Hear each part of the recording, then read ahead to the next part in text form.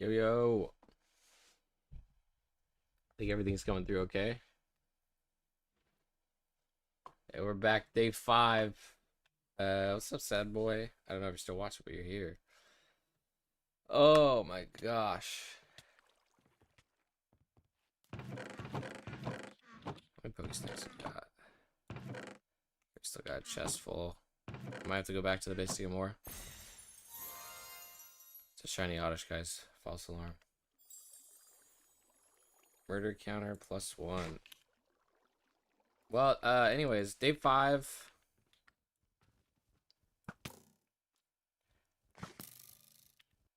It will probably be today. Statistically, we're gonna get to 820 today. I think so. So I'm hoping we can get the shiny Bulbasaur today. I'm feeling lucky. But well, I guess I'm not feeling lucky. I just statistically we should get it today. I'm starting to go insane on the hunt. It's starting to really get to me. So yeah, I really hope we get it today. Now, if we see, I guess, yeah, if we see a shiny Ivysaur today, then that's pretty doomed. I'd be very upset. Just because that's really bad luck if we see the shiny Ivysaur, not the shiny Bulbasaur. But we're getting a lot of them early on this morning, so...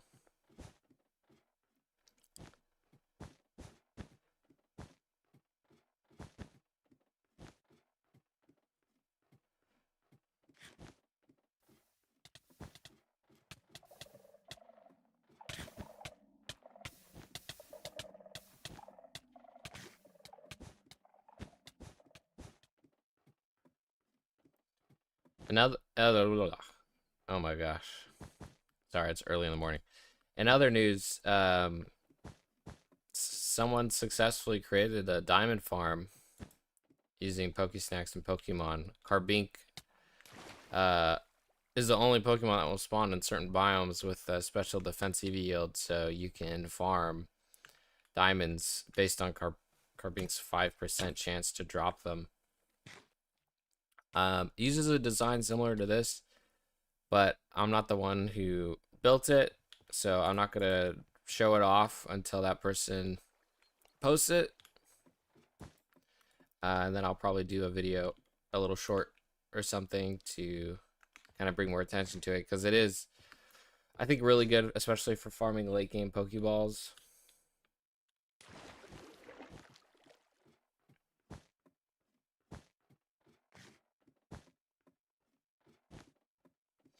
Damn, I don't know if you're still here, sad boy, but you've been here for 3 more hours? Oh my gosh.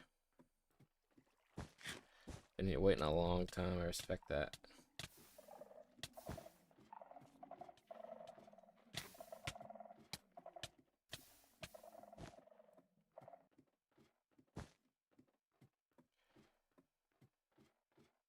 Statistically, today's the day. And I don't know how long it's going to take to get to it today, but I hope sooner rather than later, honestly, because I'm starting to run out of Pokesnacks too. I might have to go back to base to pick up some more. I did farm some more offline, so if I have to, I can do that, but yeah. Yeah, what's up, Dark? Yep, here we are again. Day 5. Let's get it started. We should see it today. Oh, I just realized my counter isn't on. Hold on, let me turn that on. We've had about 3, I think 4 Bulbasaur encounters already today. So let me just let me pull that up really quick. Let's see. 1, 2, 3, 4. Yeah, it's I think 4. Shit. There we go. Back at it again, running it.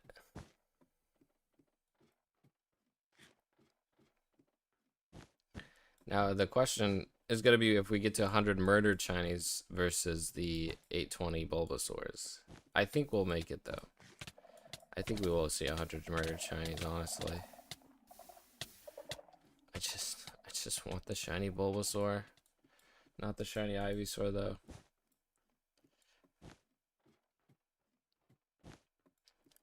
Have you been doing good, Dark? You've been playing any Cobblemon? Or doing any coding?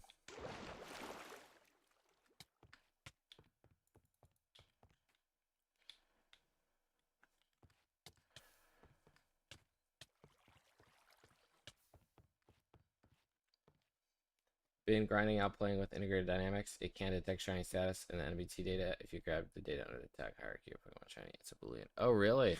That's cool.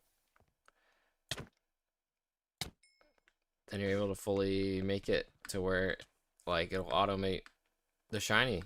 That's great.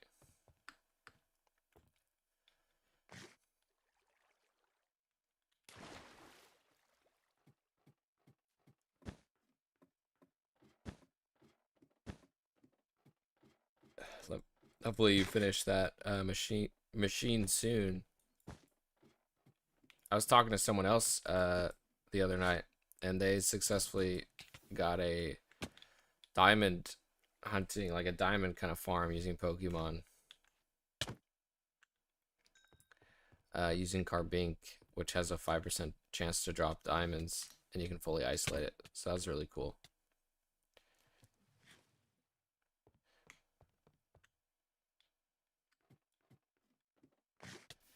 I also found a pretty good reliable way to farm me out in the process. Oh, you did? How? What way did you end up doing it? The gold farm is on the table.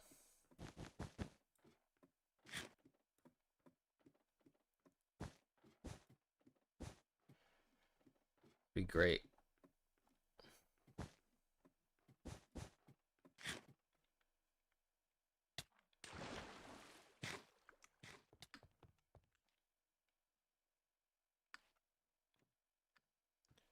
Gotta fill up that tower.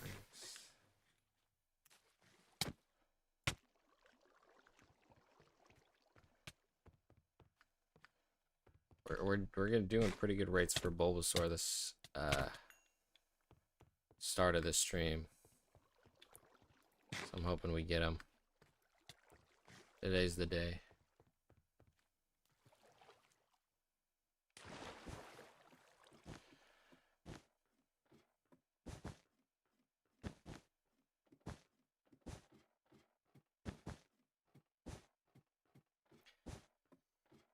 If there's a way to get that Meowth farm, then it'll be a diamond and gold farm using Pokesnacks. It has to do with pillager outposts, like we discussed before. Built your Pokesnack tower and set up a single spawn platform for testing, and might let me out the picture. Really? Okay, that's cool.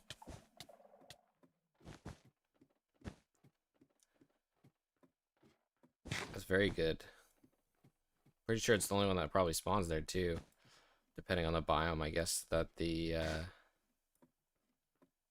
tower's in.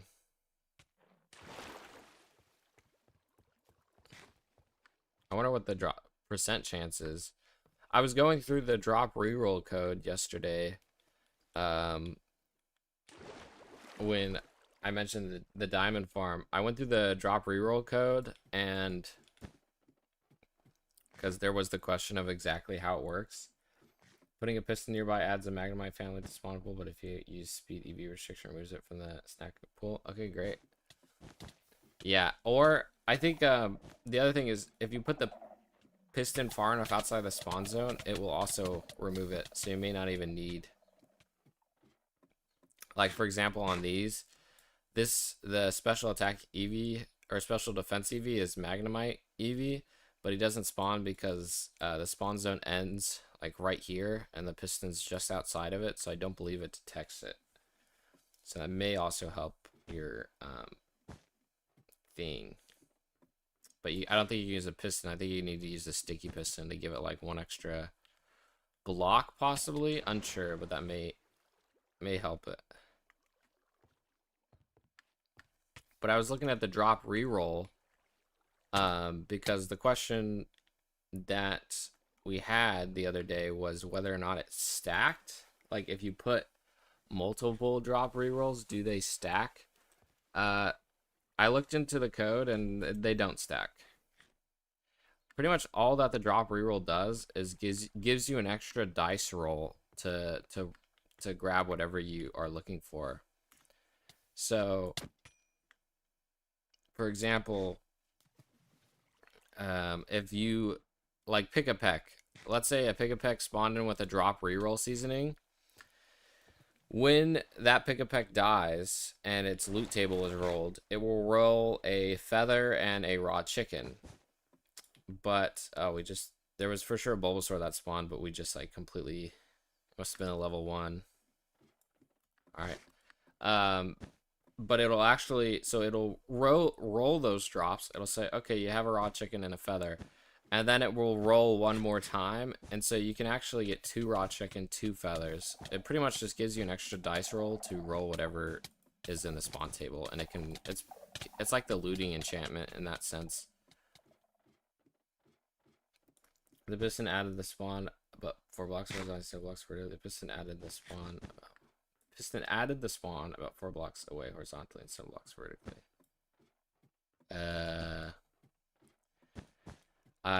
I'm struggling to visualize what you mean by that, but I'm guessing you're saying like you attempted to put this piston outside the spawn zone, but it was still causing the Magnemite to spawn.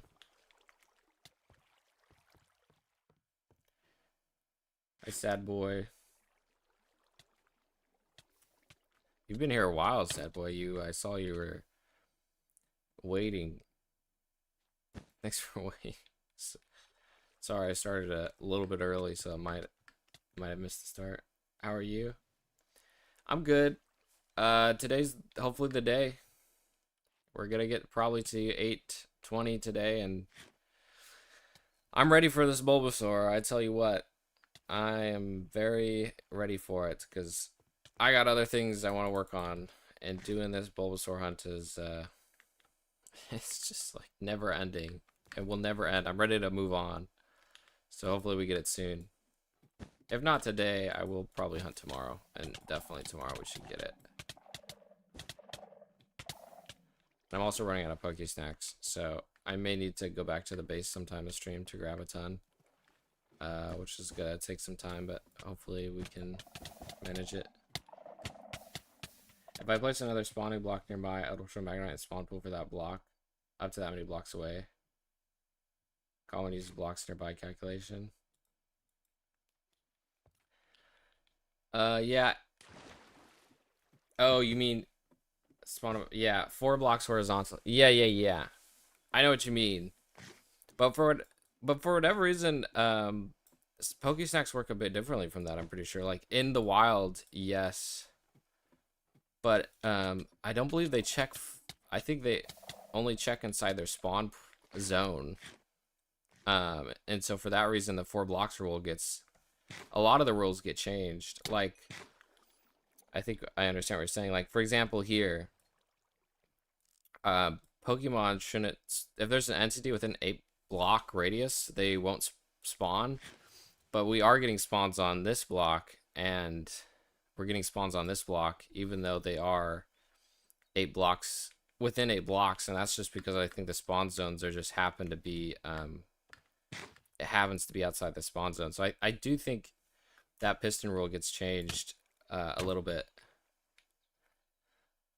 Like the 4 blocks thing, I think it doesn't work on if it's outside the spawn zone, at least completely, or at least it gets halved or something. Because, but maybe I'm wrong on that. But this is because this block is for sure within 4 blocks of that sticky piston. If I go over there and do /check spawn, it should say Magnemites, but it doesn't work. It's not like happening because of the spawn sphere. I have a quick question about why you're killing Bulbasaur.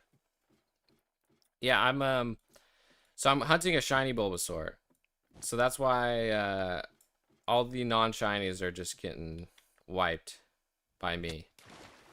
I only want a shiny Bulbasaur. I don't want all these other ones. So that's just why I'm going around. If If you see me like kill them, it's because of that. I'm waiting for the shiny. I'm just trying to get the shiny. Hi, Sack. How you doing?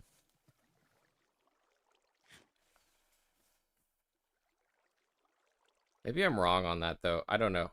I'm pretty sure I thought there was something with the spawn zone that was preventing that.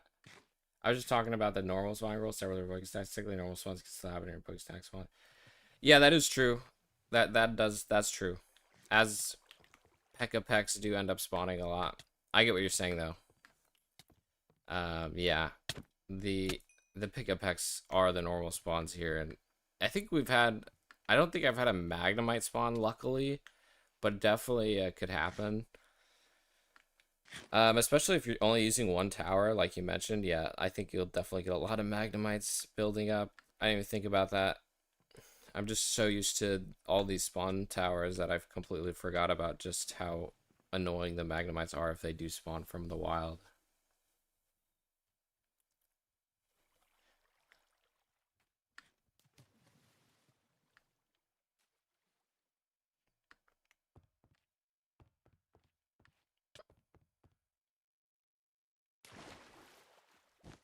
Oh, dang. There goes one Pokey Snack.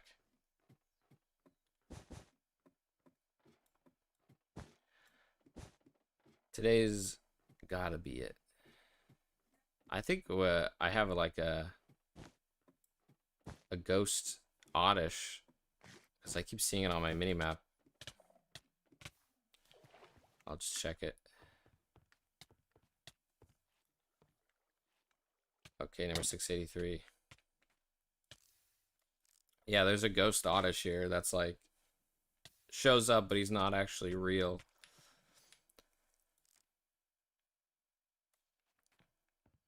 Meowth and Persian are the only spawns that set up. I was talking about normally until I had the piston. The area around the post made away. Yeah. I really wish they would remove the Magnemites from the redstone thing. It's just too annoying. Like it can really affect automation. It's a huge issue. I wish there was some way to make it maybe like some redstone blocks or maybe just like a redstone block in itself, but to have it to be for pretty much every single redstone block it sucks. It can be a pain. Today's gonna be the day. Oh, hey, Heroic. Yeah, I hope so. I was just talking about the diamond farm we're discussing. I hope today is the day. If you change, you're there to show us right now. Sorry, I'm a little bit. If you change, you're there to show us right now. I'm sorry, sad boy. I'm just maybe try rephrasing that. I'll try to answer. If a piston wasn't considered a blocks nearby a redstone block condition item there, and I wouldn't have to be restrict my Pokestacks. I have a little extra using less. That's not the case. Yeah, I know. That's the sucky part. It's the Magnemites are so annoying to have to use a slot up on it. But the good thing is, like, if it's a thing for drops for the gold Persian farm, we won't have to. Only like one drop seasoning is really gonna affect it. I guess if you want it, you could use a shiny hunting seasoning. Or it's probably a citrus. One drop reroll, one citrus. It's the exact same setup for the diamond farm. Heroic was showing me.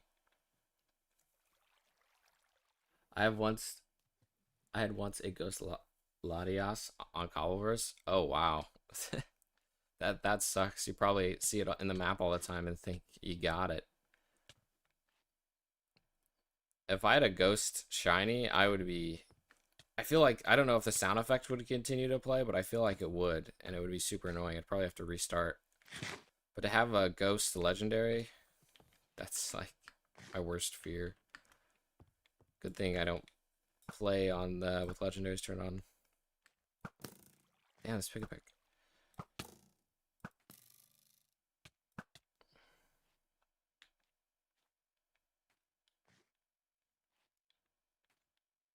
Did it despawn or is it? It's still on the map? What's going on?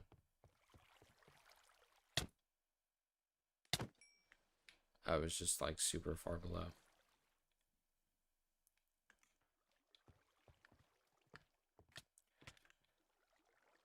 Speed EV restriction, 1x, 1 drop reroll are the only ones I would use for a cheap snack, and then pushed off spawn flabber onto a campfire with hopper underneath, pushing in storage.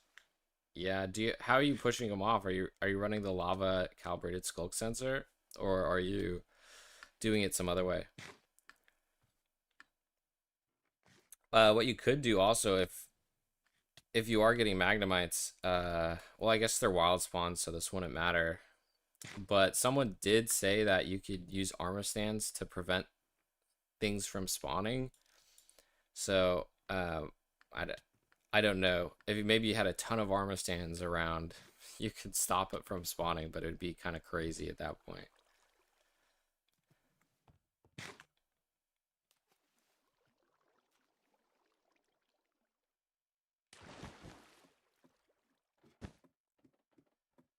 Just integrated dynamics to detect the entity and see if it was a shiny. If then they get pushed. Ah, okay.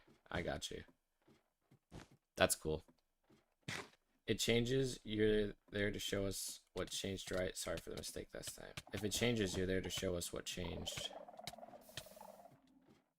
Hold on, let me just scroll up to your last message, sad boy.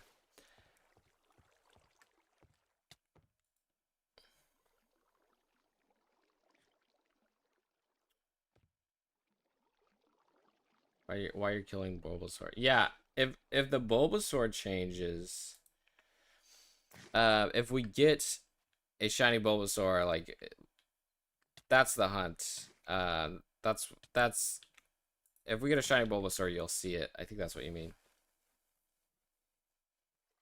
I'm right now playing Cobblemon where I can use only shinies, and I got a few minutes ago a shiny Togedemaru. Very heavy, it's uncommon spawn. Oh wow, that's really good. A shiny uncommon is really, I mean, it's crazy how much rare uncommons are versus commons. Like 80, I think commons have like a 80% in that range compared to uncommons, so that's pretty great. Finally, we got another Bulbasaur.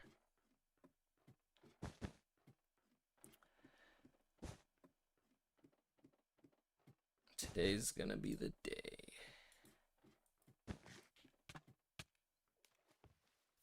I hope today's gonna be the day. Shiny Bulbasaur, please. It's only a matter of time. Ah, crap. Let's hope a shiny Bulbasaur doesn't spawn there.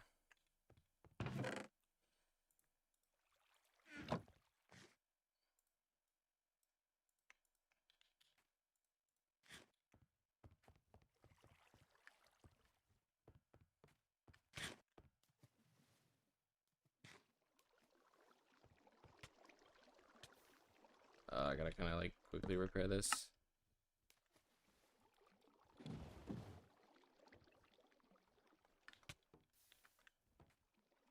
Okay. That works for the repair. I tried non-stack farm for Meowth as well. I found that Colin don't like being pushed around by flowing water, so water channels were a pain. Worked, but was a pain. Uncommon is like 5% or something. Yeah, the uncommon ultra rare is just so, it's crazy. I don't quite understand why they went for such a big common proportion, but in regards to the wild, like non-snack farms are so weird. Like you almost have to have a large spawn platform. You can't really have one thing. You have to have like so much spawn platform, and then like you said, you're gonna have to use like water channels and stuff, which a lot of Pokemon don't like, especially flying Pokemon. It's really weird how that all works. But maybe for the, like you said, it's in a pillager tower, so maybe that alleviates all the wild spawns. You can use the button on the floor to stop water as well. Oh really? I didn't know that. I did, like, when going through the code, I did notice that it doesn't just choose, if you're not moving, it will choose randomly a position around you to spawn a Pokemon. But in the code, there is a line where I believe it checks. It will try to spawn, like the location it decides to attempt to spawn is influenced by your movement. As in, I don't know exactly how it is because but it is influenced by the direction you're moving. So I noticed that in the code back when I was going over it, and I don't know exactly how it does it, but I'm pretty sure it does. So there might be a way for wild spawns using that, but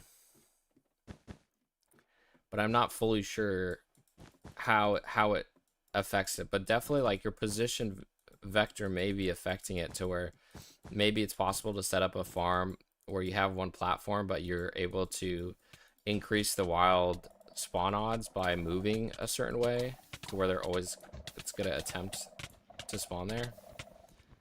But yeah, I would have to go through the code. I don't think it would be like a huge manipulation. I think it would just be a little optimization. But I noticed that is in the code. But I don't. It's like one line in the spawner script, I believe. Imagine that shiny ball response. It's a ghost. Luckily, I think the ghost thing is only when I log out and log back in. It's something to have to do with that. So, but if one did happen to spawn and I logged out and it was like level 1, so it died, that would be pretty devastating. But I think I would reconsider doing the hunt because it's so rough. Never mind. Button doesn't work while trapdoor does though. Oh really? Damn. Pokemon mechanics are a bit weird too. They're pathfinding. I wish there was some way to move them a bit easier, but who knows? I mean, they supposedly move well with water and stuff like that, but flying Pokemon are just such an issue.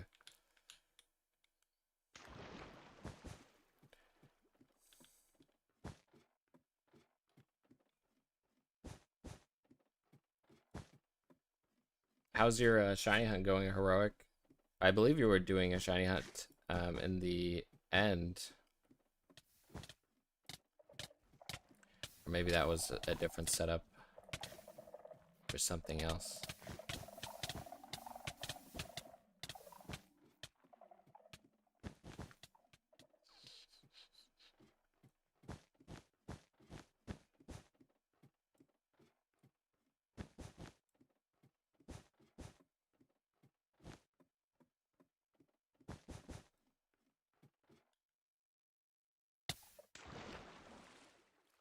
Or just pick a pick.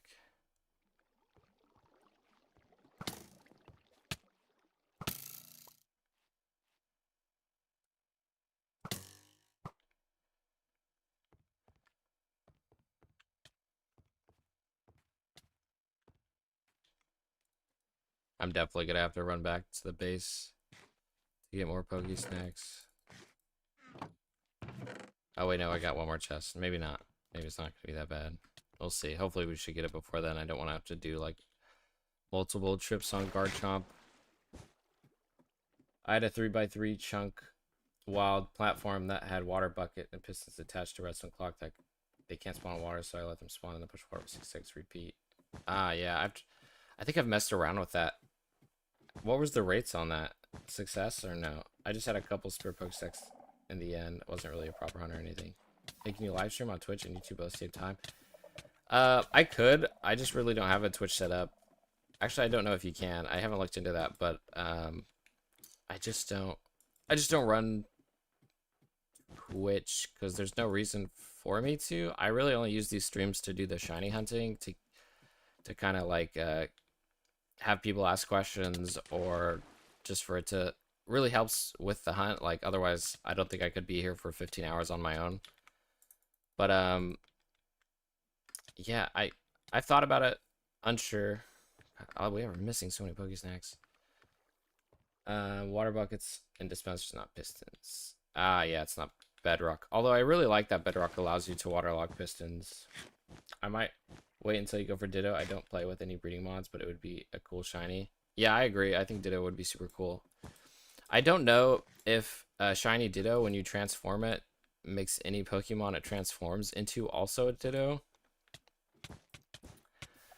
The real amazing thing would to have a Shiny Ditto that has the hidden ability, where I believe that's in Cobblemon. Maybe I'm wrong. Oh, we got a Shiny Oddish. I believe Ditto's hidden ability lets it transform automatically and like at the start of battle without having to use a move. So I don't know if that's in Cobblemon or if that's an easy way to add to the Shiny Ditto, but if you had a hidden ability Shiny Ditto, that would be pretty cool. I know there's items where you can switch abilities around, but I don't know if they're actually craftable. Maybe they are. It'd be cool if they were. Pokemon spawn fast in a large area, flying like Ishii said. The rest like to fight current and get stuck against blockface. So weird behavior. Yeah, there definitely is some weird behavior. I've had that. Actually, I know what you're talking about on the weird behavior. I've had that too, where like sometimes Pokemon in current will just like get stuck, like their movement. It's almost like they just will constantly fight back on things. I don't know what was happening. It was a while ago that I encountered that, but it was like super weird how it was kind of just like, well, I can't do anything. I think turning the water off and turning it back on is what ended up fixing it, and that's what I did for that shiny hunting machine on the Gumi.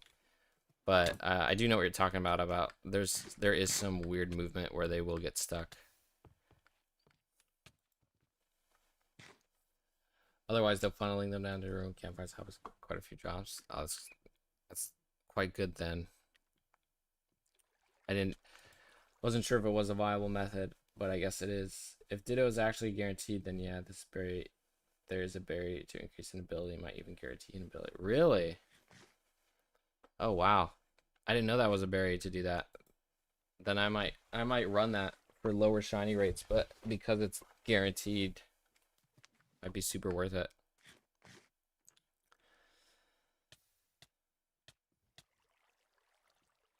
I started like overthinking these snacks the other day. I started being like, oh well, maybe Bulbasaur is the smallest hitbox in every EV yield, so maybe I could use 3-star and not have the hidden or the Hondu berry.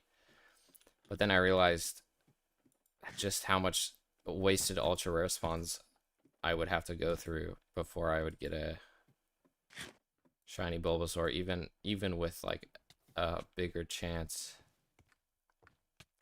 So that was just me overthinking it the other day.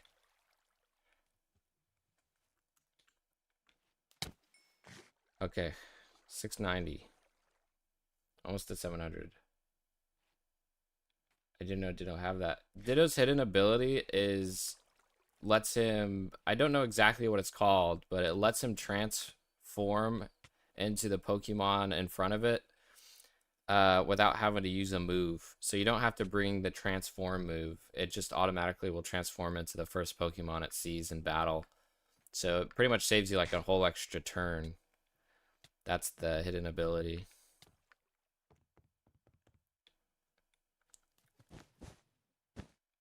It's used in like, if you ever see Ditto used in like an actual competitive battle or anything, it generally has that ability just because it's so useful. I'm pretty sure Ditto is guaranteed. Oh, we got a shiny Butterfree. Someone mentioned it's either, maybe it's not guaranteed, but it is like an uncommon, but I believe someone mentioned it was a guarantee in Woodland Mansion. So I really am hoping Ditto's going to be easier than this. If it's not a guaranteed, it's still like an uncommon, so we should get it pretty fast in a Woodland Mansion. It's just a matter of doing all that. Imposter. There you go. Yeah, that's the name and what it does. Better than I could describe it.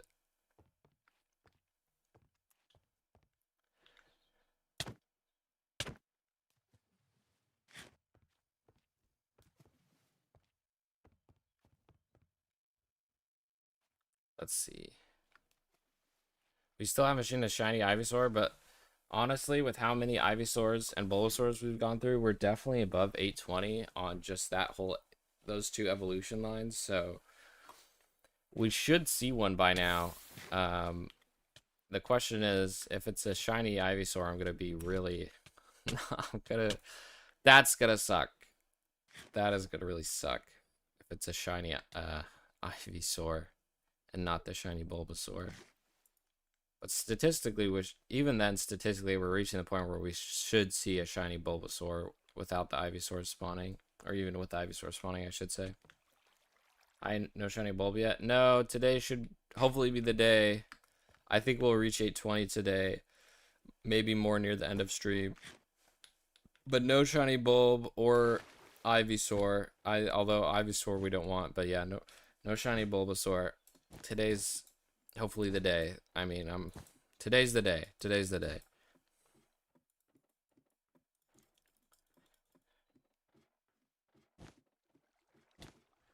The next Pokemon I gotta go after Ditto, I think, is Charmander. And I think in the Nether, Basalt, it's a lot easier. I think there's one other spawn. I think it's the Salamence Pokemon or something like that. And I don't have to go through so many other Pokemon, luckily.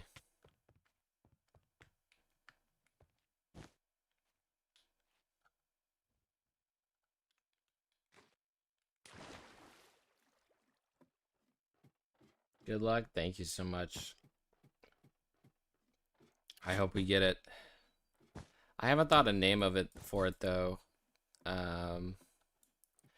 If we got it on number 666, like I was hoping for, I think I was going to name it Lucifer. But that didn't end up happening. So I really don't know what I should name it when we get it. You're getting every shiny Pokemon except shiny Bulbasaur. Yeah, exactly. We've gone through 85. I've seen pretty much everything that spawns except for Ivysaur or Bulbasaur. And so hopefully the next one's a Bulbasaur. Man, these towers. Onion. Onion's a good idea for a name. I think someone was, or even like something with leaves. Onion's a really good one. What is Bulbasaur based on? Is it an onion or like a turnip? Onion.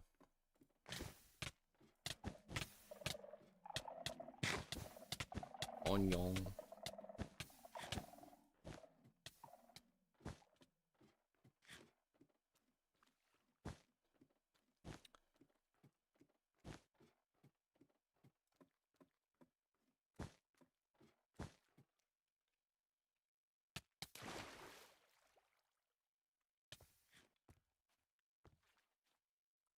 I think I will name him. Onion is, it's starting to really grow on me. Onion.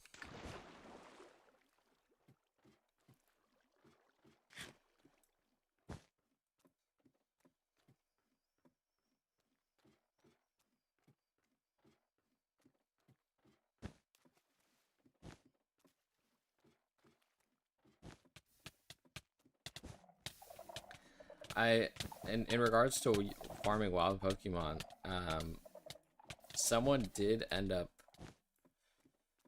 I believe that someone made a YouTube video where they attempted to farm Magnemites for iron, and because they were flying, I think they were unsuccessful, but it was a pretty interesting video.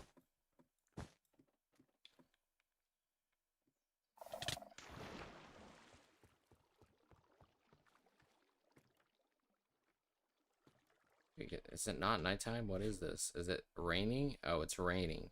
That's why it's so gray.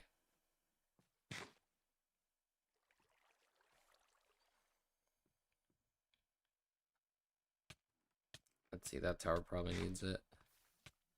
I've seen the Bulbasaur rates have really slowed down from the start of the stream. We're getting a ton, and now we're getting like 0.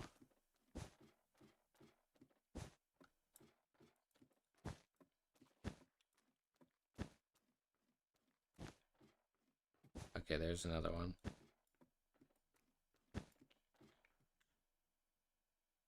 Come on. 820, please. 695. I think someone had their money on 697. So that's up in the air.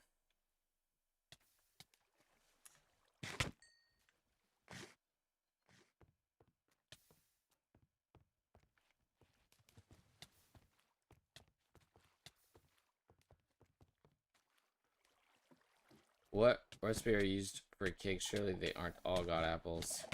Yeah, I can't actually. I wish. I really wish it was god apples, but I can't actually get them. Because you know, there's just not an easy way to get them in base Cobblemon. I can't craft them as much as I wish I could. So I'm actually using like no enchanted golden apples. I have a ton. It's just 2 starfberries and 1 EV yield, because that is the that is just like the most mass farmable thing. So that's why I have it that way.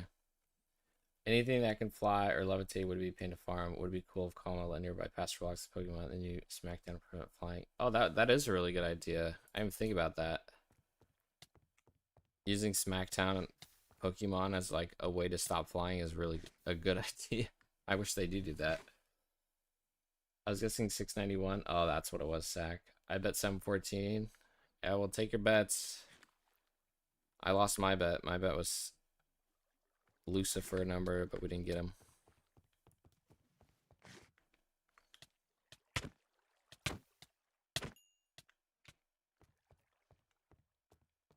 Yeah, but if the Persian farm seems viable, then I might start running golden apples for maybe a future hunt, because I think anything to min-max the hunt, honestly, is worth the time it takes. Instead of spending 15 hours, I could be spending 12 hours or something like that, you know? And I'll take that. Although this is like on par with a normal shiny hunting time slot schedule, just how long it's taking. On average, it can take days depending on the mon, unless you're hunting in like Pokemon ZA, where it's just so much easier. Do you know which part of the Bulbasaur is the plant, the body, or the flower? Ooh, good question. I think based on fan-made videos, I believe the flower is the plant, and then because the Bulbasaur is just the body. Think of it like a flower pot.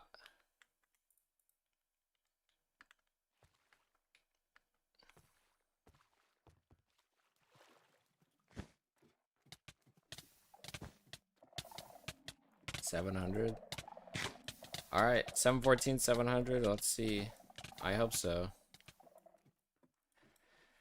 I'll take anything as long as it's not 800 and post 820. The stream should be the stream.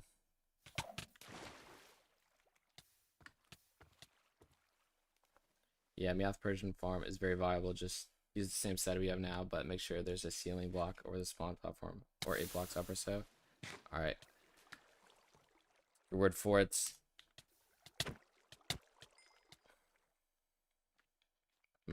Golden apples maybe in the future then, because me and Hero were also discussing that. They had some heroic. They had some pretty good ideas for that. So.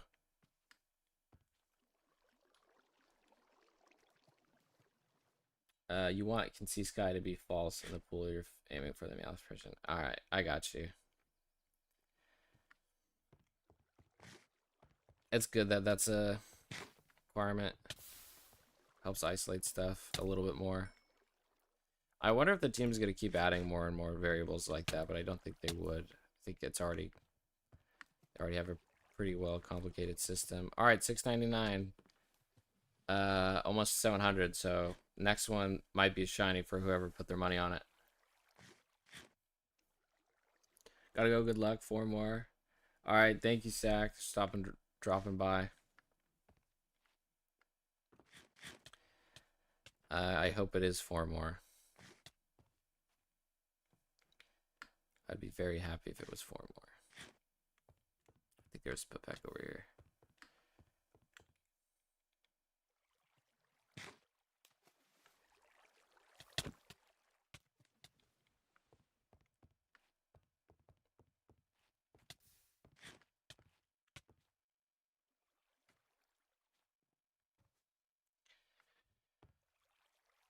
I'm really getting my hopes up for number 700, honestly.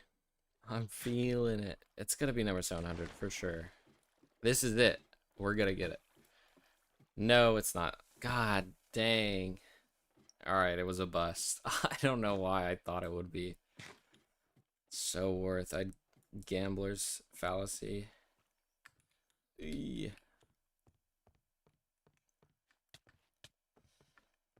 Damn. Not number 700. Well, RIP.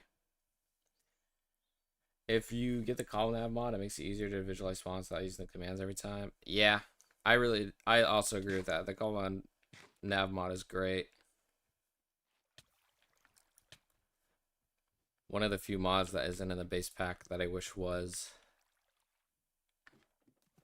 When I think I do testing and stuff, I use a different, I can use a modified pack, and I think I do have a Cobblemon nav mod, what is it? PokeNav mod? I think I do run it there. 701. Okay. 712 is the one. I hope so. I hope so. I feel like such a gambler. Just like, one more, you know. It's gotta be the next one. The next one's gonna hit. It's gonna hit. At the roulette table.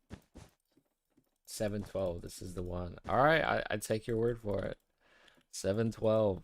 I got my money on 712. Put it all on black.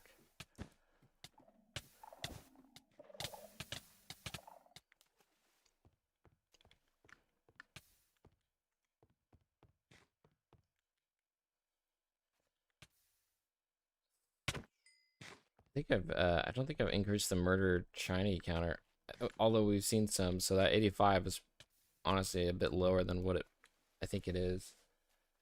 Probability is pain. You can never not get any until tournament. Get 2 in a row. Exactly. I hate probability. Statistics is a weird thing.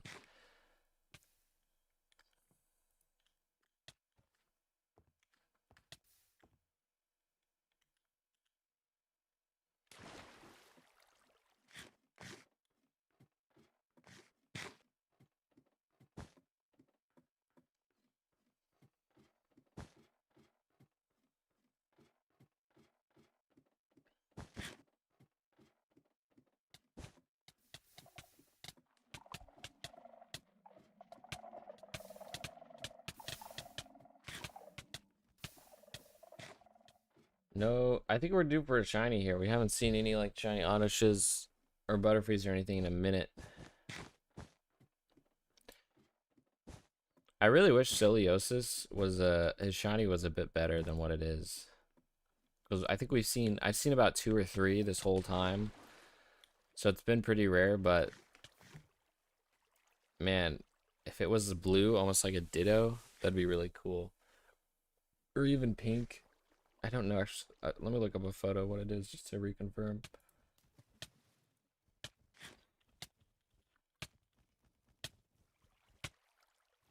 It's just a little bit lighter. Yeah, that sucks. I wish it was better.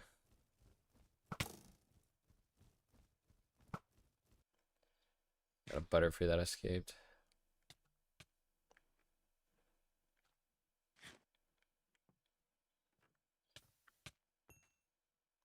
Is a pretty good, cool Pokemon though. I think in Pokemon Black, the Psychic Elite Four uses it. That's pretty cool.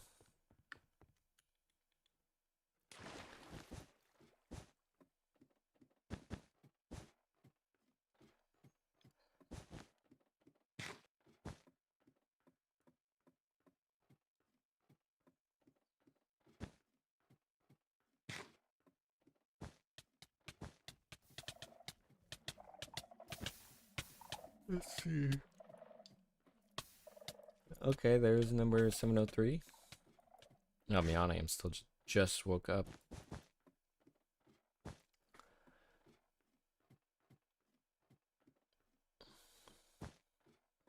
Okay. 703.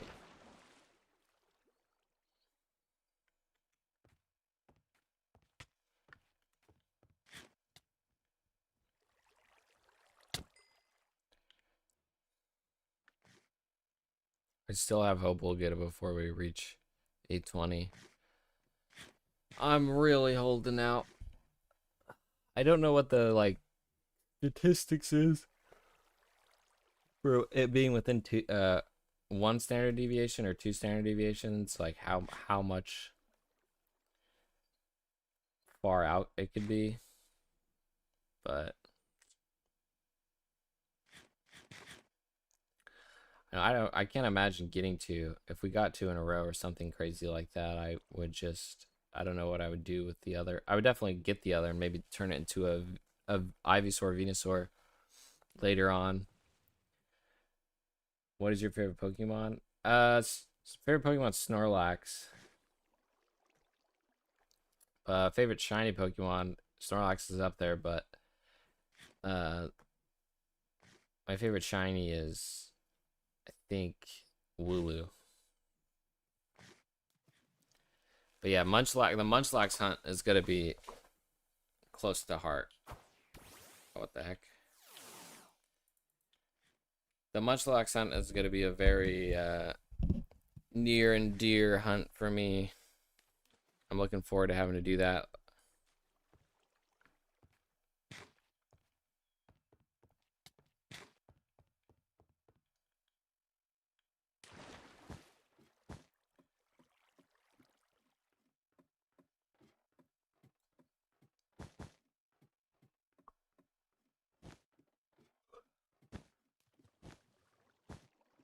Let's see. All the towers have been doing pretty good. At the start of the stream, they all were really bad, but oh, wait, actually, that tower over there is horrible at the bottom. Let me go fix that one. I almost wish I made the platform out of glass and not wood.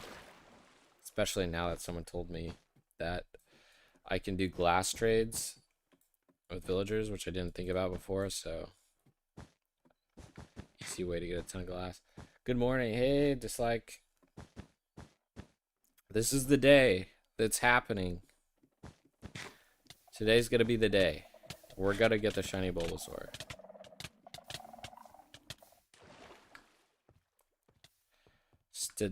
Statistics are in our favor. We just got 3 in a row. That's crazy. They're all over here.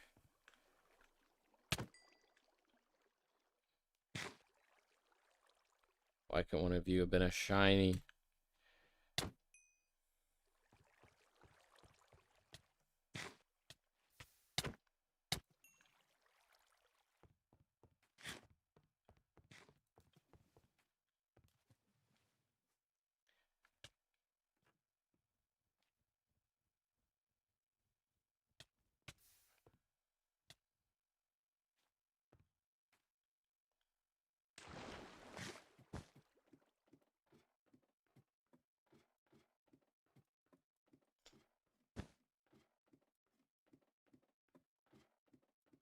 Hopefully going over odds doesn't apply to Minecraft.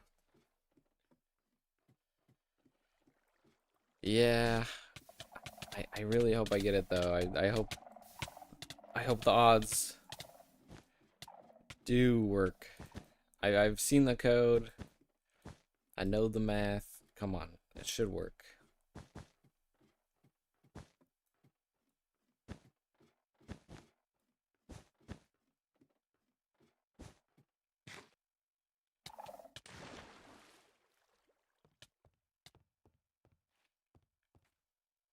You can't place ladder on glass. Oh, really? Oh, there you go. Good thing I didn't attempt it then.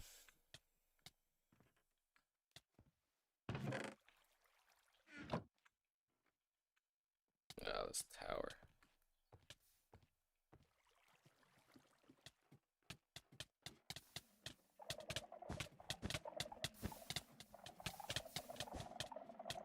I think for the Ditto hunt, because if it is fully isolatable and it's just a matter of like, uh, I can have multiple towers stacked at the same spot.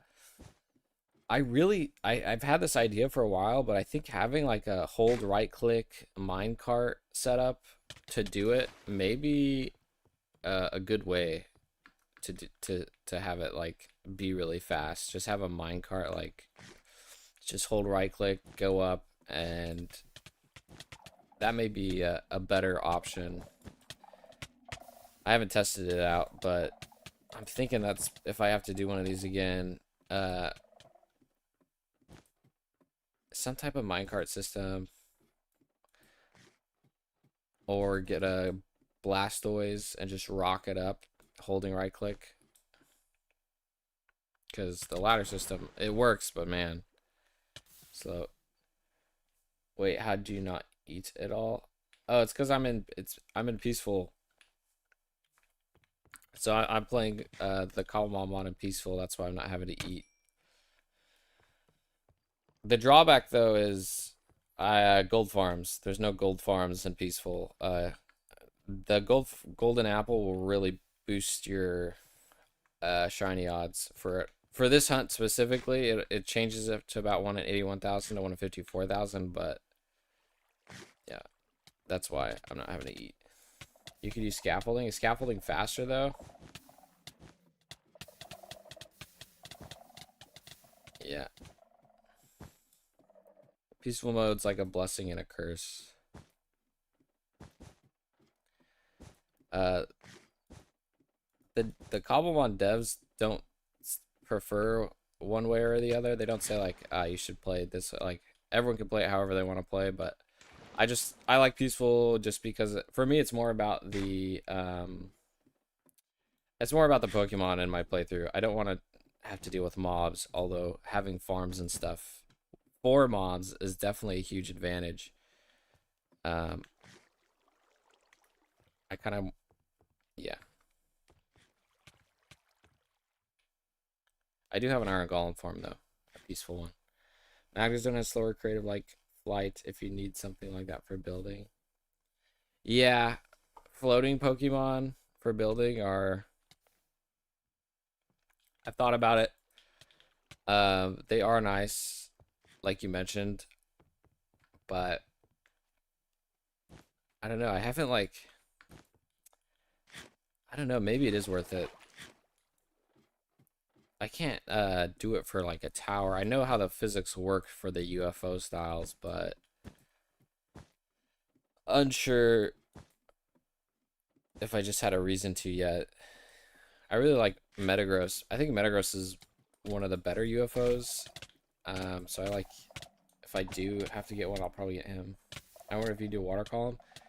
You could use a golden carrot. Yeah, the golden carrot actually doesn't have better odds though. And the water column I definitely thought about, but the issue is it's in the spawn zone. Like the ladders here are in the spawn zone.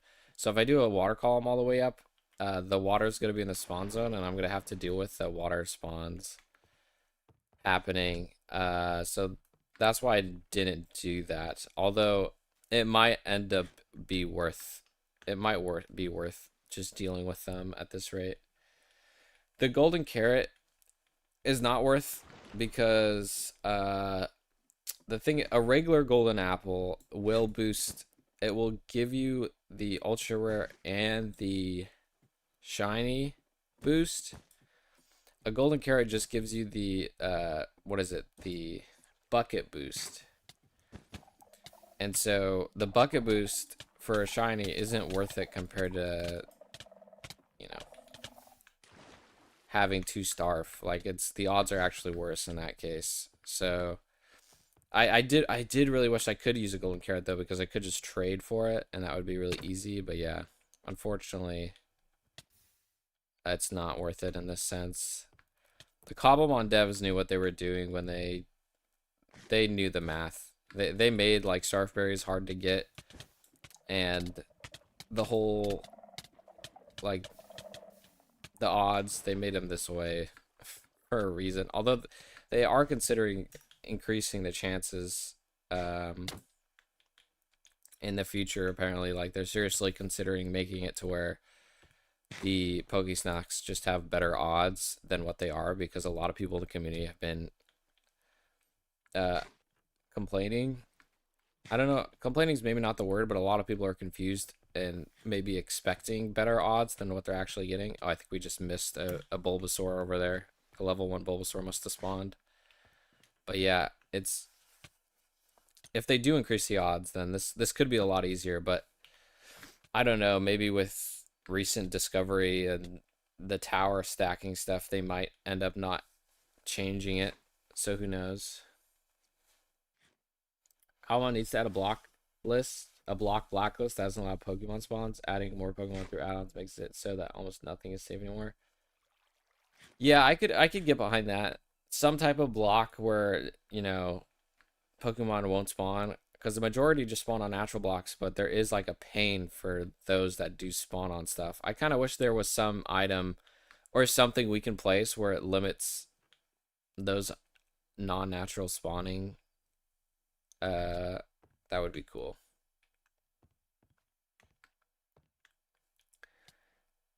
Yeah, more spawn proof blocks. Exactly. Yeah, same thing. I think spawn proof blocks would be amazing.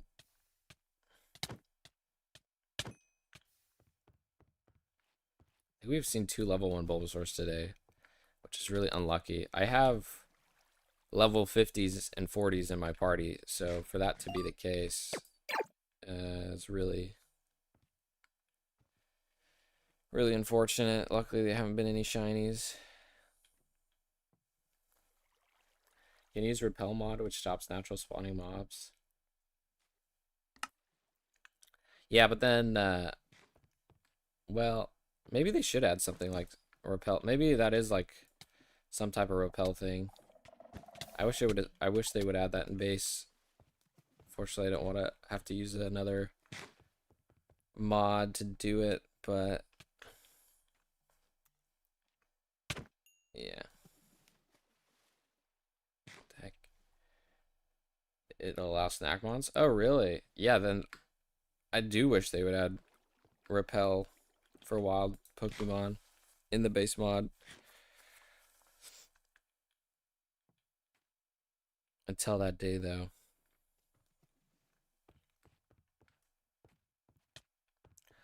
Honestly, in the sense of when you have enough, if you have enough towers, because wild Pokemon won't spawn if there's 9 Pokemon around them, but Pokesnacks allow 18. It has made this whole process a lot easier, because there's been a lot less Pepek spawning ever since I increased the amount of towers from 16 to 20. So when I have to do the Ditto hunt and stuff like that, it'll probably be easier. I understand. Yeah, I appreciate the Repel mod, but I would love to see it in base. I kind of want to like keep everything as, because my goal for this isn't necessarily to use, although there's so much more convenient stuff, like my goal is to try to like see what it's like to hunt stuff using base settings. So the base mod pack, the base config, all that stuff. And it is not easy. All right, 7-Eleven just got sent away. 814 or 8,192 shiny rate is just insane. At least for Bulbasaur. Hopefully Ditto and so many more a lot easier. I'm looking to the easier ones. The Bulbasaur I think is one of the harder ones, but I could be wrong. I don't know to what the future has in store for me. The Charmander hunt might end up being way worse, although I don't think it will be. The Squirtle hunt might end up being way worse, although I don't think it will be. Just depends. Maybe it's like my own placebo telling me it's not gonna get worse. It's not gonna be harder than this, but it might end up be like so much harder.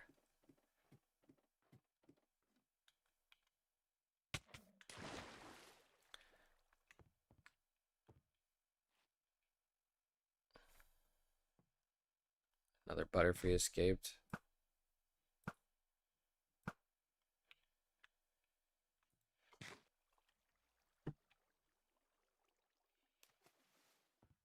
I heard TMs are coming in the next update. Oh, sorry, I missed that, Savoy. Yeah, I'm excited for that. Breeding, I think, might be as well. And that's going to completely change the game. Hunting a shiny Bulbasaur might be... Breeding might be the way to do it. But knowing the team and how they want to balance everything, I'm curious to see if breeding was easier because of how much thought they put into, like, Pokesnacks and Starberries and shiny hunting. I'm unsure if they were going to make breeding a better way. Just knowing the way the team works. They may make it to where you can't even get a shiny from breeding unless the parent's a shiny or something like that. Unsure, but I'm really curious to see what they will end up doing. This whole hunt I'm doing could just completely go into novelty really quick. All right, 713. Next one, someone had their money on 714, I believe. Let's hope. Sorry, I had a phone call, so I didn't hear anything. I looked into this file, and its best chance appears to be in a mansion. It goes into ongoing pool for weight of 10. Can't, it must be false, so use a roof. Yeah. Someone said you could also build a floating platform way above a mansion, and it will... So hunting it, I believe, is a lot easier, like you mentioned. I believe someone in one of the first streams was doing it. I don't know. I don't remember exactly. Whew. Okay, that really got my hopes up. Sorry, that's a Butterfree false alarm. Jesus. 86.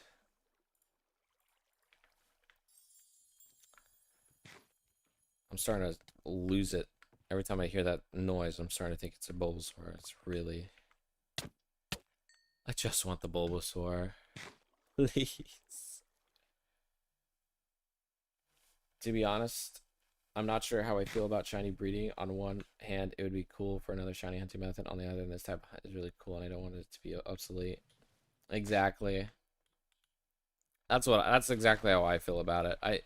I really like the Pokesnack hunting method. I think it's really cool. It's, you know, there's a lot that goes into it. It is still like, oh, there's another shiny Butterfree. 2 in a row. Wow. It is still a bit balanced.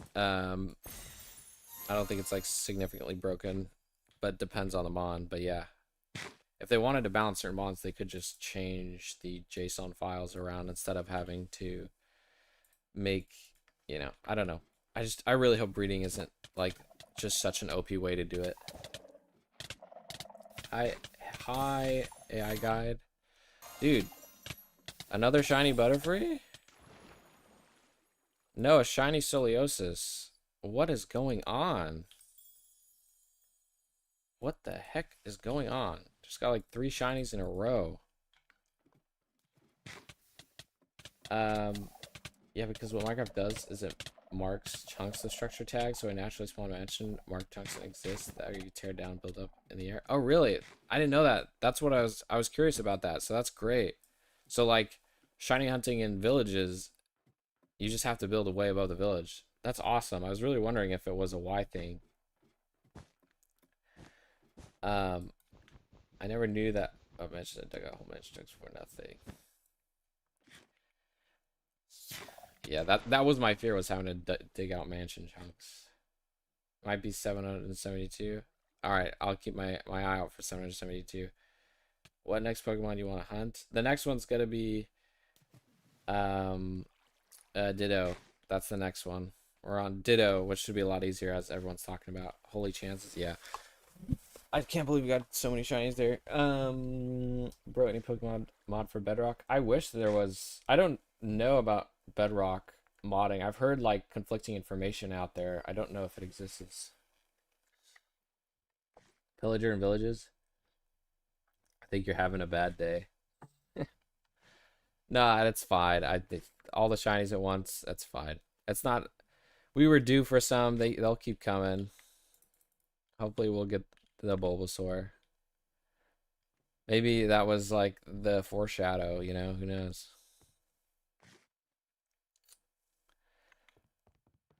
It is really weird that I've had 3 like that spawn and they all made sound effects. That was really scary. I like shiny breeding in Gen 2. Pokemon games are super good. You can do like 1 out of 6 for shiny odds for anything with Ditto, but it gets a pass because there's no way to increase shiny odds. Here, when there's already another method for hunting, I like to see all methods be balanced with love for India. Yeah, shout out India. Each other. Yeah, I think the team really cares about balancing it all with each other, so I'm not super worried about it being broken. Uh, there is that fear of, well, it could be broken for shiny hunting, but I think that knowing how much the team cares about keeping everything balanced, I feel like if it is broken, they'll probably not make it broken. The team is pretty good about that stuff. I have faith in them. But yeah, I still am hoping it's not going to be anything crazy like we've seen.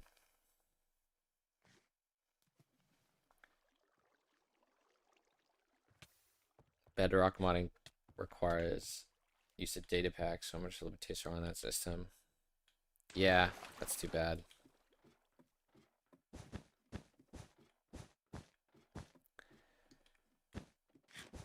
Although maybe I know the oh, I can't say it actually. Never mind. I was gonna bring up something with Minecraft leaks recently, but I don't think I'm allowed to bring it up. The YouTube will shut it down, so you're probably right. Yeah, I hope I'm right, Heroic. Honestly, I'm really I hope it's not broken. Uh or at least it doesn't make a hunt where you have to walk around for ages. I really hope so, but curiously enough, they are adding like a ton of new structures that are going to spawn in. Like they're adding a ton of new structures. So I am curious to see if they will change some spawning around in regards to having things be more structured based, kind of like how we were just talking for pillager, illager outpost villages and woodland mansion stuff. Because if they do make more structure based spawns, then I feel like it would be really cool to have to go hunt at those specific structures in the sky above them or something like that. But who knows?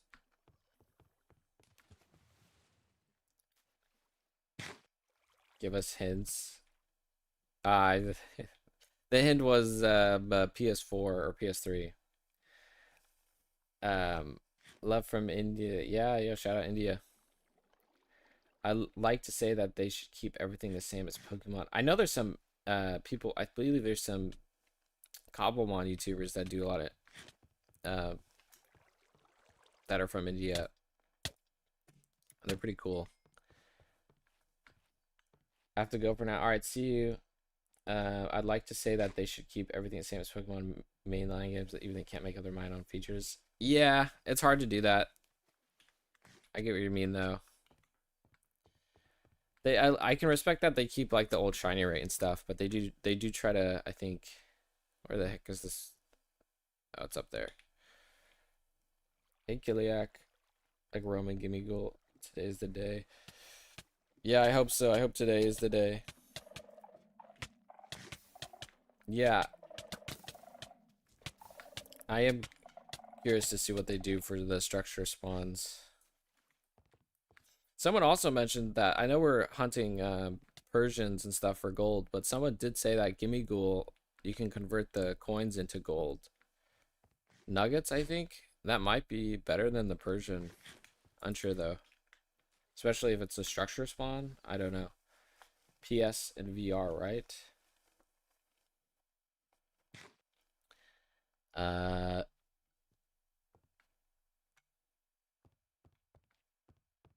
I can't say. I'm just gonna have to drop it. Sorry, I can't. That, what happened with the Minecraft, I just don't want to get in trouble with it. They don't want people talking about it. Last game I played was Sword and Shield, which had great breeding mechanics nailed down. Now I read about the new picnic system with breeding and passing on moves, weird shift, and mechanics. Yeah, I don't know why they shift around the stuff like that. Um, I guess they just want to try new things, but maybe some people like it more than others. I don't know. Don't know exactly. I've never like really gotten into Pokemon breeding in any of the games, so I can't say for sure. Um, but I know there is like the Masuda method and stuff like that for shiny hunting. There's a lot there. Just a matter of how they implement it. Oh really? No, I thought coins were more less useless. That was awesome. That is definitely a way to go. Give Wolf a hard time. Yeah, I think someone did. I believe that's true. I'm not fully sure. Someone did tell me that. That could be with a different mod.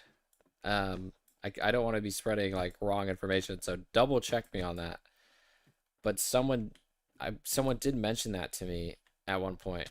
I completely forgot about it until now. I don't have any coins to test it. I'd like the chance for egg moves. It gives you the ability to get egg moves on Carbon instead of. Yeah, I do like egg moves. That would be cool. Maybe they. I'm not sure if they will add that, but I do like egg move mechanics. All right, 717.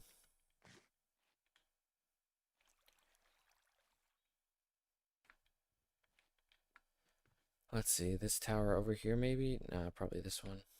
Closest to me. Today should be the day.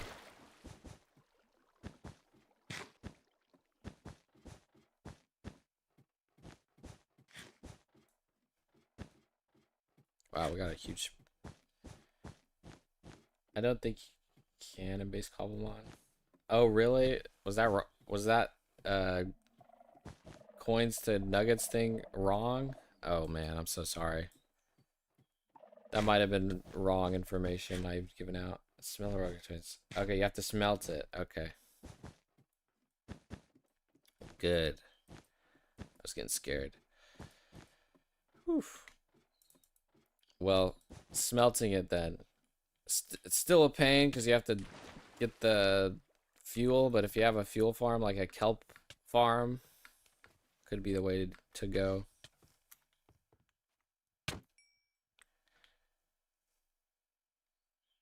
Back up, give me go loot to an auto smelter. Yeah.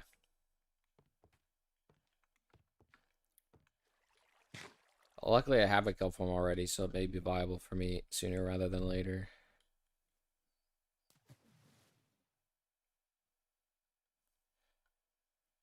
Yeah. Now we just need to figure out if it's better than the Persian farm.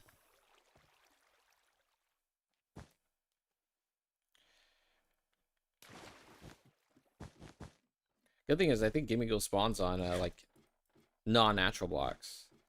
So that already super helps it.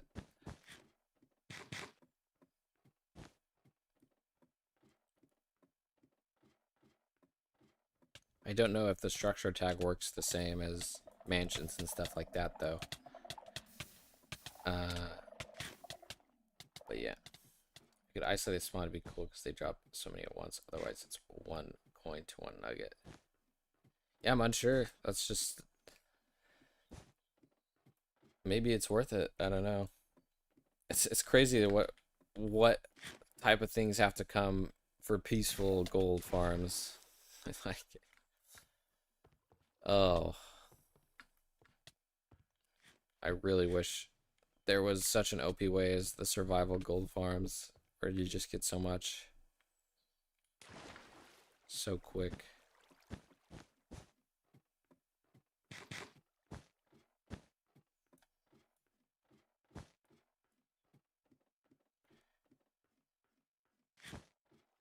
I see them spawn earlier. Archive just some file. Yeah, that'd be good if you can. Thanks, Dark. Honestly, Gimli are so common at ruins and towers. They drop so many relic coins. I feel like it's way more viable for Gormar. Could be. Could definitely be. Just so much unknowns, but hopefully it is. Especially if the JSON file allows it to be high up in the sky or something like that. Why do you put yourself through this torture? That's a good question. Well, I want the shiny, and this is what it takes. This is the intended, you know.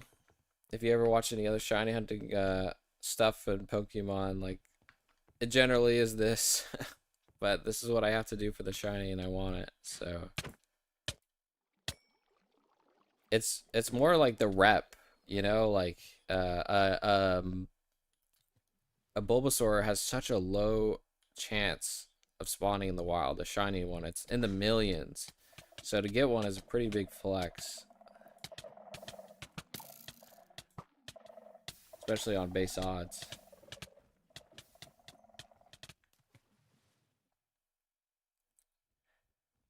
Your mobile shut down? Oh no, yeah, that's don't talk about it.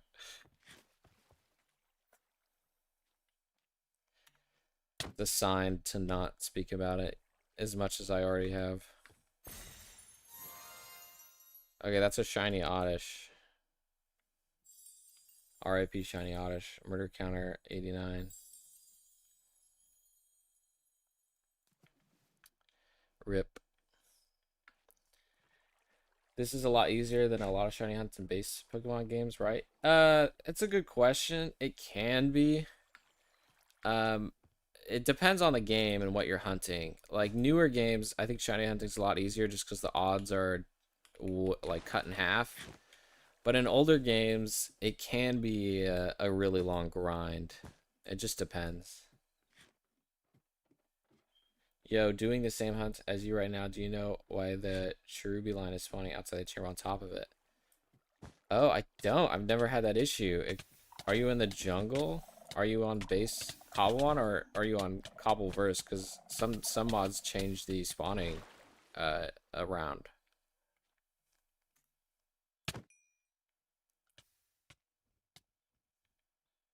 What's the rare shiny you had to kill so far? That's the sound. That sound is torture. Yeah, that sound is torture. The rare shiny. We haven't seen a shiny Ivysaur, so that's the lucky thing. But I think the rarest one has honestly been Soleosis. I've seen only about 3, and one of them was earlier today. So that's, I think because that's an uncommon, it's much more rare than Oddish or Butterfree or Gloom, which we've seen a lot of. But yeah, I think Soleosis is probably the most rare. Luckily, I haven't seen a shiny Ivysaur because that would just be a huge L. Because the Ivysaur I actually can't catch in this hunting setup. Cobbleverse, wonder if that's why. Well, if you want to stop the Cherubi from spawning outside the chamber on top of it, you could just build the chamber up vertically outside the spawn zone, because the spawn zone's about 16 blocks tall. So you could just make it to where all these glass blocks or wool or whatever are on top of the catalyst where the Cherubi can spawn. Just like build it up 16 blocks, so that way there's no other there's no blocks for it to spawn in the spawn zone. That might help fix your problem.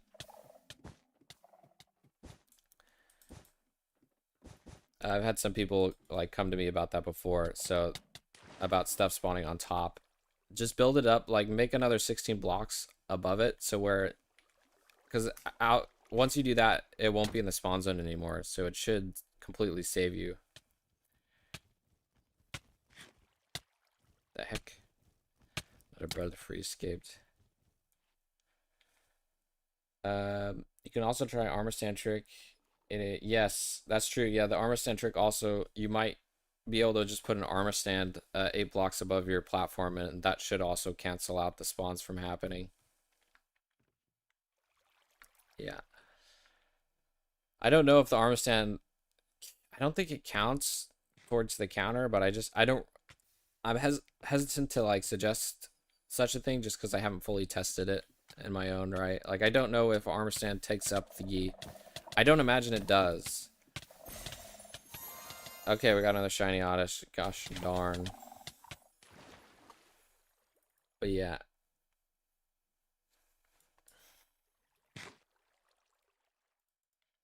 When I originally started building this farm, I was having an issue with Magnemites because I wasn't using a calibrated skulk No, I was using a skulk sensor, but what I was doing was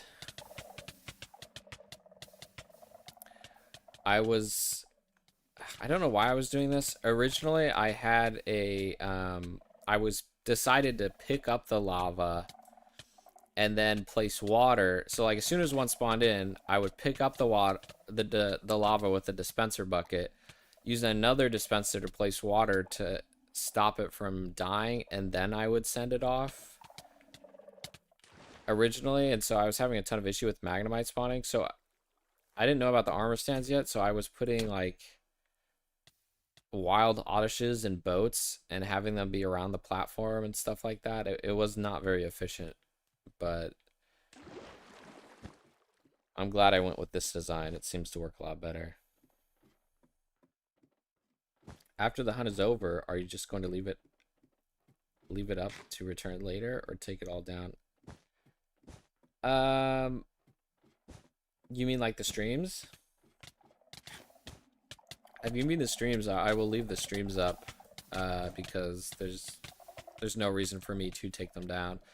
I will end up making a video about this whole process. I think I'm already in the works of it. Just kind of going through more of this from nothing to get here, like all the berries I had to get and mutate, all the farms I had to make, kind of like just a quick like story. I'm not very good at story writing, so I don't know how it's going to turn out, but yeah, I will make a video kind of going through the whole process, but the streams will be up in case, I have no reason to take them down. Is this single player? This is single player. Oh, the build in your world. I'm gonna leave this here because it's far enough away from my base where it's not really an ugly thing. And later on, I might end up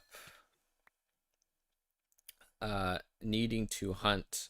I might go for the complete decks for Gen 1. So in that case, I might have to come back and run it again to get the Ivysaur Venusaur. That's definitely like on the table. So yeah, that's all happening. Berry was easy. Yeah, I would say actually the berry wasn't so easy for me because I actually had to create some of these towers to get some of the berries. Like the wiki isn't always accurate on what spawns where. So yeah, it wasn't so easy. Like I was having to go hunt goomies to get the Haban berry, which I think I explained to some people before. Is this single player? This is single player. I'm not playing on a server. This is just the base Cobblemon mod, single player world, and peaceful. Berry was ground position, rare, bucket weight, 100, overworld. Okay, this is the gimme goal, right? Grounded position. Okay, rare bucket. 100 weight. That's pretty high. Overworld biome, Cobblemon ruins structure. Min Y level -37, max Y level 10. Oh man, they limit the Y level? Dang, that sucks. Okay, maybe it's not so much viable then. If you have to limit the Y level, that's ugh. That's too bad.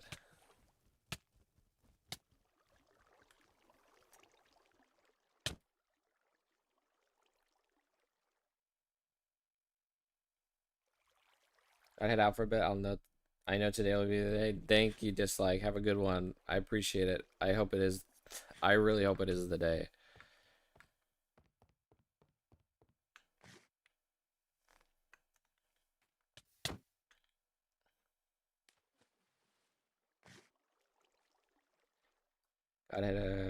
What is the easiest way to get a Froakie? A shiny Froakie or just any Froakie?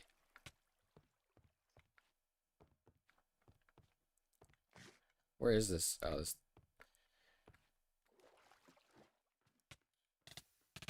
taking up the spawn.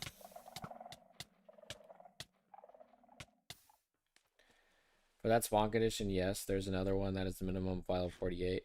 No maximum in the rare bucket arc structure, weight 60. Oh, really? Since it doesn't require natural blocks, maybe that is one to go for then.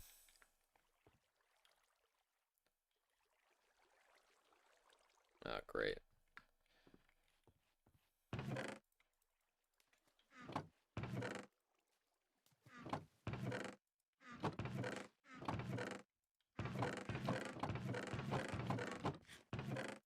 Okay, we're on the last double chest. I have some more back at base, so I can run back later if need, but it's just gonna be a pain to fly all the way back and fly all the way back here to get it. Any Froakie? Any Froakie? I can look at the Google Sheets, but it's probably gonna be just go to the biome with the EV yield seasoning as a Poke snack. Probably bring a couple, probably like 10, and probably just start placing them down in the biome, and it should spawn before you run out of them. If it's an ultra rare hunting generally isn't too much of a pain. You just gotta have enough Poke snacks to roll the 1% odd, and with your EV yield, it should be like almost guaranteed for a Froakie.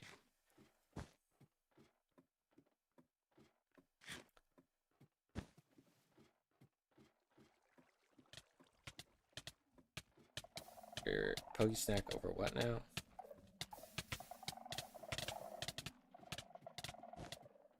Your Poke snack over what now? Sorry, I'm struggling to understand what you're saying. Asking, sad boy. Maybe I said something that was confusing.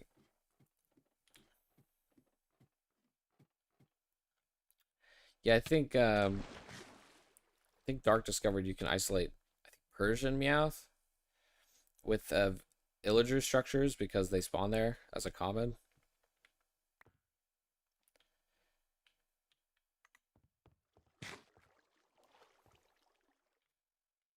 Maybe the Meowth is better, but who knows?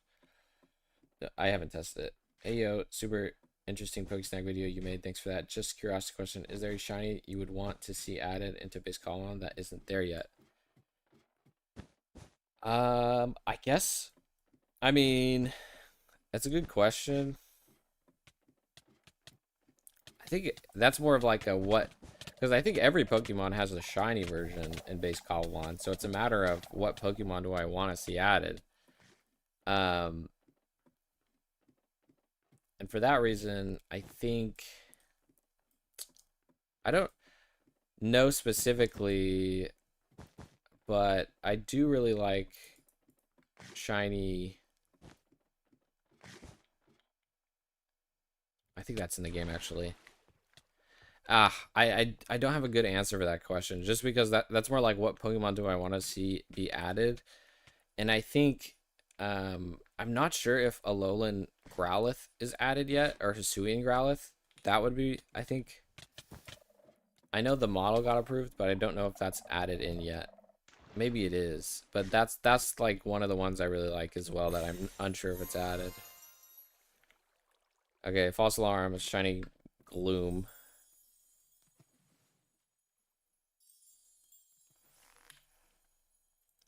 I don't have any Poke Snacks now. Oh, I'm running low. Yeah, I've had a lot of... These were all full, and I'm starting to run low on them. I have some back at base, but I'm... Yeah, I'm starting to just... I'm getting to the end of my surplus that I have here. I should have refilled these. I should have probably run the Poke Snack Maker and refilled these off stream, because I have that back at base, and it's just like an AFK-able machine for the most part. But, yeah.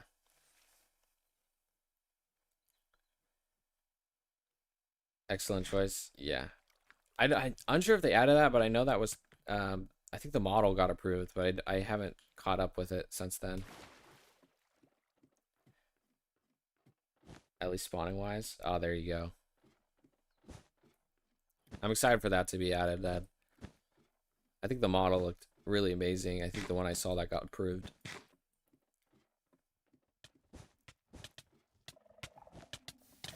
Thanks for the answer, of course. All the mods, mod pack just added the complete Cobblemon collection mod, which claims to add every single Pokemon. What is missing from Cobblemon? Oh, there you go. Yeah, I've seen, some of my friends have played on like Mega Evolution mods, stuff like that. I think Cobbleverse maybe adds that stuff. It's really kind of weird to see the base model for like some of the proportions get set off. Like for Kangaskhan, the base model is bigger than the Mega Evolved model from that mod, and I've seen that, and it's kind of like stuff like that is like, oh man, I can't wait for, you know, all I appreciate stuff gets added slowly. Like I'm not in a rush for them to add everything because there's just so much already there for me to hunt. But yeah, I think it's really cool that there is like some fan made stuff, and it's a pretty cool process to go through to get it officially added. Did you know Enderpearl can load chunks? I did, but I don't think that's in the Cobblemon version yet. I believe that's in a later Minecraft update. I think that was that whole like Minecraft change that went on, which enabled that, happens in a later Fabric version than what Cobblemon's on. I think it's like literally the next version of Minecraft that all that stuff got kind of switched around with random ticks and chunk loaders and all that stuff. So I don't think that's in base Cobblemon yet, or in the Fabric version is probably the more proper term, but yeah.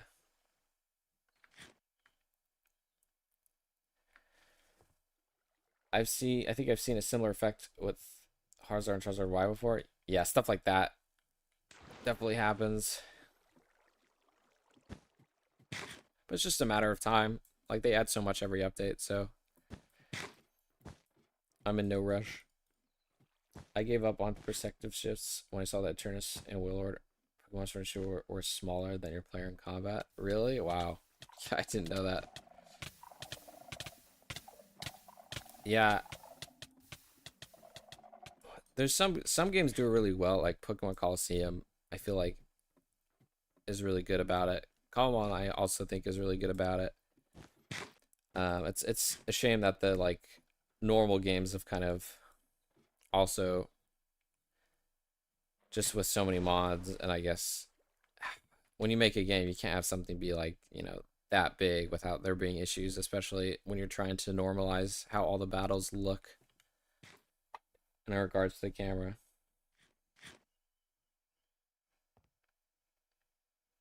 You can try. What if it works?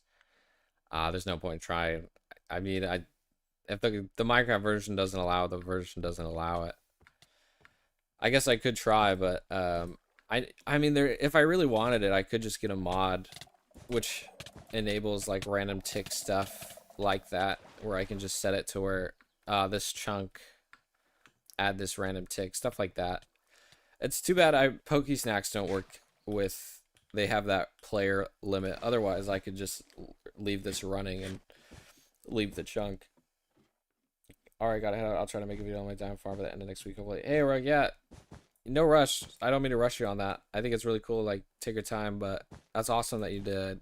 Kind of discovered that, and I'm excited. I look forward to it. Have a nice day, Rug. The feeling is always that once it gets added, it's going to be some solid additions. Yeah, that's what's great about it. I really like the team. The Common team has so much care for the craft that generally everything added is super solid. And if it's not, they almost immediately fix it with like a quick update to the change log.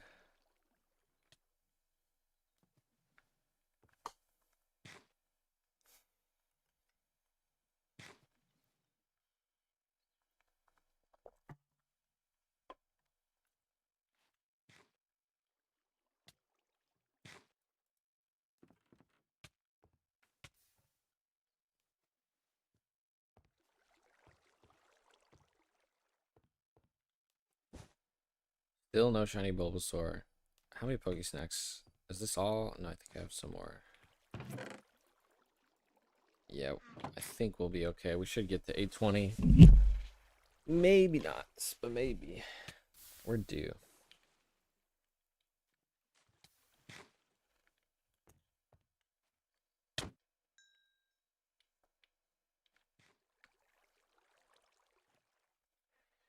Is GDM of part of the Cobblemon team?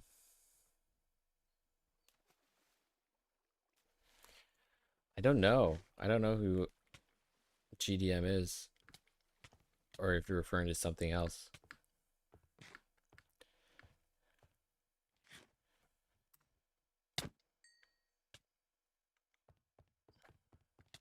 Oh, maybe GDM's like some type of process? I'm unsure.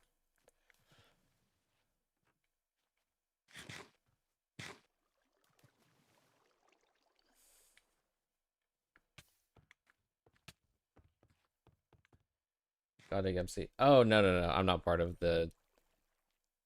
I'm not on the dev team or anything like that. I've messaged some of the devs, just from like knowing them from making videos and stuff. But no, I'm not on the team.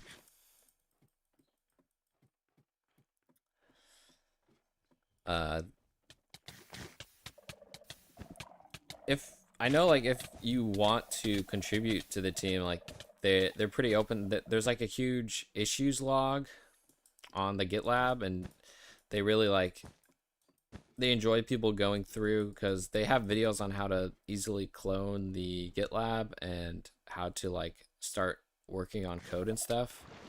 So if anyone like wants to fix a bug or something like that, like or you find issues, you can like go through the coding channels of doing all that stuff. But I'm just a content creator.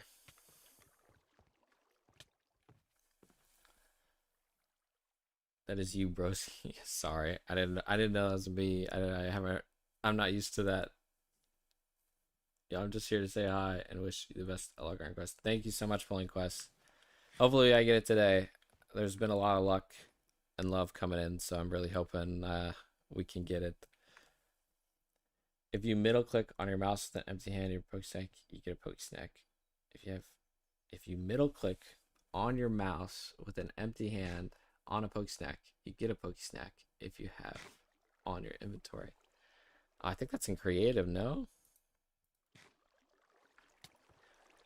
Either way, I wouldn't want to do it just because I want to kind of, if that is a bug or something, I would like to keep it as, I don't want to cheat this hunt. This hunt's taking me, I've been over 15 hours into this. If I start copping out now, I'll just ruin the hunt for myself. I don't want to do that. Got to do it the right way.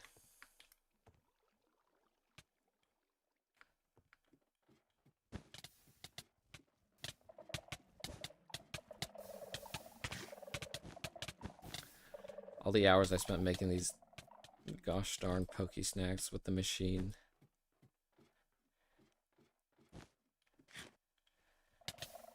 Haven't seen a Bulbasaur in a minute though. In survival, will you move a stack from your inventory to the active slot if you mean that? Ah, I see what you're saying. Oh, really? I see what you're saying. Maybe that's what you mean. I did not know that. Ah, you're right. I see. Instead of having to, I keep shift clicking it, opening my inventory and shift clicking it. I see. Thank you for the tip.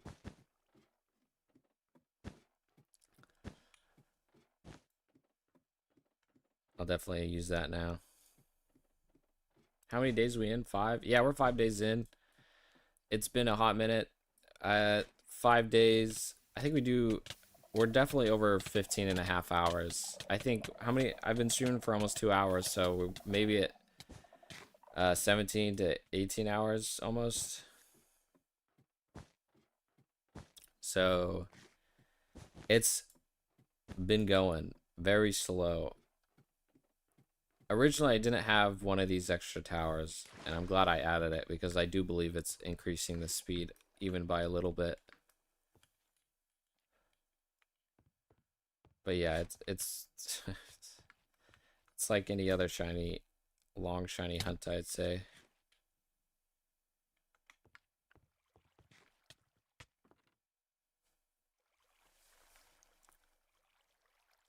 Starf only? No, I use special attack EV and then 2 Starf because Starf is just so on this scale with how many Pokestacks I need. The berries are just automatically farmable if you have enough of them. So I have an absolutely huge berry farm back at base. And so I'm using special attack EV yields to limit it down to Bulbasaur in the ultra rare tier, and just 9x the shiny chance. So that's why we're running these. It's a matter of isolating, because I think if I didn't have the special attack, we'd be getting some other ultra rares, and that would drive down our shiny odds. But yeah, that's why. Get what other ultra rares spawn though. Maybe I'm wrong on that. If I'm wrong and 3 Starf is the better way, then I'm a bit worried now. But I believe there is other ultra rares in the jungle biome tier.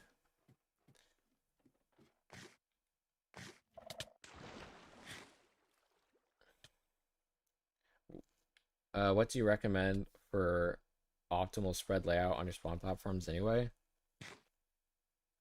Well, that's a good question. Ideally, this isn't the most optimal.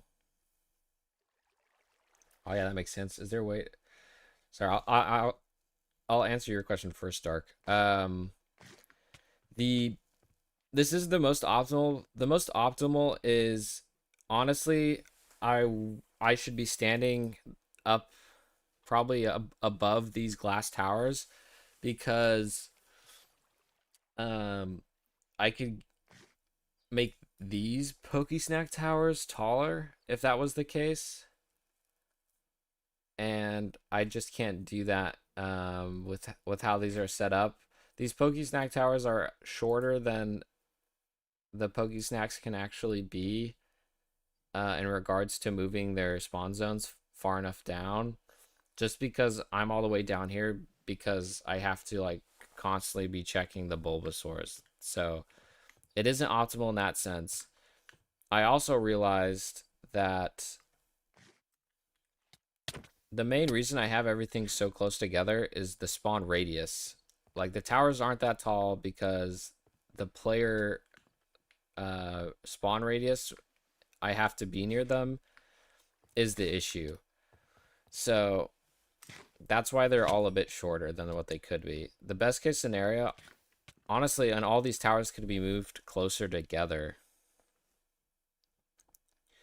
Like, I think they can all be a bit closer together because I didn't realize that the limit on the 8 block radius for Pokemon to spawn in doesn't actually affect it if the Pokemon's outside the spawn radius. So there's some improvements to really min-max this, but it's still pretty good. It's not like killing the run the way it is right now, but there's some improvements to really min-max it. But the biggest thing is honestly just that player radius, and that's why I have the towers the way they are. Is there a way to auto farm the berries, or do you have to? No, you can auto farm them. You just need a dispenser and shears inside them, and it'll auto farm. Did you try hunting for enchanted golden apples? I can't get them easily. Even if I think the odds are way better if I had 3 enchanted golden apples. I think it would take something on like a 1 in 400 or something. Like it's like 1 in 400, and so it would only take a couple hundred snacks or something like that. I think it would only take 90. It's a way better, but I think if I was in survival mode, I would go for the enchanted golden apples because there is a way to farm them using maybe chunk base and just going to a ton of trial chambers and having trial chamber farmers and just going to all the trial chambers and using the chest to roll 10% for enchanted golden apples once.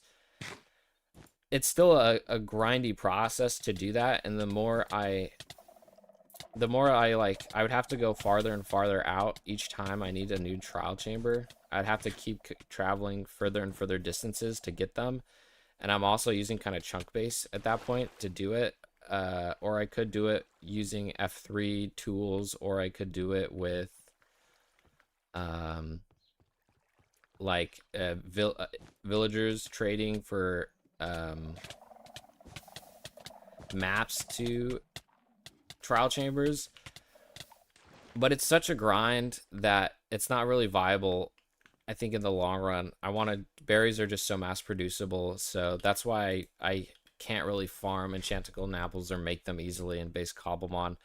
And I'm in peaceful, so that trial chambers option is completely thrown out the window. So that is the best way to do it in base Minecraft, and it's just not possible. It's the limits more for jungle because there's so many ultra respawns. Yeah, that's why I think I have it that way. Yeah, from what I recall, what you saw, the maximum vertical adjustment setting 64, so theoretically you can go up and down with 64 block discs from the spawn point.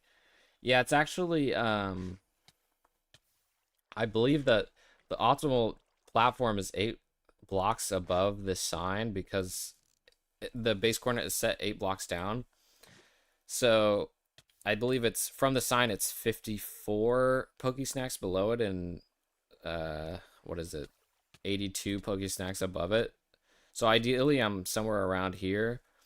And in my schematic files I have that set up, but for this farm where I'm having to go through the Bulbasaur, yeah, like I said, it's just I have to be a bit lower. But it's like the gains we're getting from min-maxing it much more are kind of marginal. I'm still gonna have to fill up the towers and stuff like that, and we have so many common spawns happening. Like if you look at the mini map, there's so many Oddishes that are just constantly being filtered out. There's no super big point in doing it. Oh, I thought that only worked for Abercorn. It's good to know it works for berries. Yeah, if it wasn't, the berry farm would be insane. 3 enchanted golden apples instead of 1 egg, apple, and berries. Oh, instead of 1 apple and berries, 1 gapple. I don't know what the odds are for 1. Ideally, if I was using enchanted golden apples, I'd probably do 1 EV seasoning and then just two gapples. I could look up the odds, but maybe you're right. Maybe doing 1 gapple is the best way to do it, but still, I just don't have an easy way to get them. It's still gonna take like a lot. It's still statistically gonna take a lot, and I don't have a way to farm them in peaceful. And I think even if I did go for it, it would be a bit like crazy, as at the end of the day, most people are just gonna make it to where they can craft them or have some alternative way to get them. But until Cobblemon adds some easy way to get them, either through if a Pokemon dropped them, for example, like let's say the Dragon Apple Pokemon, I forget what it's called, had a 2% chance to drop enchanted golden apples, I would for sure be farming them and going for it.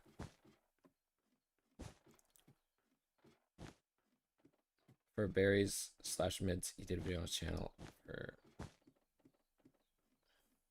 Yeah, I do have a short for it, as a short that shows kind of the observer process. Do you know how to find a structure on Cobblemon using World Seed or something? Oh, I guess for like Cobblemon structures, I guess it's not possible. I don't think chunk base. Yeah, I don't know. I don't think it's viable to use chunk base or something for those specific structures because I just don't think it'll show it. Oh, we got another shiny Oddish. Maybe if there was, I think if you look through the code and stuff, it might be possible to figure it out. But yeah, no, unfortunately for Cobblemon structures, I don't know of an easy way to like hunt for them on any type of chunk base or map tool. Maybe they might add it with the new structures coming out though. They might add it to where villagers can trade maps for them, but I really don't know.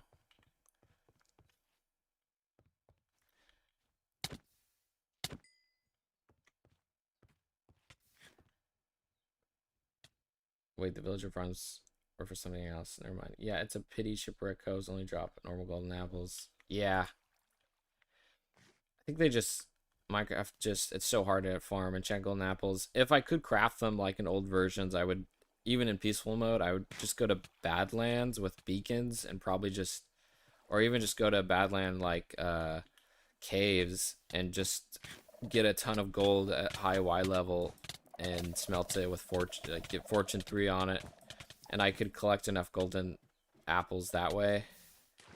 I think it would be way more viable, but it's just a matter of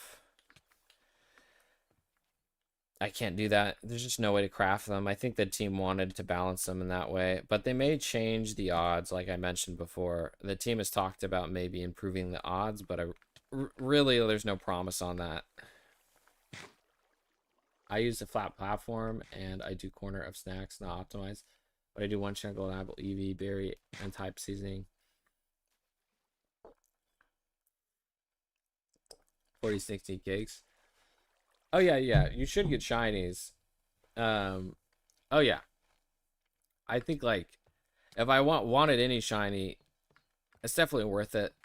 Like using golden apples is definitely the best. I just can't get them. And I'm not hunting for like anything specific. Or if I wasn't hunting for specific things, I would just, you know, golden apple, probably your setup, and just go for it. But I think I have the math. I have the math written out here for what golden apples are. Let me look at it really quick.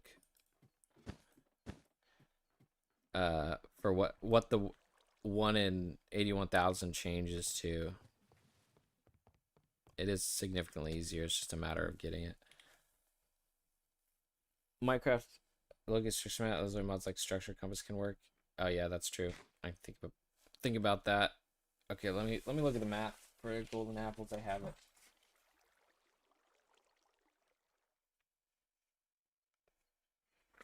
Oh, wait, where is it? I don't have it.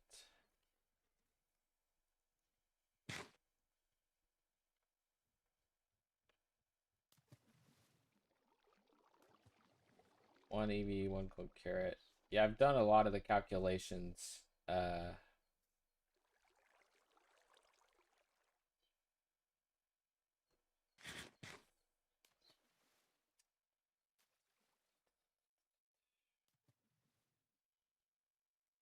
must not have enchanted golden apples. I thought I did.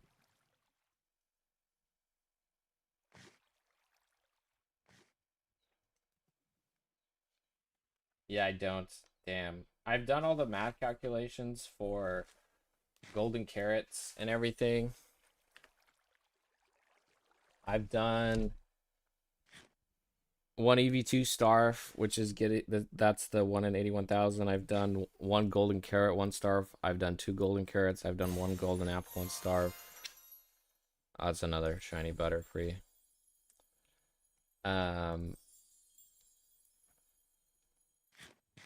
I've done 1 EV2 golden apples.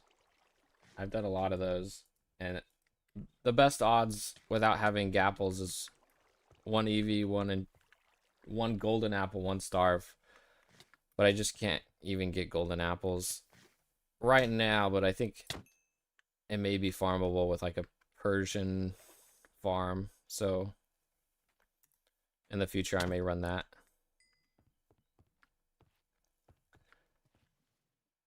10x shiny chance for enchanted golden apples. Totally chances are 100 reduced by time. Boost rarity. Yeah, 10x shiny. Yeah.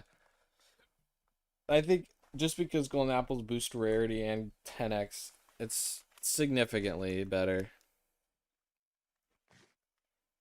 Changes, I think, from 1 in 81,000 to like 1 in 700.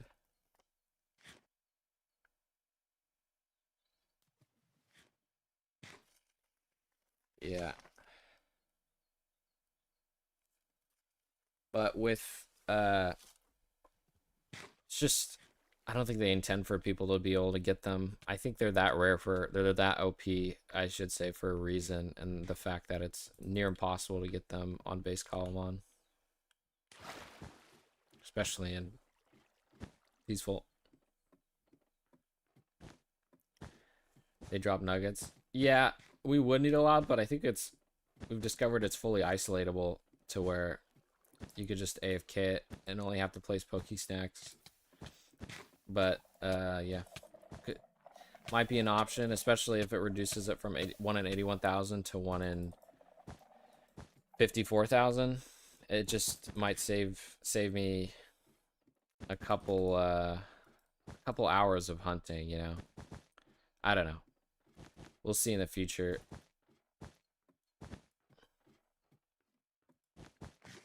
Now that I have all these farms to like auto make snacks though and stuff like that, could definitely be an option.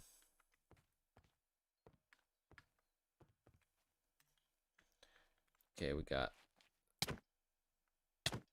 this guy who started running around like a madman.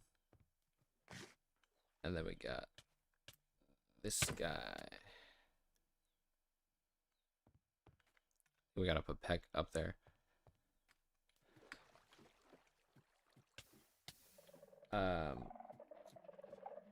Normal golden apple, yeah. 2x shiny chance. Where's this thing go?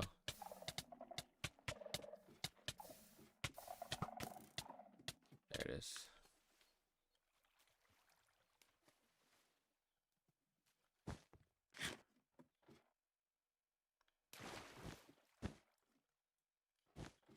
The middle mouse tech does work. Enable piglins only and do nether piglin farm, gold farm. I did seriously consider that. I did seriously consider making it so, and I think we discussed it before on stream, where what if I just turn on piglins and that way I have a gold farm in peaceful. But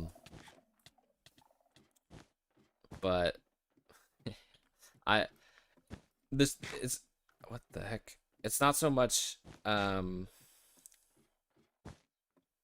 it's not so much like for me to have a balanced, well, I guess you could say this might be balanced. It's not so much for me to like play at a decent way. It's more so for me to attempt what the Cobblemon devs have. Like I wanted to learn just how hard it was on base settings. Like, you know, the devs suggest peaceful. Like they don't, well, I guess they don't suggest it, but they don't rule out peaceful mode. It's a way to play. And so for those reasons, like this is kind of what the that's why we're doing the hunt. Although it's like super long, like I would say it's more attuned to any older Gen 1, Gen 2 hunt. So I'm not super, you know, out of it, but yeah. If you average 1 nugget per Meowth person, you get it gold every 72. Playing with drops through optimal usage will probably be interesting. Every 72, yeah, and divide that by 9, you're getting what, 8 every 8 Poke Snacks for like a golden apple. With how fast my farms are making them, like it could be worth. Just greedy skin pigeons Persians, so don't tell anyone. Trust. Yeah. Yeah. They'll just be like, yeah, the Persians are going towards the turtle eggs. That's happening naturally. No, I think a lot of it's more for informational purposes rather than, I think a lot of people will see what it takes, and you know, it might be that the dev team, you know, maybe we should change stuff around. It might be that like, nah, this is like this is like any shiny hunt in old games, you know. A lot of streamers do shiny hunts that take multiple days. So I think I'm kind of like just open to it. I'm enjoying it though. You know, I think doing it solo is hard, but getting a shiny Bulbasaur is a huge flex, especially on base odds. Peaceful is just for hunting and building. Oh no, they didn't. I'm not saying they did make it peaceful 100%. They definitely, like, you can play either way. You're right about that. I don't want to make it seem like, well, it's intended to be played as peaceful. No, you can play it either way. But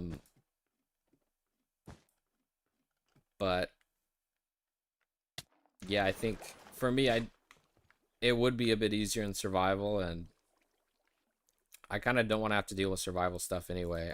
I do want to, although it would make my life significantly easier, especially when it comes to farming stuff. Um,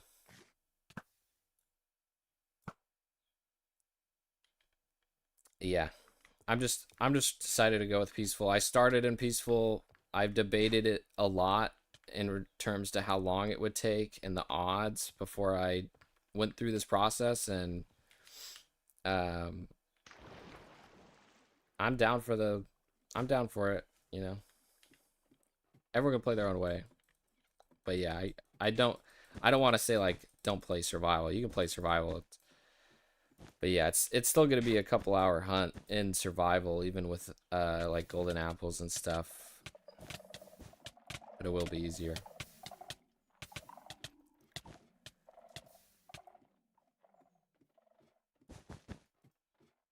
Save me some sanity in the long run though.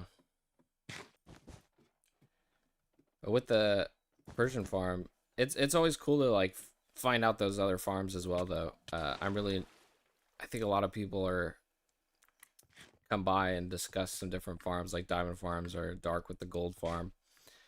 And there's a lot of cool stuff kind of, limitations spawn creativity, I should say. So it's just cool to discover new stuff as well. I think it's been like really informative hunt. I never shiny I never I'm never shiny hunter personally, as the odds are just too low and require too much time investment that I don't find fun. I couldn't imagine how entire Pokédex could take. I do find designing systems though, so yeah, fun. So it'd be someone help someone else design some shiny. I'm okay, have fun and explore a lot. Yeah, I get that. I get what you're saying. I enjoy the systems too. Um, but yeah, I'm also, it's kind of just, I don't know how I kind of got into it, but yeah, it's shiny hunting is a lot of fun on top of it. I get to, you know, use the systems and see how they can be improved almost, maybe. It just depends. Oh, there's another shiny oddish.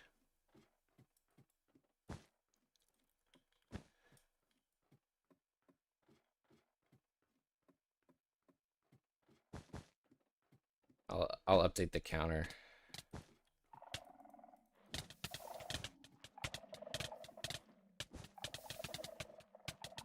My brain and fingers don't keep up, so I have to read through and correct myself on. Oh no, you're good. I completely understand.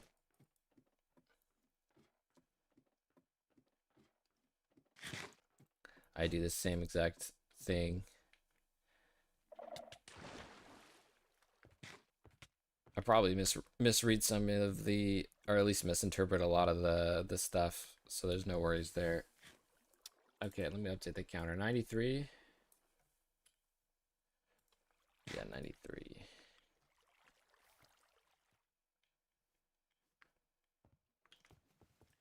Getting low. I might have to start doing some runs. We're almost at 820. Snap. Closer and closer, and still no cigar.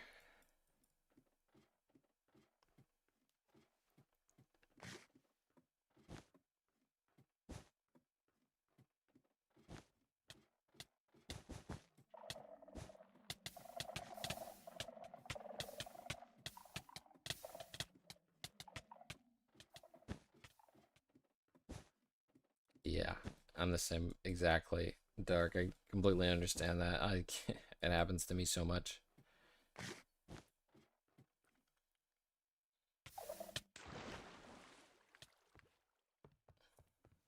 Dang.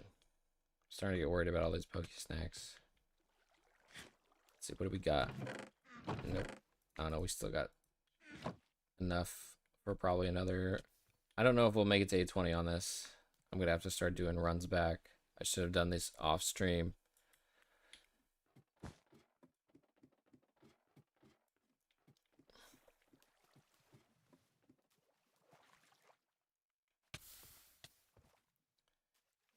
on, shiny Bulbasaur, please. Please.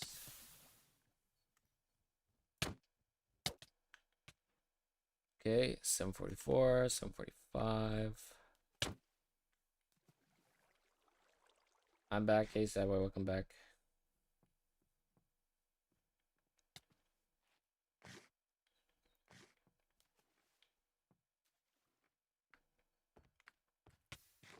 Still no shiny. We're getting up there. We're running out of snacks. I think I have around 2 double chests, maybe a bit less at my base. But yeah, it's getting there.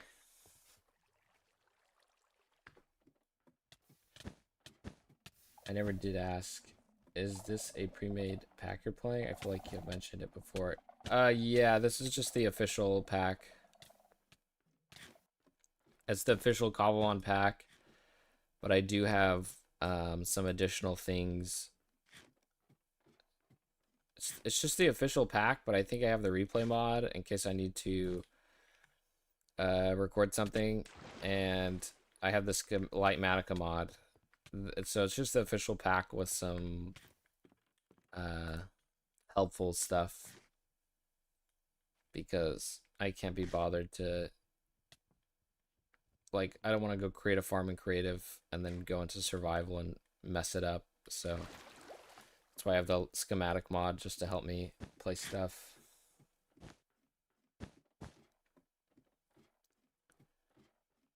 And then, yeah, but pretty much just the official base one.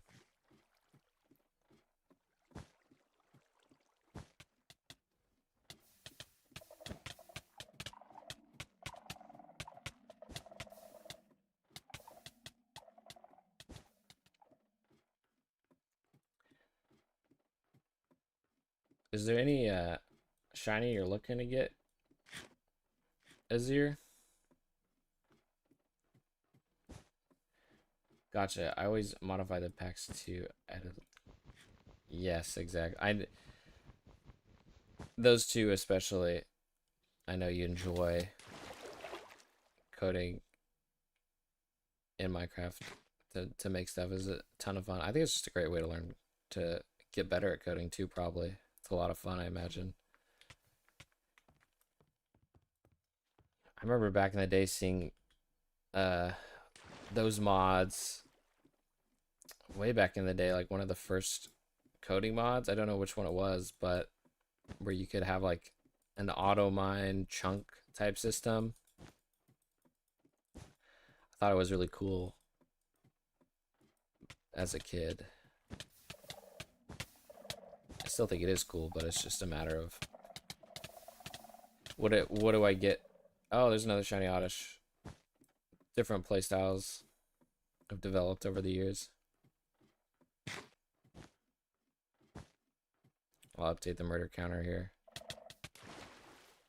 Okay, we got murder counter 94. I think I've also missed a couple murders, so we're probably at 100, honestly, in reality, but the counter says 94, so I'm just gonna keep it there. Okay, 746.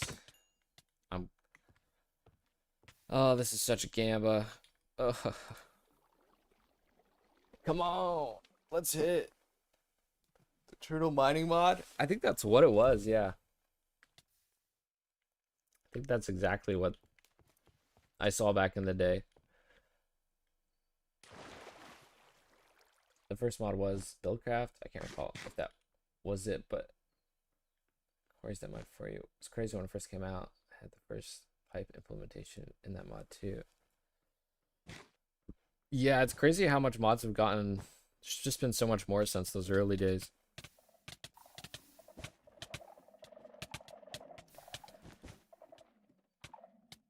Also, just modding is so much easier now too, with like modern and stuff like that.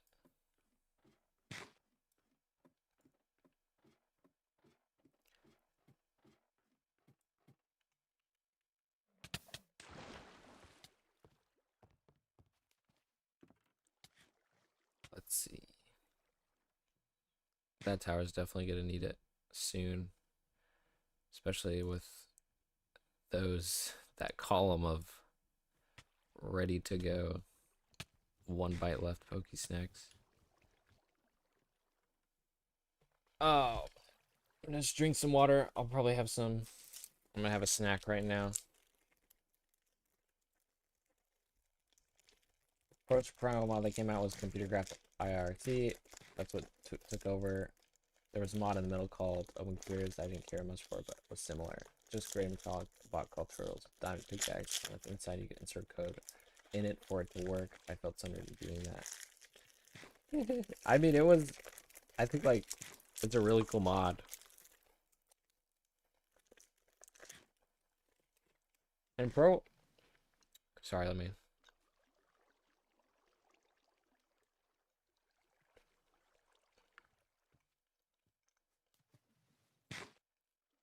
Sorry, just this is a very filling snack. I got a protein biscuit from Lidl. Programming games have kind of become a bigger thing now too. Like there's that that programming farm game where it's like you keep programming your farm to optimize it. I think that's in Python, but games like that are just so cool now. And it's kind of become a whole genre. And that Minecraft mod, which added it, might be, you know, kind of an early wreck. The farmer was replaced. Yeah, that's what it was. That's one where like I meet some people who say they want to learn programming, so maybe I should, if they like games a lot, I suggest that. But some people, maybe that's not the best idea, but I think just like for me that seems like a really fun game.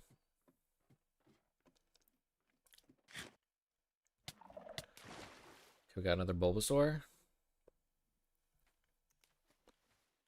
74G7. I'm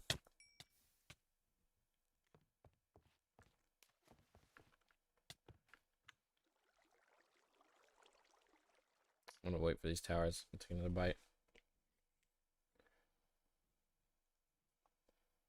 There is a model called PSI, adopted from an anime. Reprogram your sci-fi gun to do different stuff. Oh, that's cool. I never heard about that.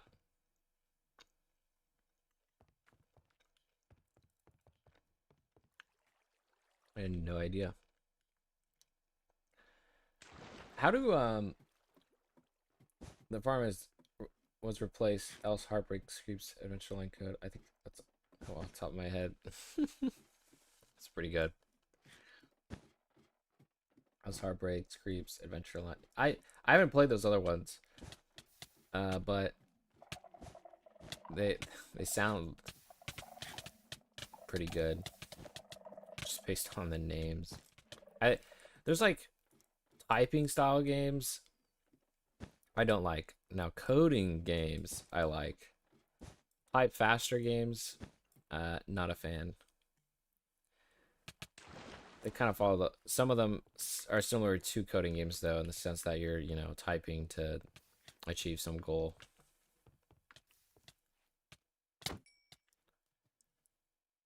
Those are all games that feature or exclusively use coding in them. Yeah. I dig that. Gamified approaches to stuff.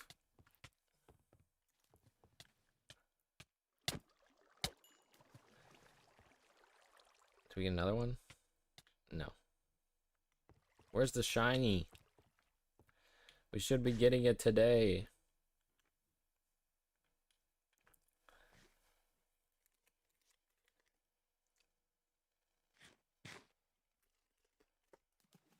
Does anyone know, like, Cobblemon, for example, uses, I think it's called Kotlin. I think I'm pronouncing that right. Kotlin.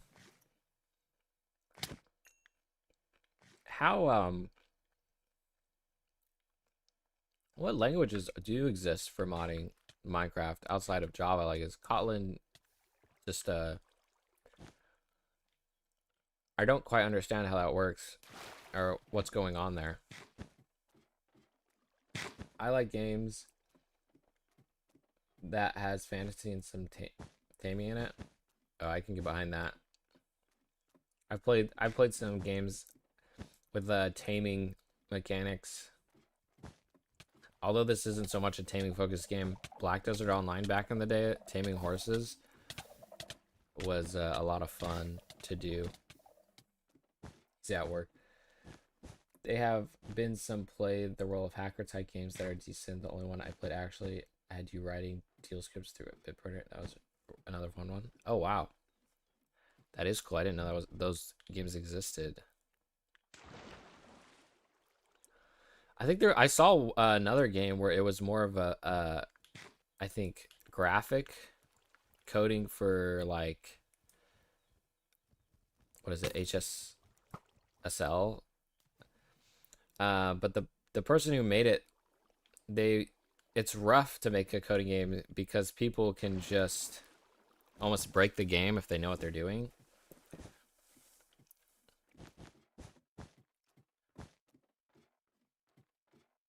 I think Python is there too for Minecraft modding and resource packs. Oh, really? I didn't know that was. Kotlin works because Kotlin is made to work with Java and it's a virtual machine. Oh, okay. So it is meant for Java. Okay, that makes sense.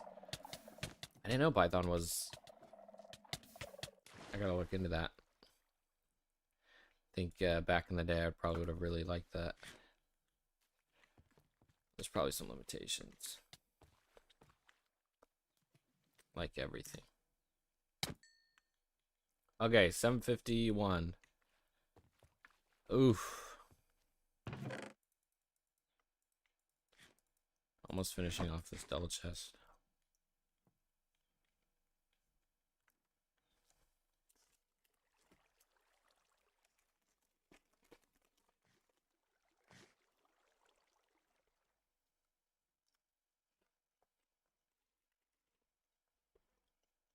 Normal games that feature coding things yourself have safeguards in place to prevent accidental abuse or unsafe code. Yeah. I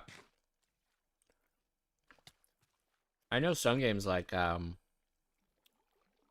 maybe it's not a coding game, but some games which they tried to add like an SDK or something for people to add stuff to it. They kind of create graphical coding, like their own little way to prevent people, especially multiplayer games, from doing or creating stuff that could be abused. But I wish it wasn't all graphical. I don't really like graphical coding too much. I've done it in plenty of things like Blender or stuff like that. But I prefer more type coding. But maybe that's just me. I thought there's nothing resource packs. You can generate stuff for resource packs, but you can say that about everything. Oh, really? Okay, that's too bad. For example, CC tweaked restricts a lot of Blue's language features because they would be safe support environments. Yeah. I figured it would be pretty restrictive. It sucks that, you know, you can't give people everything without there being like super heavy restrictions or having to create your own like sub language just to make sure there's nothing abuse.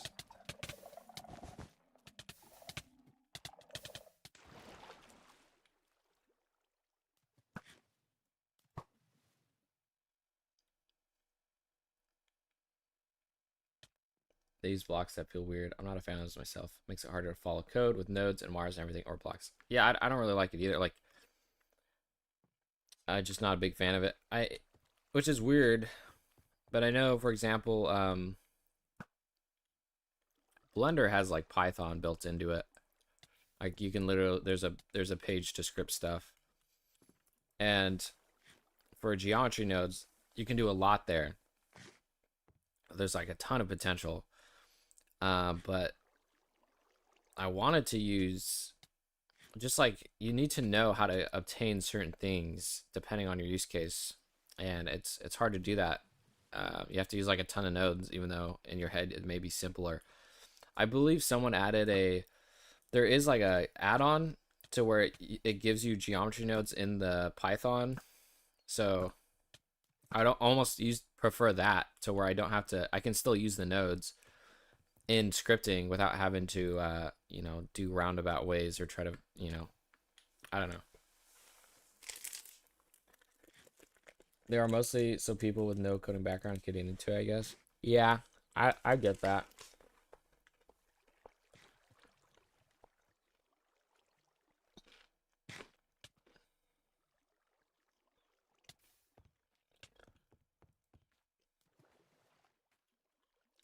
I guess it's supposed to be like, oh, it's easy, it's visual, but I don't know. It's not the coding I prefer. As an example, Unreal Engine has a system called Blueprint, which is visual scripting using pre-made nodes and wiring them visually. I go over and look at the wires. I rather just read the C++ code. We got two shinies at the same time. There was a shiny Gloom and a shiny Oddish. That's crazy. 96. They're coming in troves. It's crazy. Yeah, I know, like, I think in Unity they have something for shader stuff as well. But it's just sometimes you're just limited. Like, I tried picking it up, but and I guess shader stuff is a bit easier maybe because I feel like what is it, HLSL, the shader language, is a bit daunting for me. So I thought maybe the graphical would make it easier. But I don't know. I just didn't like it. In Godot's shader language, I really like Godot's approach to it. I think you can do graphical in Godot as well. I'm not too sure. But I know Godot has a pretty similar to GDScript in terms of, I don't know, it just made more sense to me, but maybe I'm wrong about that. Maybe it's just Godot's UI that, I don't know. Yeah, they have to have the shader graph stuff. They do have their own visual scripting implementation, but I haven't looked at it. Yeah. I think the visual stuff can be useful. I think the only one I really liked was animation style stuff. Like Unity's Animator, where you had visual stuff for that. That seemed to make more sense to me. But maybe that's just because I learned like animation stuff there first before actually coding it. I never really coded animation stuff. I just, the animator thing in Unity seemed to be a bit, but then again, it could just be like for the specific thing I was using it for Unity, by the way. I got you. Yeah.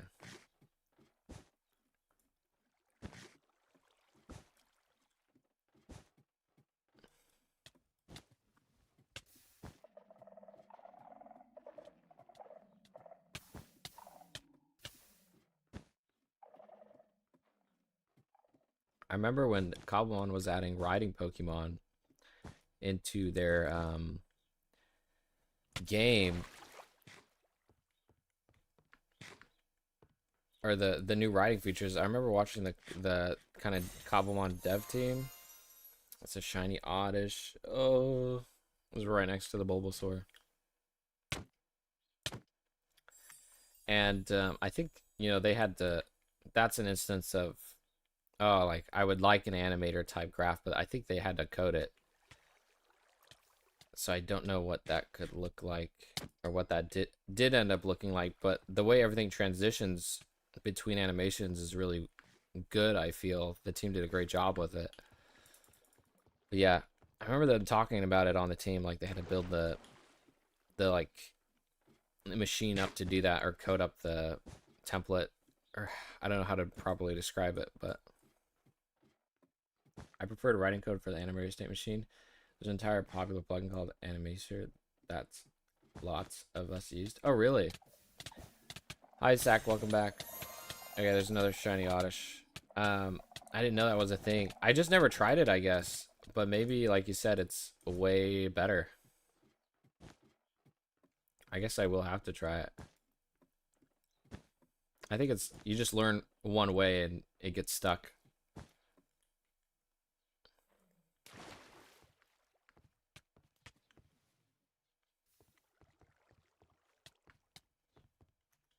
We got 2 and 1. That I think that's only happened 2 times before. Okay.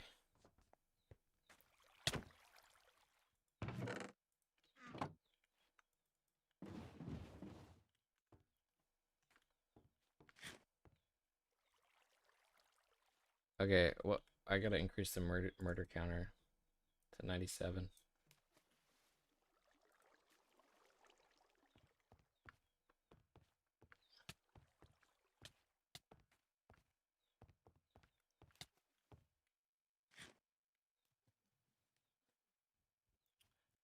A little Bulbasaur.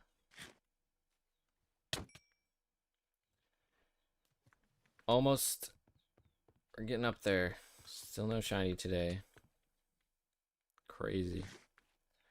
I preferred it because I wanted as much control as possible. Design, animate, set up, animate, events, etc. The trigger. It's triggered all in code. Start writing it through state machine. Yeah. The control to have that is nice.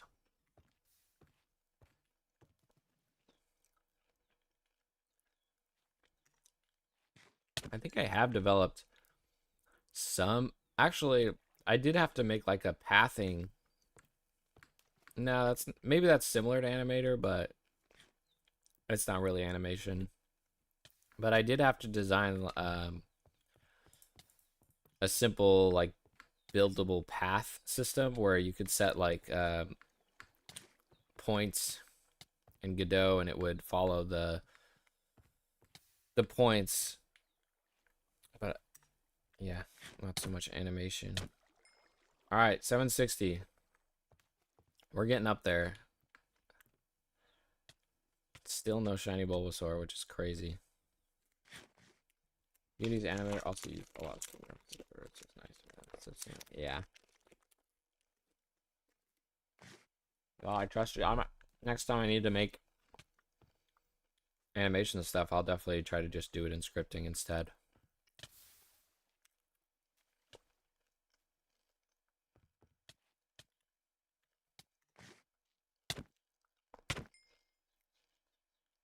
Okay. Number 761. I believe someone had their money on 771. I'm hoping that's the truth.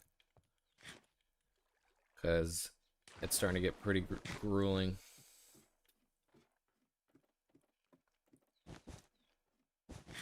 Okay, we got another Bulbasaur.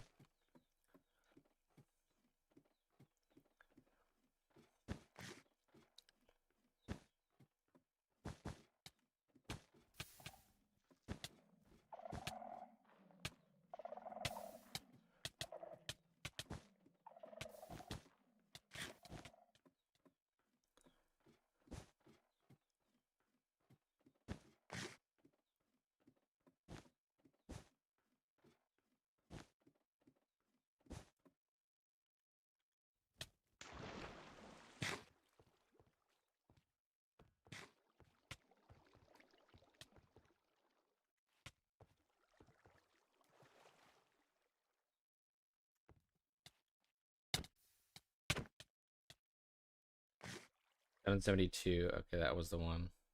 We're 10 away from that. Godot uses string references more than I'd like as well, but they have an interesting way to handle that using their string name system. Ah, really? Did you get all the snacks with creative? No, there's this is all survival. There is a way to Retro Spectacles has a really good video where you can automate the brewing process for the snacks. So I'm gonna have to go back to my base eventually here, and you'll see like all the farms I had to make for everything. But pretty much the most important thing you need is glass bottles, because it takes about 5 glass bottles per thing. But you can either sand it or you can get the glass with villager traders, and then everything else is farmable. You can get like infinite milk from moo moo milk. You can get hardy grains from flying machine farms, like sugarcane style flying machine farms. Vivid chokes you can have villagers automate, and honey bottles you can just use Minecraft bees. So I have all those farms back at base that I run, and it pretty much will keep the machine making them as long as you keep filling it up with like all the materials. But yeah, no, but getting all these Poke Snacks took a long time. It took a ton of AFKing the machine and stuff, and like I have a chunk loader so I can run it while I'm not at base. But yeah, it was a hefty process. Good thing is the bottles you get back, so you can just keep, once you have enough glass bottles, they don't end up getting consumed. You can just keep reusing them, putting them back in the honey farm or stuff like that. But it's been a long time coming to this point. Many hours getting all the farms set up and stuff like that. Okay, 764.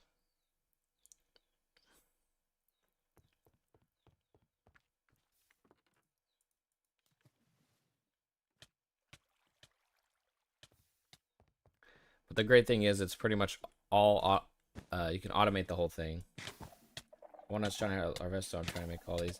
Yeah, definitely I recommend checking out a Retro Spectacles video to automate all of it. And then you're probably gonna need an iron farm. That's one of the first farms I made because of all the hoppers and stuff you're gonna need for just every single farm. Yeah, it's a process, but it's doable. You just have to kind of build up the farms to do it. This is one of the harvest things. Um, I don't know if how hard Larvesta is, but this is generally one of the harder farms because you can't fully isolate it. A Larvesta and the Nether might be easier, but I haven't tested it yet. But hopefully it's a lot easier than this is because you can maybe isolate it more.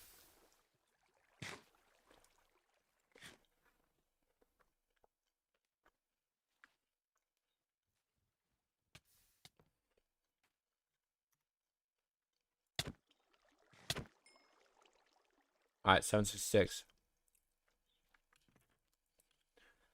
The slot restrictions in the Cobblemon pot make it harder to automate. Luckily, there are some mods to make easier lots for factors. Oh, really? I didn't know that. It is possible just using like the proper redstone and stuff, but yeah, doing it with like a computer is tough. And even then, my machine's I made the mistake of making my machine not all in one chunk, and I was having an issue with the hoppers where they when I would save and exit the game and come back in, the way it would save it, the hoppers would start misordering items. They'll start skipping over stuff, and that just breaks the machine. So if you do build it, be careful. Build it all in one chunk, or it may not be an issue for you, but I don't know why I was having that issue.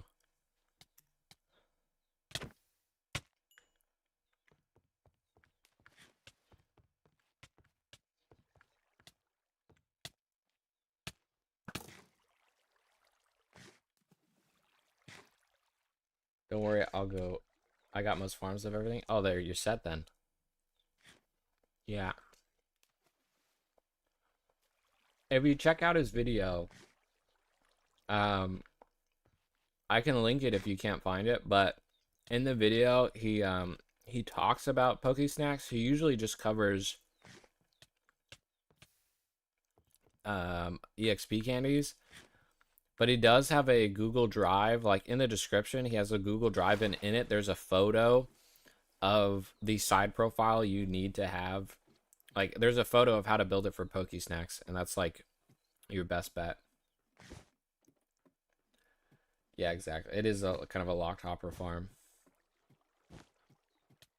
What do you use for minimap, please? Also, at which Cobble version do you play? Um, I just use the what's it called? I think it's called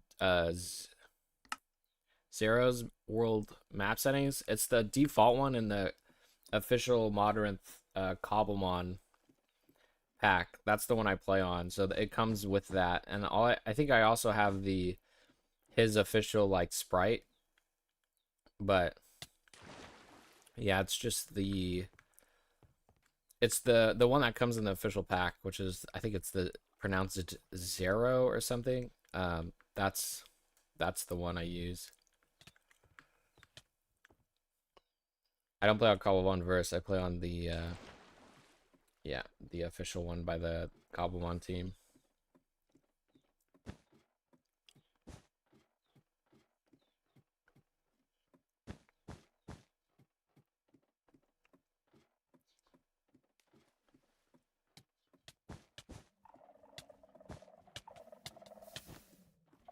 Another shiny Oddish. RIP.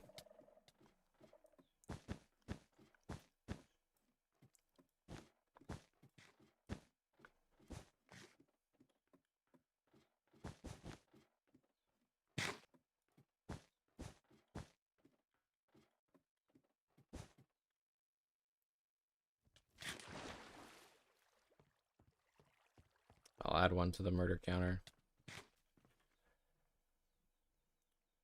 There's minimap world are nice mods.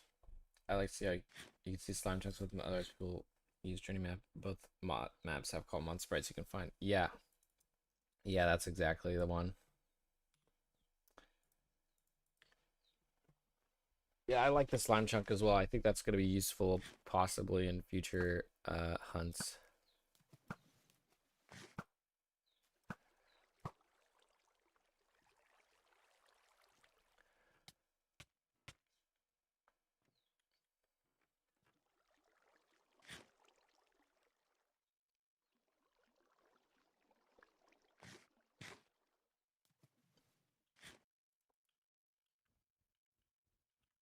Let's see. All right. It's going to be the last.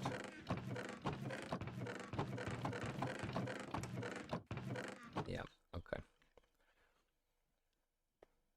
We're going to finish this inventory off, and then I'll have to start flying back to base and grabbing more, which is going to suck.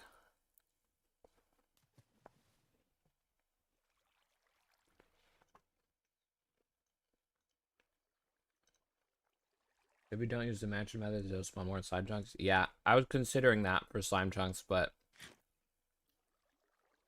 the matching method is definitely a go. You missed pretty much nothing, Saboy. We still don't have the shiny Bulbasaur. It's still going. We've been getting a lot of shinies in a row today for some reason. I think it's happened twice now where at first we had 3 shinies all show up at the same time. And then we had 2 shinies show up earlier. We had a shiny Oddish and Gloom spawn pretty much in the same tower. So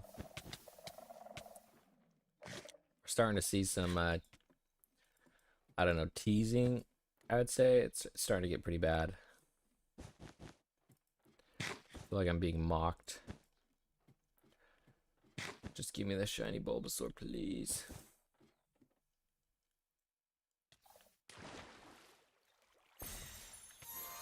Ugh, shiny Oddish. Alright, that's number 99. Mansion would be far better, yeah. Yeah. Yeah, but I think the mansion is for sure it, just based on that. Getting uncommons and shinies is just so much easier. Ultra rare is so bad. I don't know what other ultra rares I have in Gen 1 other than the starters.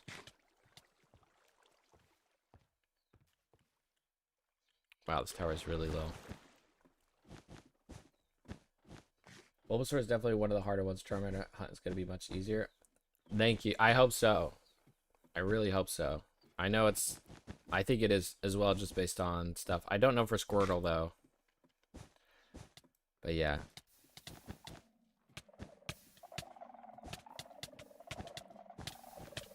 Hoping Squirtle's going to be easier, too. I wonder what other Ultra Rares are in Gen 1. Other than the starters. It's... Man, I should look into that.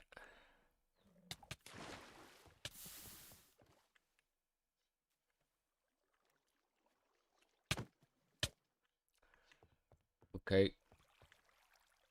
We're at 770. 771. Still no shiny.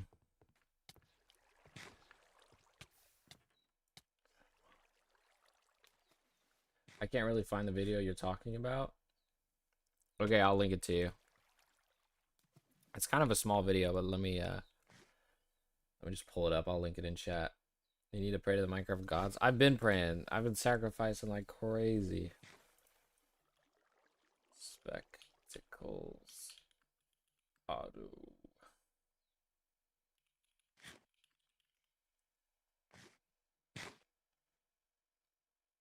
Yeah, here it is.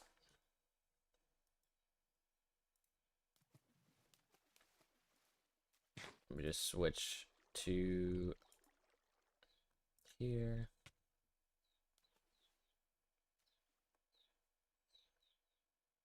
I need to really set up my OBS properly. It's taking me too long to do this. Shiny Oddish. Joke. That should be it.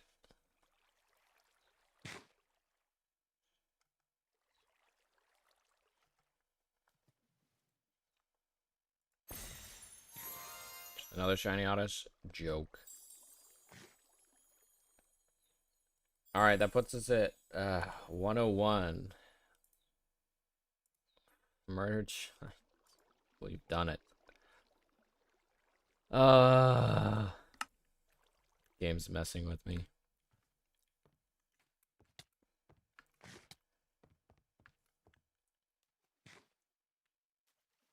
Starter and fossils. Oh yeah, I didn't even think about the fossils. What is it, Aerodactyl? Oh, I don't know. I feel like hopefully by the time I get to that, I don't know what that's gonna be like. Breeding probably, or I believe lush cave biomes. I'm probably gonna have to like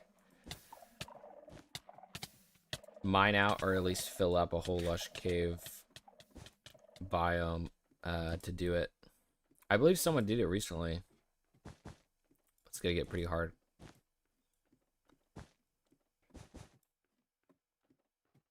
Aerodactyl's also flying, and he's really big. Ooh.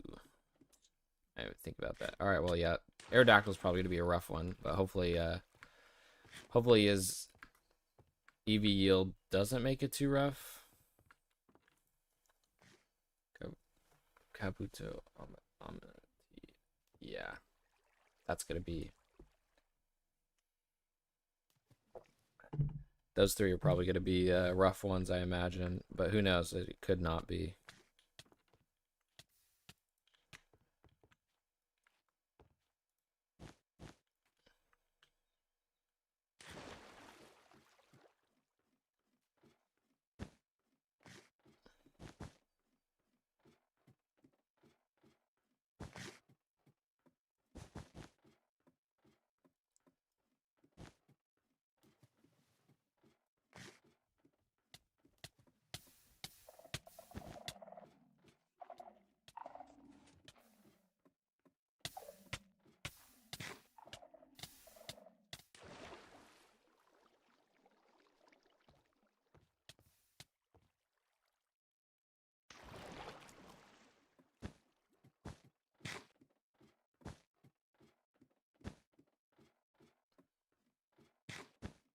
They be coming around the mountain as they come.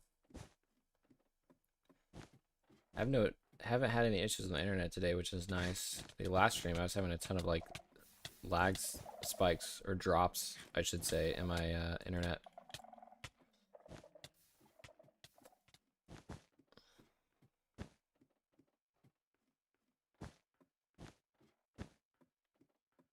Yeah, Shiny Queen Hunt, the Aerodactyl took ages, and she only got it thanks to Unchained mod, I think it is.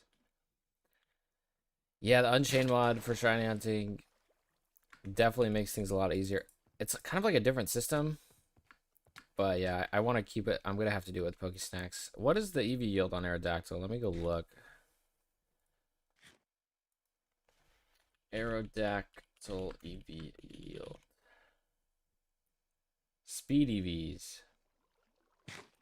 Oh no. That's pretty common. Uh-oh. That might be a problem.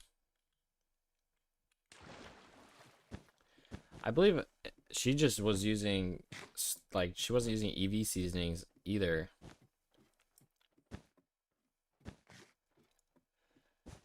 Only one valid spawn location per Pokesnap column is perfectly fine. Hold on, let me read that again. Only one valid spawn location per Pokesnap column is perfectly fine, right? Especially if you push them away quickly. It depends. I'd say for a hunt like this, it's not fine because look how many we have to go through. You want to have as many platforms as possible. But for something where it's more isolatable, yeah, it's fine.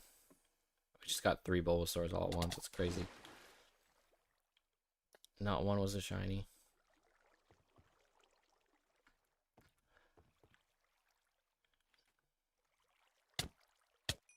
Just depends on how, like, what the rates are. But yeah, it could definitely be fine just to have one. I think for like the Ditto one, I'm probably just gonna have one because the rates, we don't have to filter through so many uncommon commons and stuff like that.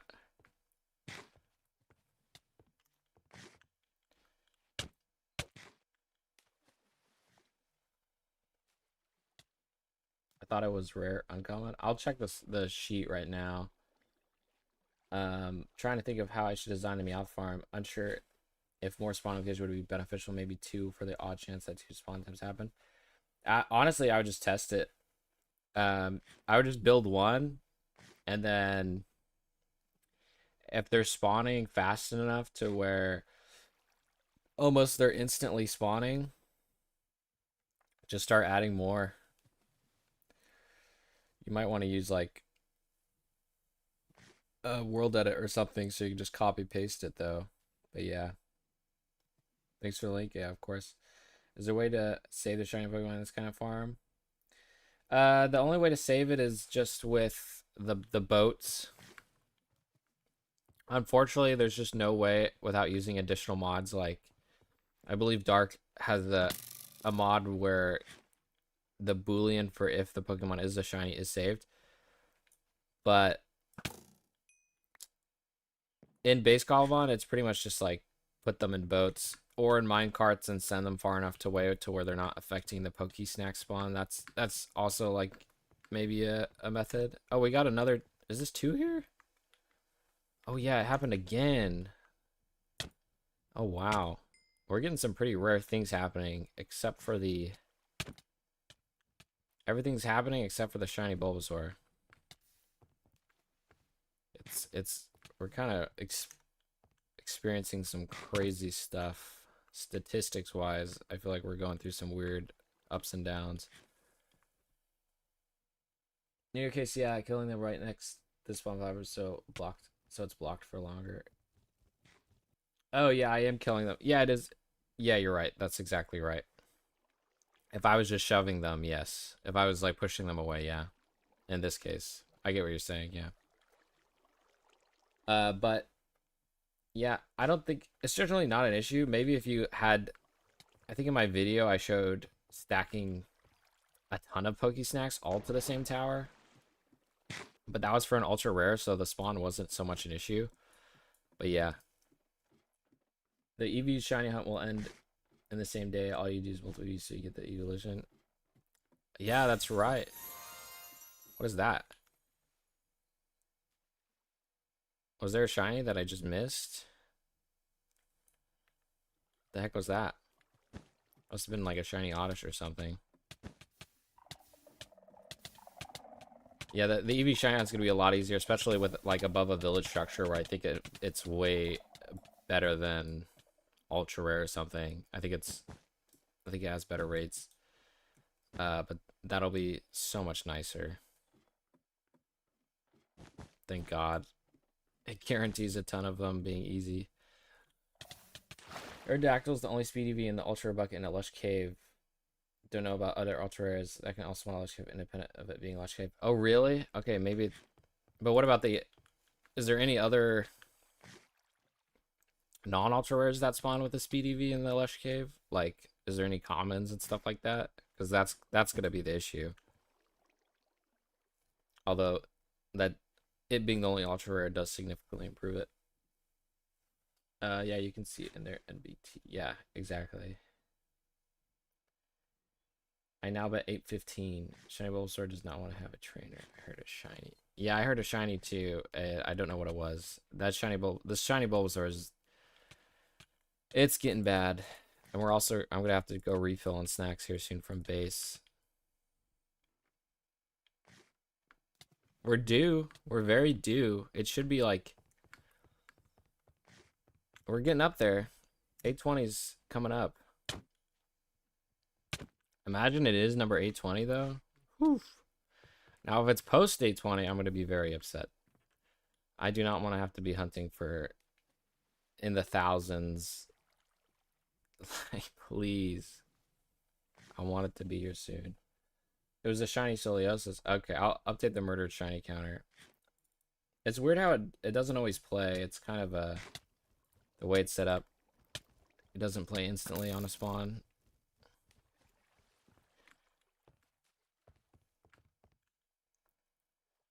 What if I did a Hormonicon? That would be very scary. We got another 2 at the same thing. This guy's kind of being a bit of a weirdo, though. That's happened. I think that's the 3rd time it's happened in a very short amount of time. This is getting really weird. We're seeing some statistical anomalies. I plan with it. Sanity shooter. Oh, it's a ton of fun. Oh, really? I feel like that could be cool for like a map almost, where you have kind of like a ghost type gym. That'd be really cool. I thought EV yield berry only affects the pool after it picked the rarity bucket already. It does. It does, but I ask if there's any other speed EVs because if it picks a rarity bucket and there is no speed EV yields in that rarity bucket, then we're not wasting a pokey snack. So like we're not wasting a bite. It'll just fail the spawn. So although we're still going to be rolling for Aerodactyls and it's still going to take the same amount of time, it's a matter of how many pokey snacks we're going to have to make. Because if we're spawning in a ton of uncommon commons, we're losing a ton more pokey snacks. Versus if nothing's biting them, we can kind of just keep the tower there and spend less time filling them up.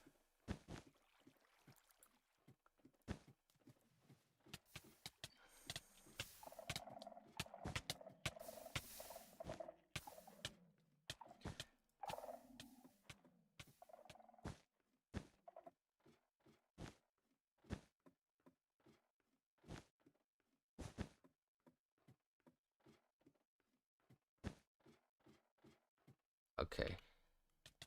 The good thing is we haven't seen a shiny Ivysaur either. That would be pretty doomer. But hopefully we don't ever see one. The fewer times you have to climb a snack tower, the better. Yeah, exactly. It. I think for the Ditto hunt, if it is fully isolatable, which I believe it is, I'm definitely going to have a different tower system. I think I might do some type of like minecart fill up and just have it, you know, I just unsure because filling all of them up takes a long time. I think it also somewhat drives down efficiency just because we're not hitting all the Pokesnacks every second.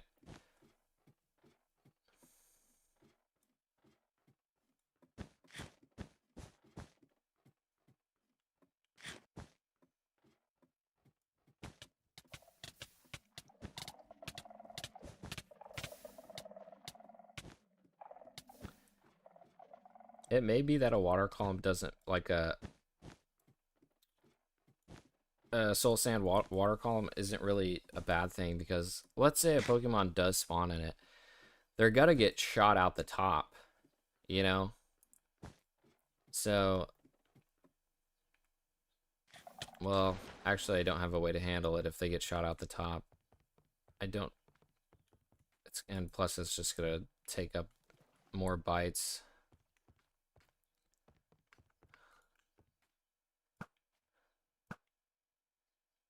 Where's this other bag?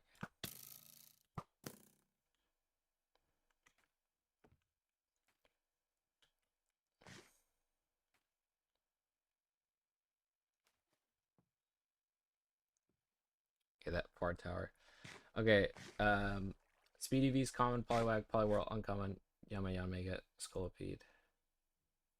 Damn, so we do have some. Scolipede is also common. Rail Cannon. I've tried that. I've tried setting up the rail cannon. I've tried using boats to like cramming boats together to see if we can launch the Pokemon outside the platform when they spawn, because Pokemon will spawn on a platform if there's a boat there. The only issue is like they're just, oh, there's this shiny Oddish. They'll just hop in the boat. They won't get like shot out of the spawn platform. Which sucks. I wish it was a thing, but sadly they just hop into the boat and they don't get fired. I was thinking of that way to just have a better way of shooting them all in the same spot.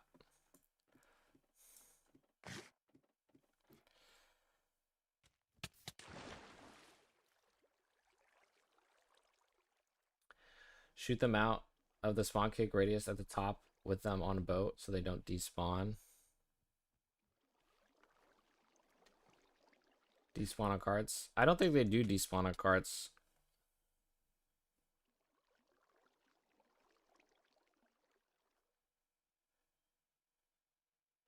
For pure lush cave ones, don't know about stuff like Zubat. Yeah, that's the issue. That's I'm gonna have to test that. Thank you for looking into it for me. From what it sounds, the Aerodactyl hunt is gonna be pretty freaking rough, especially that it's a flying type. But maybe there'll be some discoveries from now until then when I have to do it to where it's not as bad as it is right now. Especially if breeding comes out. Just unsure. Alright, I'm gonna have to run back to base very soon here. Dang it. I was really hoping we'd get it before then.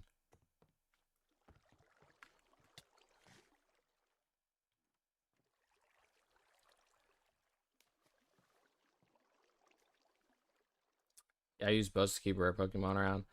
Yeah, that's a good way to do it. That's why I have all these boats in case when the shiny comes, I hope they stay in the boat so I can just not worry about it despawning or carts behaving same as boats. Are the fossils shiny locked? No, you can find one in the wild that's a shiny. I don't know if you can. Oh, maybe you mean when you actually hatch them from a fossil. I don't know.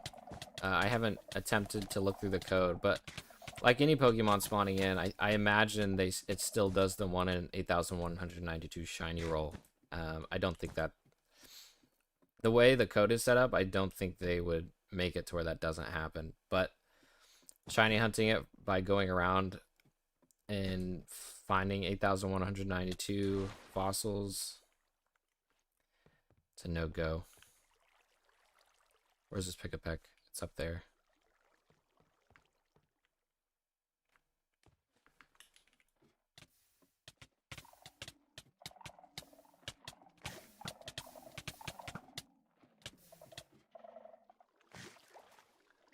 Hopefully they add breeding mechanics like cobble breeding mod does once Kong gets around to it. I think they use vanilla system exactly like the mod. Yeah, it's interesting because the breeding's gonna be nice, but at the same time, I don't want it to get rid of. I think I don't want it to get rid of the mechanics that we have now. Oh, there's another shiny oddish. Okay, let me update the counter. 103. I do like. I just don't want them to make Pokesnacks completely obsolete, you know. But who knows? Maybe it's still gonna be just as much of a grind.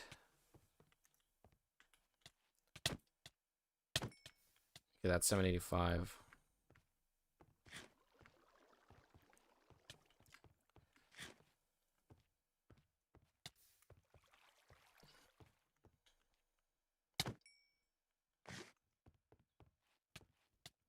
$786. I mean, they have shown breeding mechanics before. They just haven't fully implemented it in the mod yet. Yeah, it'll be coming soon, though, I think. Yeah, I saw that too. That was a really good video. I really liked it. It was, I don't know if she got it from the Pokesnack or what, or the mod. And on top of that, I believe they have better, not to discredit it in any sense, but I think their shiny rates are 1 in 6,000. So, and I also don't have the golden apples, so it may be, but for her to pull it, definitely very lucky. And good for her. It's a grind. I'm hoping the shiny hunting machines will make it a bit easier for me, since I don't have golden apples and stuff like that.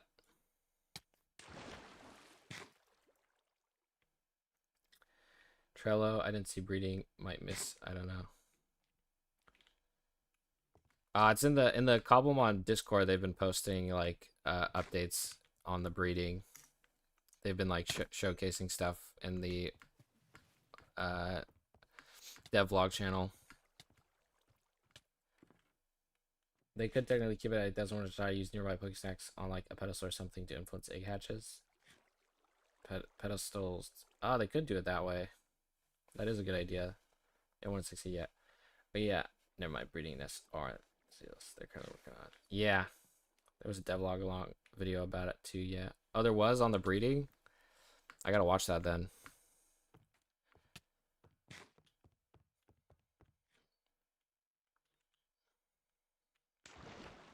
Knowing that the dev sub, they're definitely gonna do it a certain way where it will be balanced. But I'm just so curious on how it's done.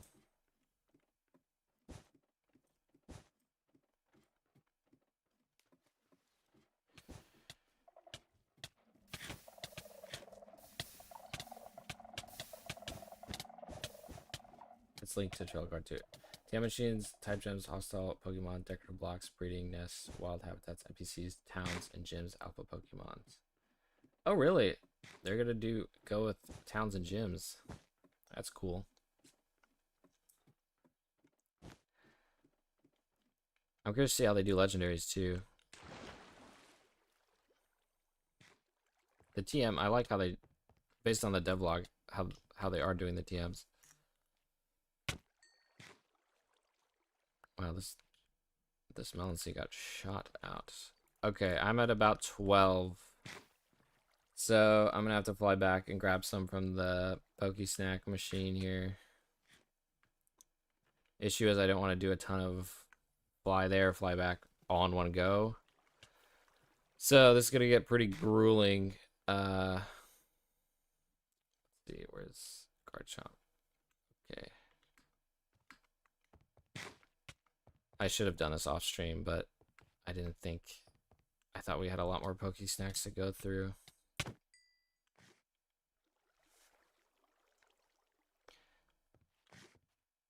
Okay, I think I'm just gonna jump down because I don't want to risk spawning anything.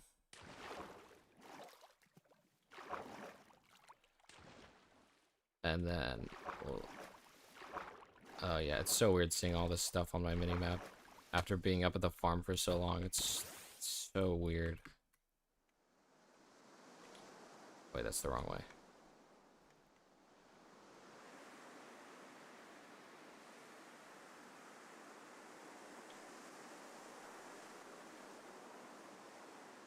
Poor guy trying to shine out while we distracted with comments to read while he straddles the...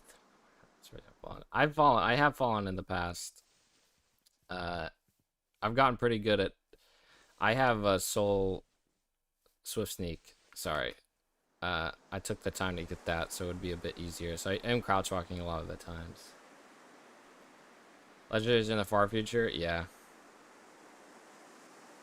Yeah, that's why I'm so curious to see how they do implement it, because there hasn't been really much talk, because what's the right way to do it, you know?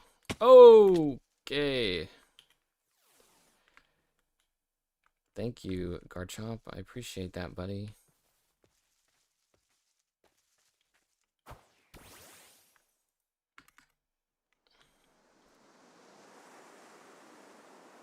We're back at the bare bones base.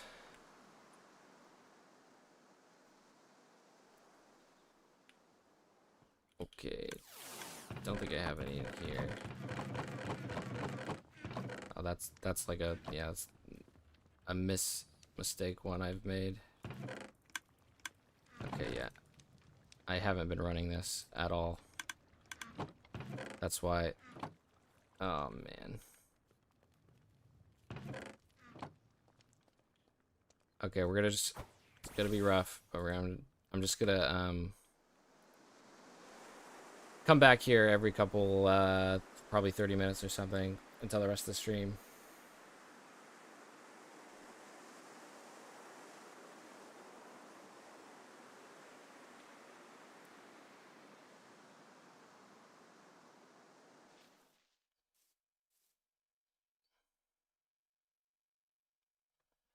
I feel like enlisting the help of other modders that have created models already complete their collection to make the job easier. They can rework the ones they aren't happy with. Maybe, but I also feel like it's kind of hard to do that. They have a very structured, from what I understand, they have a very structured approach. It's almost run like a company, I think, where, you know, not everyone can make decisions. It has to be brought up in a way and kind of voted upon. I'm not too sure, but I think it's hard to do that.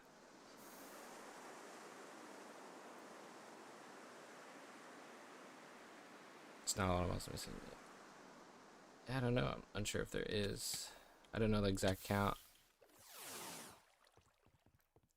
It's going at a steady pace.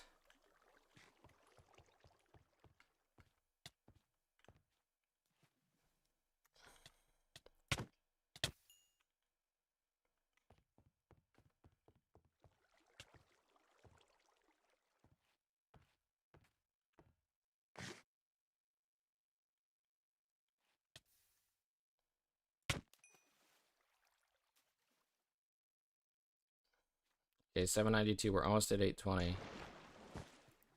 Should get it at this rate. Stream isn't happy. Snap. My bad. Hopefully it fixes itself soon.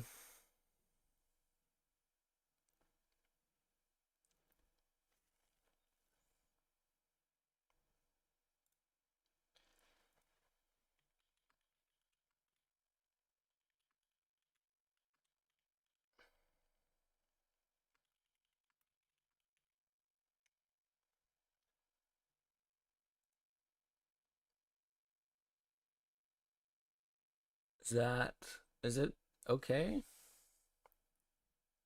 I think it fixed itself. Let me just double check.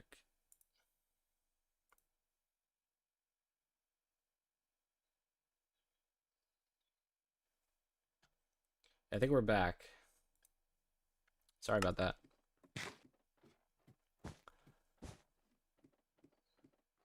Oh, I'm not leaving, sad boy. I'm just pausing the game. If you're oh, if you're leaving though, have a good one. Sorry, I might have misread that. Have a good one, sad boy. Thanks for stopping by.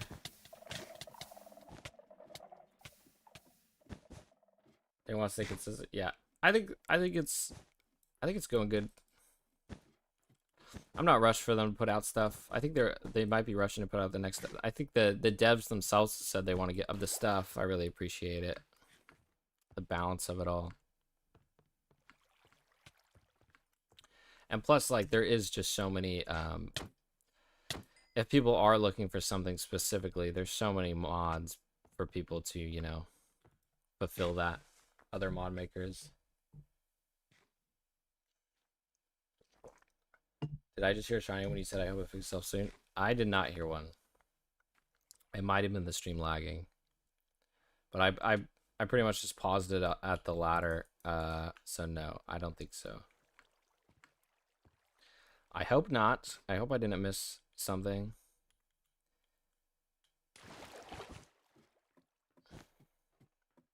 How'd you kill a shiny bubble thinking it's regular bubble?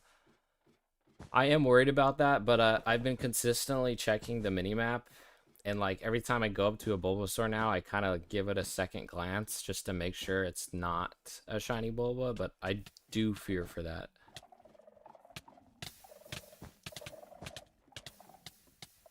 Oh man, my internet dropped again.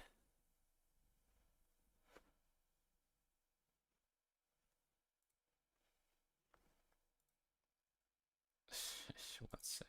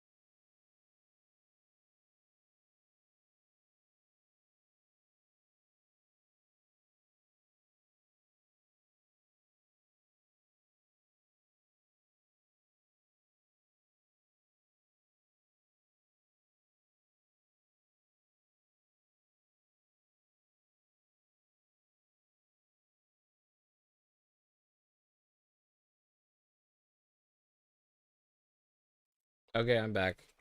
I know what it is. So I'm on a Wi-Fi extender just based on where my PC is, and unfortunately, the Wi-Fi extender is positioned right next to a microwave. And so when someone in the house microwaves food, the microwave completely like jams the extender. That's right in front of it from where my PC is. So that's why that happens. Someone was heating up tomato soup. But yeah, I'm back. Might have been me sighing that Mr. Shine sound. It probably was. It's frustrating dealing with that.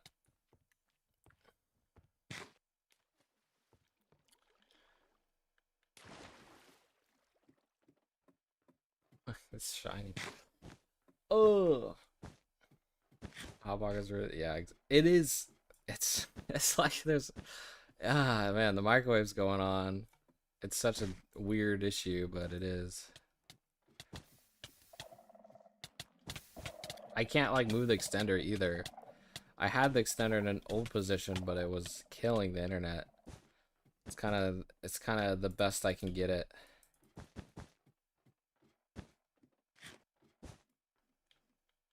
It's a weird setup.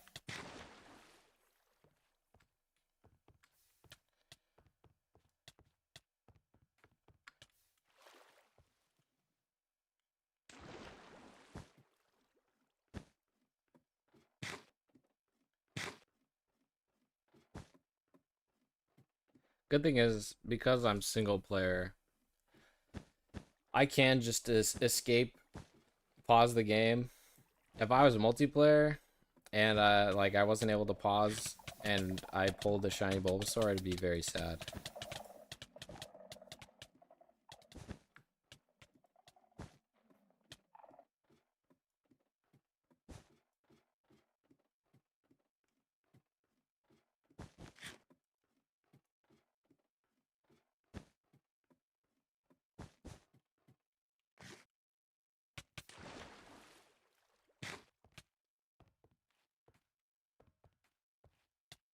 Okay, number 794, almost day 20. We're getting there.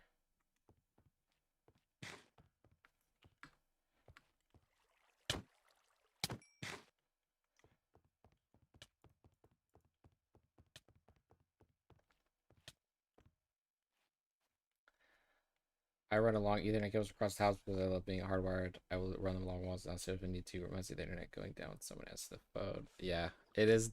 It's definitely an old school problem. And I wish I could run the Ethernet, but it's just, I can't do that. My setup doesn't allow it. I would get a long wire, but there's just no way. It's out of my hands. But that might be changing, you know, who knows. I do have job stuff coming up, a job opportunity, so hopefully I can upgrade some stuff around here. Okay, another Bulbasaur, let's go.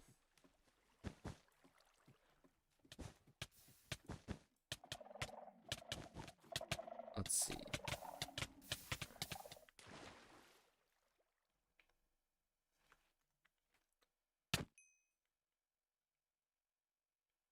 That is 795.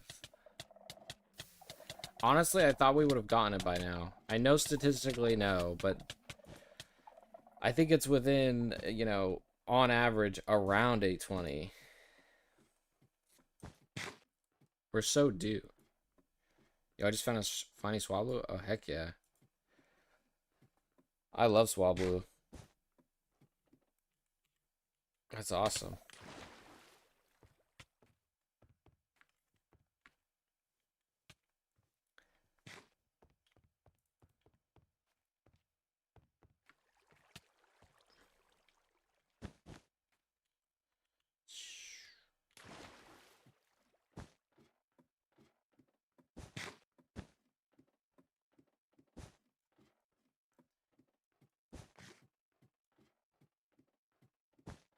Okay. Climbing up the tower.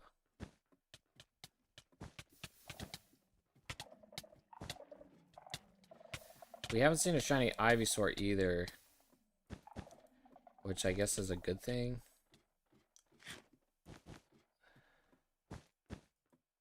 I wonder how many encounters we'd be at if we didn't have Ivysaur spawning. We'd probably be around 1,000. In which case, we're very unlucky that we haven't seen an Ultra or Shiny yet. I love the shiny sound effects, but it would kind of be cool if there was different shiny sound effects depending on the tier. Like if there was an ultra rare, it made maybe a bit of a different one. It is really good though, so I can't complain. That's 796, and this is 797. The average appearance should be 1 of each one. Unfortunately, the average includes highs and lows. Some people could get it as their first. I know. What's the like what's within 2 standard deviations though? That's I don't know the math for that yet, but I would like to know what's within 2 standard deviations of 820.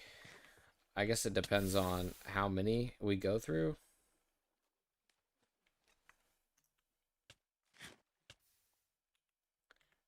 Gosh, why can't you be a shiny?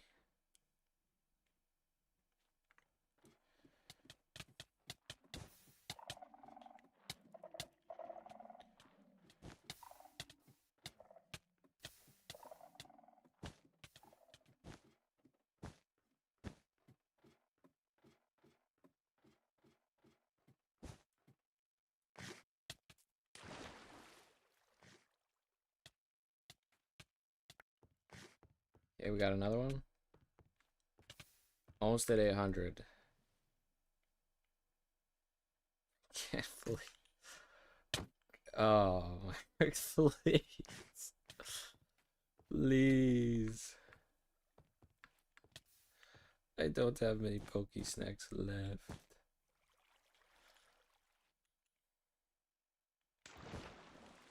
Please don't make me do a day 6. It's gonna happen today. It's gonna happen today.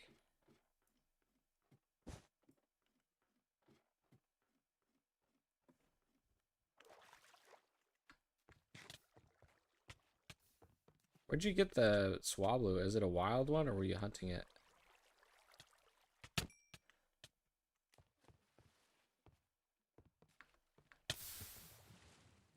Okay.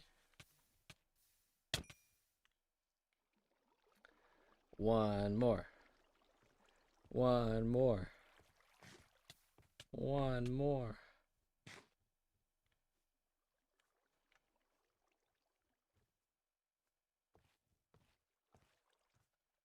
I beg.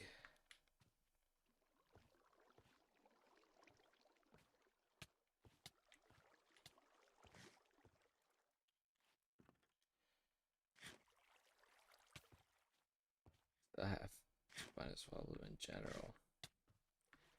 The one spawned, I think we saw one. A wild one spawned here accidentally. Maybe that wasn't a Swablu. I'm pretty sure it was.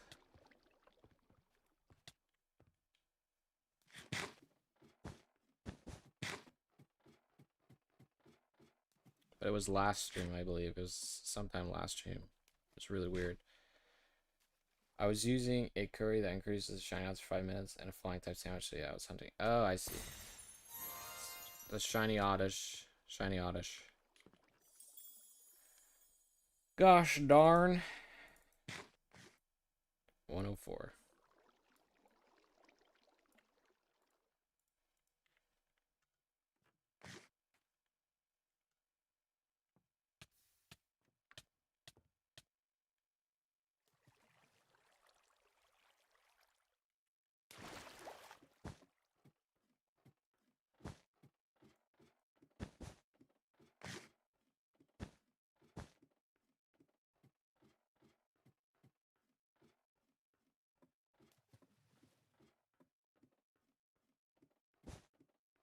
Come on. Shiny Bulbasaur.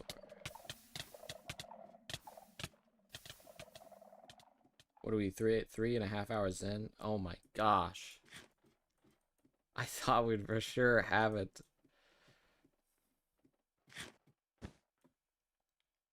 Ah, these towers don't need to be filled up, honestly. We could wait a minute.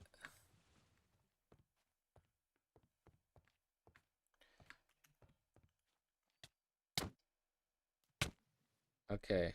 802? Yeah.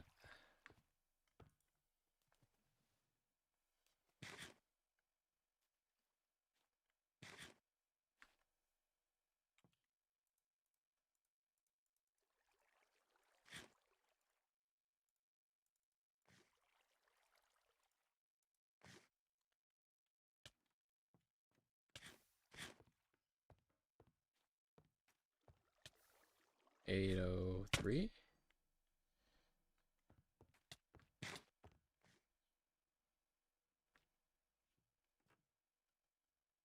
See, I think of that tower, if any.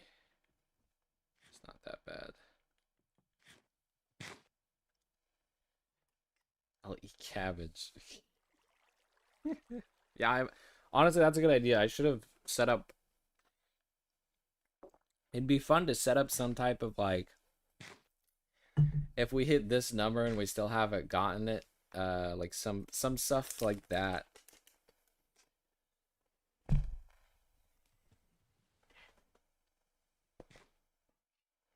Might just make the hunt a bit less of a grind. But it wouldn't be so much of a oh, we hit 1,000, we didn't get it. It'd be more of like a reward. I don't know, like we hit. It wouldn't be so much of a punishment. I guess it could be, but it wouldn't make sense to. Because getting to such a high number already is a punishment in itself.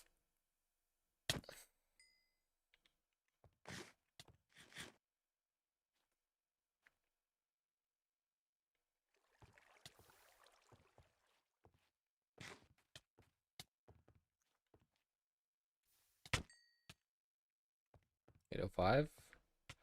Let's go.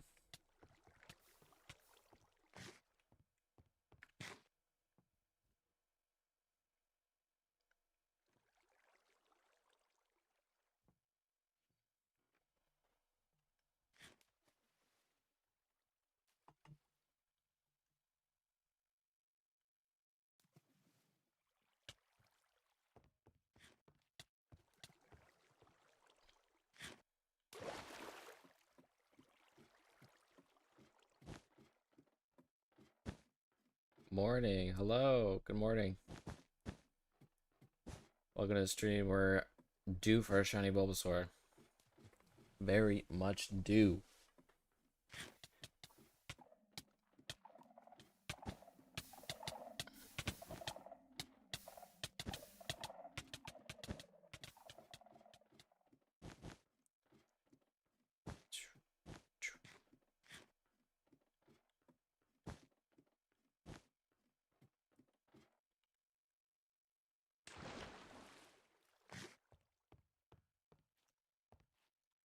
Okay.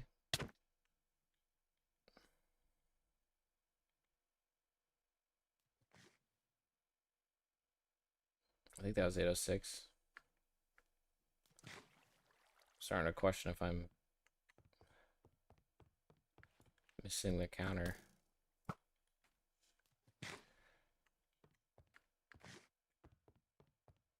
Ivysaur. Not the good, not the good.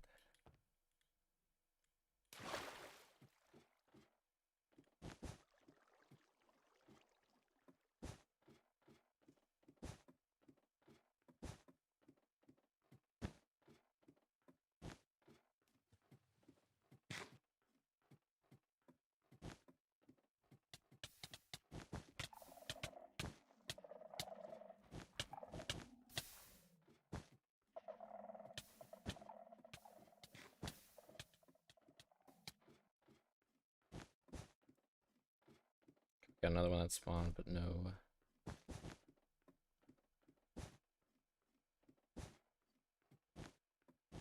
We're almost to 820. That's the lucky number. Oh, we're getting there.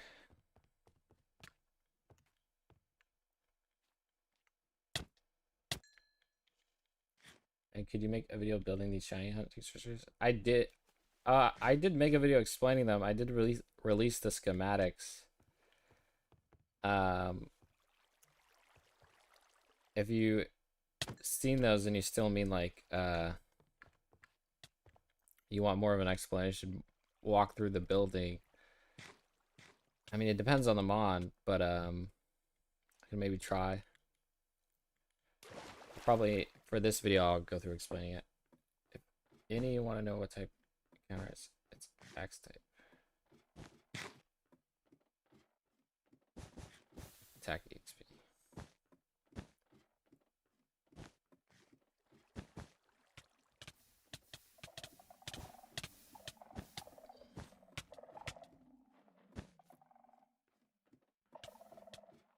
Gotta put Peck.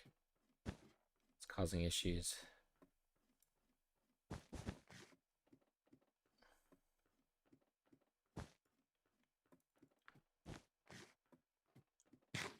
Two more Bulbasaurs. Okay, almost. It could be number 820. There's a good chance.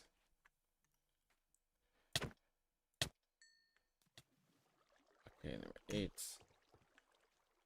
10. Now where's this Pepek?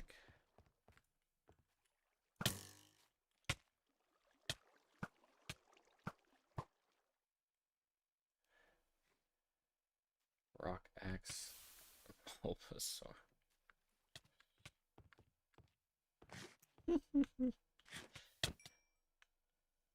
We're kind of getting a ton in a spree here. It's getting my hopes up. We're building like a, what is it? A counter? No. We're building a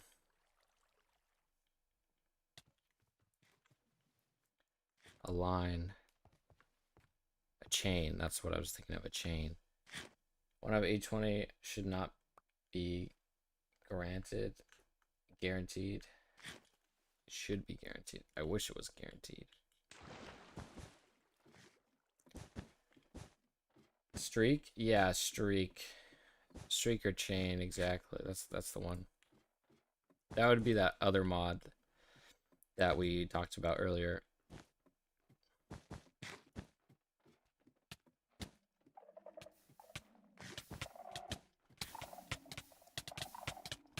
Yeah, let me just go. Bulbasaur.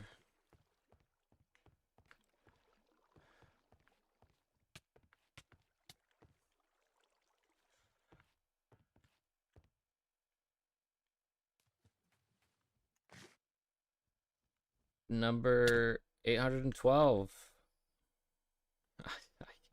Come on, give me some luck. I need some luck. Okay, so if I'm understanding correctly, the geometric support on the 1 chance, you mean you have 90 chance to get. You have a 90% chance to get it by 1 at 8,090 spawn 9. Really? That's the two standard deviations is almost 2,000. That's crazy. Oh my gosh. Oh man, this is gonna be so bad. Oh, the scoliosis. It almost looked like pain. Pain. Oh my god.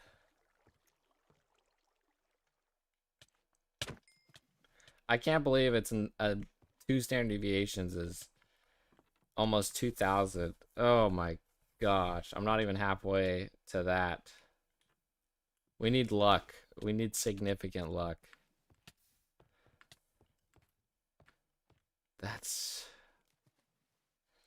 Where's this pick-a-peck? It's on top. Shiny Bulbasaur. Everybody chats a shiny Bulbasaur. Shiny Bulbasaur. We're gonna have to start doing some rituals for sure. I want the shiny Bulbasaur. Shiny. Shiny. And then I'm gonna have to run back to base to get more stuff. Man, I can't believe it's...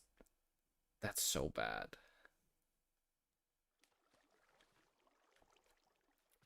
%90 of the time we're gonna get it within that much.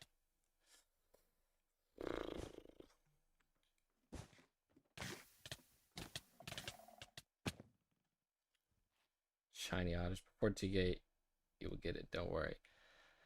I don't want it. I'm not even halfway to 2K. I got it. This like another 10 days. Or another 5 days. So it'd be 10 days in total. That's crazy.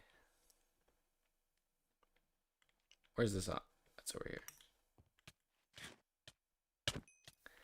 It's gotta be 820. It's gotta be 820. For sure. Do you like building, decorating stuff too? Or are you too focused on the technical part? It's a good question. Honestly, I like probably the technical part more. I do like building, to a certain extent, but I prefer building in creative. I'll say this, if I do build something, I prefer doing it all in creative to go through all the blocks I end up needing, and then in I'll bring the schematic into survival. You know, like that's kind of how I prefer to do it if I do. But I do dig it. I can enjoy it. You should capture the shiny oddishes so you skip them in the future. Yeah. I'm definitely probably just come... Yeah, but like... I don't... I kind of want to do each one specifically. It's a good idea, and maybe I will just come back to this for the shiny oddish, but I do want to kind of uh, do it piece by piece, because I will end up making a video, but it is a good idea. I'll probably reuse this machine, like you said, and just capture them. Just asking because Summon Lucifer. Brutal. Just asking because I'm working on common decoration mod, no plushies, but other stuff. Yeah, I'm sorry I don't have more to give you.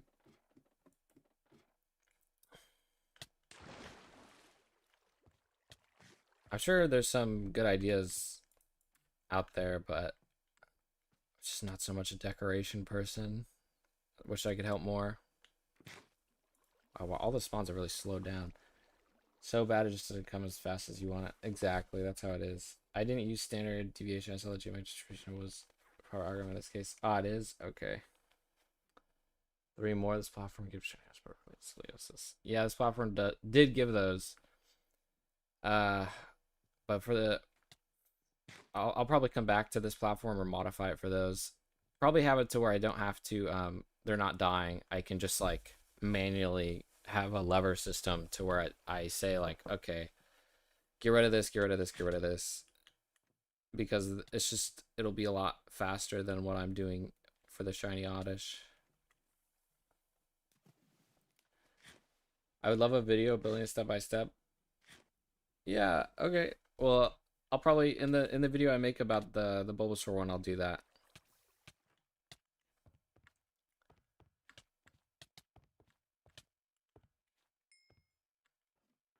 If that takes too long for you though, and you want it faster, go ahead and I would try to get the Lightmatica mod installed, and that way you can pull in the schematic. We'll include, for example, Rotom appliances and various colors, not just Rotom colors, which have the same custom recipe, but probably X-colored furnishes otherwise. Ah, that's really cool. I dig that. Maybe for the... I know people have made, what is it? Fuyu Coco as a rice cooker. Maybe you could do something like that for the campfire pot, or maybe that's what you're already doing for Rotom. But yeah, that is the only idea I really have on it. Maybe it would be cool if there was some kind of like Team Rocket, Team Galactic type stuff, but I don't...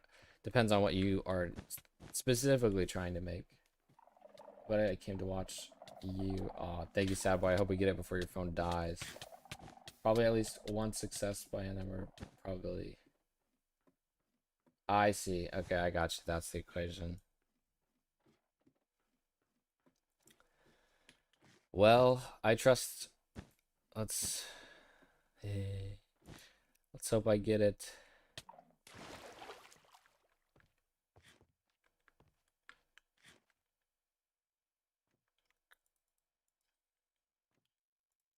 We have to run back to base eventually too. Again, I got like one more double chest.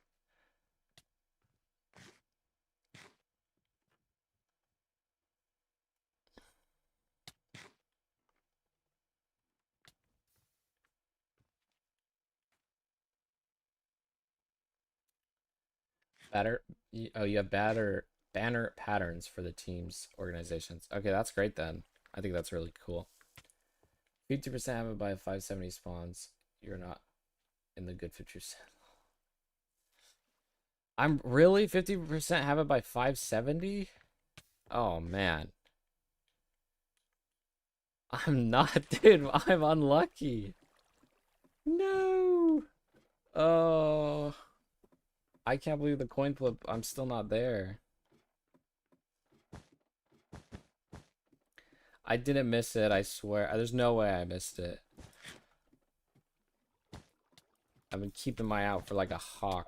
The chances of me missing it are so low. It is possible, but it's really low.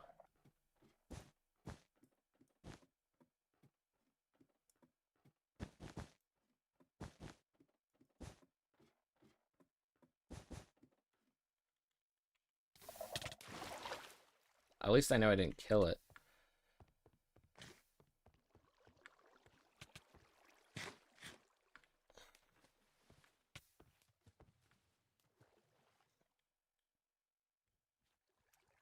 Okay, this is number 818.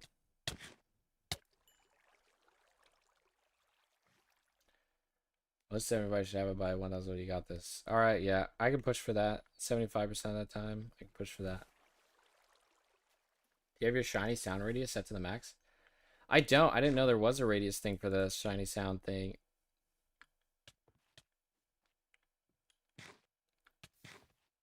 I imagine it's set high enough, but it's getting ready to be shiny. Whoops. Please get it. Let's hope. I'm hoping.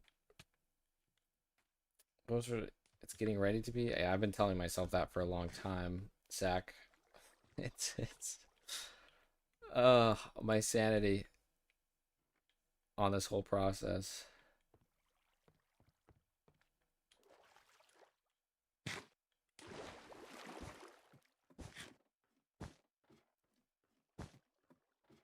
It's an option in the config. Okay, I'll have to turn that up next time then. I can see everything on the map, so like there has been shinies that I just some they don't make a sound if I'm that far away, but generally I can hear everything. They die too fast is what I've always thought. Some of the like Odyshes, they spawn in and the shiny sound doesn't immediately happen. Maybe it's because I'm too far away. Confuse that with shiny nose particles distance. Ah, okay. Now I'm not too worried about the sound. Sometimes it just doesn't play it even if I'm right next to like the one. It's kind of weird how it all works. I think it checks every couple of seconds. That does include the sound as well. Okay, we're going back. I will change that. By next stream, if I don't get it, I will go ahead and run that.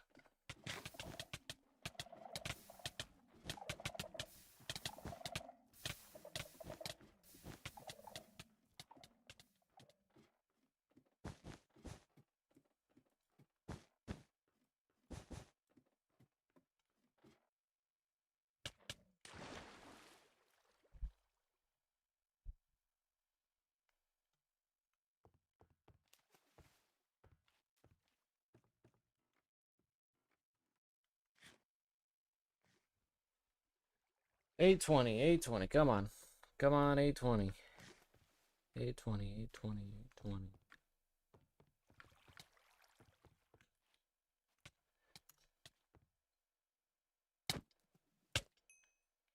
819.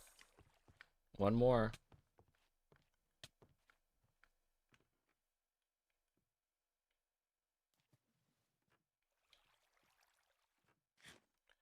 I have 7 left. I'm gonna have to run back to base again. Okay, I'm just gonna drop down. Ugh. All right, let's go back to base now. Good thing is, as soon as I drop down, I know I'm not within the Pokésnacks like spawn radius, so it turns off almost instantly. So I don't risk one spawning and then despawning because I'm far enough.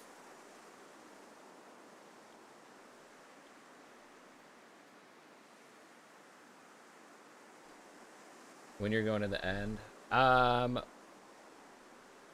probably after I do the shiny hunt and do all the editing and everything and post story and all that stuff and posting, and I'll probably by the time I'm hunting Ditto, I'll probably go to the end just to get like shulkers and stuff like that. Make my life easier. I'm unsure if I'd rather know about a shiny that's outside the despawn minimum range, or if I'd rather be unaware. Yeah, that's true. Just like ignorance is bliss in that situation. Hopefully it never happens. See more Bulbasaur than most people have in their whole existence. Yeah, I'm using the base shaders in the official pack. So what is that? I can turn them off and on. Complimentary reimagined. That's the ones they use.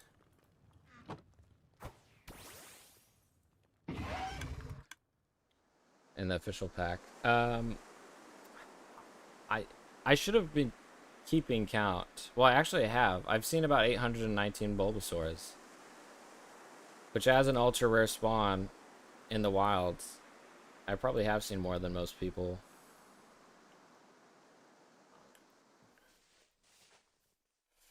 Unless they have their odds changed. Yeah, it's pretty crazy how much I've seen. You'll probably catch up though if you just use enchanted golden apples. If someone had that enabled, but yeah.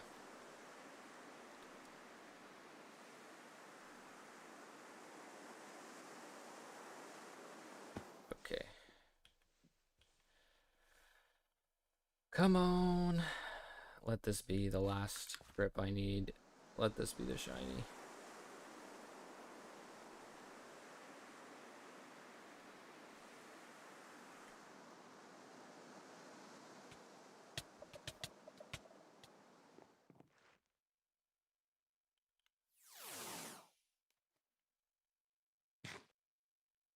So many haven't despawned on the ground yet. Okay, this should be it. Shown mod packs make enchanted golden apps craftable with golden blocks that ingots. You should always add that recipe in your pack. Possibly. Yeah. Yeah. The old recipe that they removed from Minecraft. Alright, this is 820. This is you should have been shiny, you son of a gosh.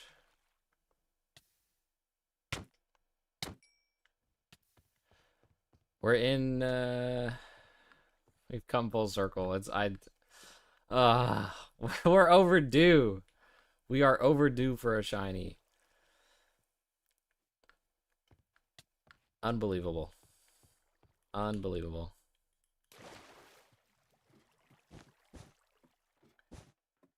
Would it be hard as hell to farm 6 for next to make blocks that show you that? Yeah, that is true. You would need a ton of Poke Snacks. At that point, you just go in Badlands and hunt it.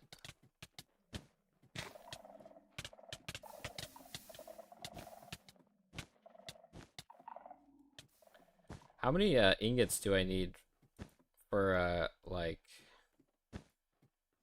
12 to let's say 12 double chest of regular golden apples stacks of, well, I guess it wouldn't be that much. Probably like 5 or 4. How much golden ingots do you need for 4 double chest of regular golden apples?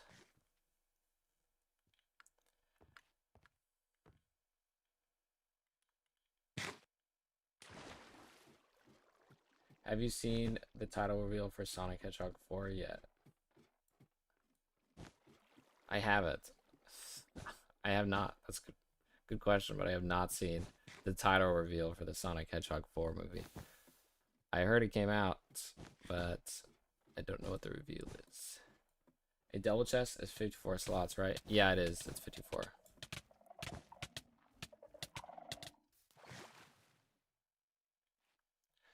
Okay, 821. Bust. 822 is a bust. 823 is a bust. Where is the shiny? We're due.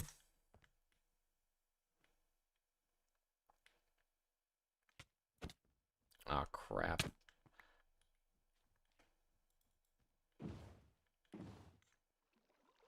Oh, goodbye, Bulbasaur.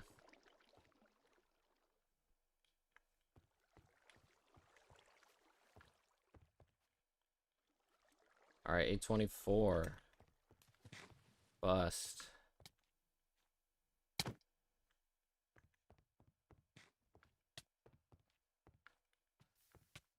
I'm super unlucky. Wow, age of 20, but no shiny. Yeah. That's a shiny oddish. Ay, ay, ay.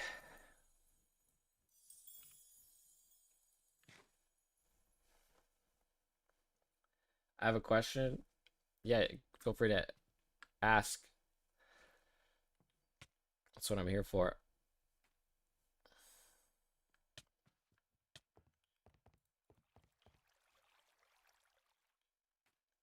Okay, 54 slots golden apples, 3, which 8 ingots, about 27 ingots per double chest full.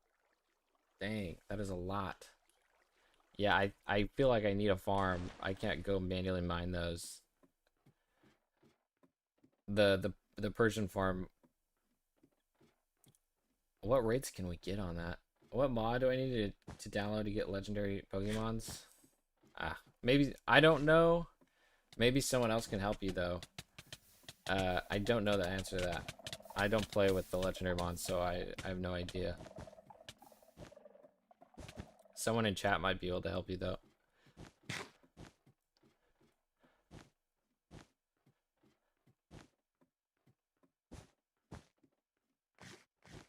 Sorry, wasn't much help for that. I just play on the base pack. I think Mythic Mods is the one of the mods that adds them. Yeah. There we go.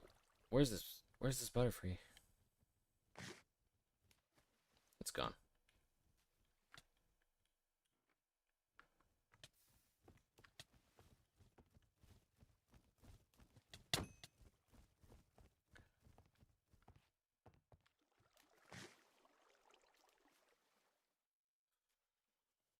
Ivysaur, okay.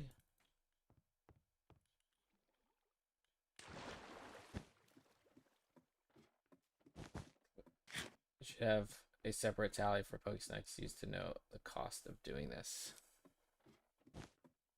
I should. It's hard to keep track though. I think I would need to build some type of thing to know though. Like in the top left, you see that 1 in 81,000.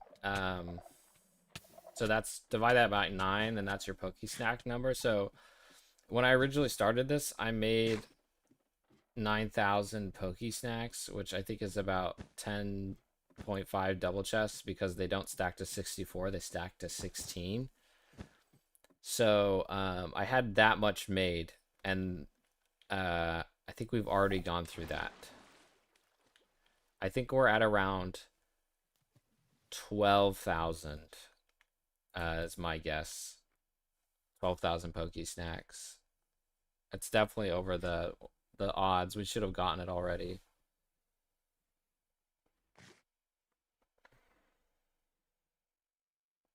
My advice would be to enable Zombie Piglet for. Yeah, I know. I should enable it, but I'll be fine with Starf, you know. This is one of the harder hunts, so I'm I'm still sane.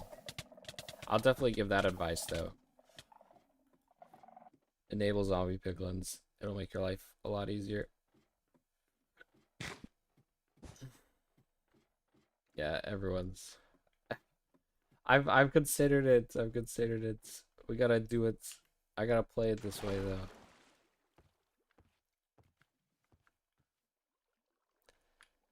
Okay, number 825.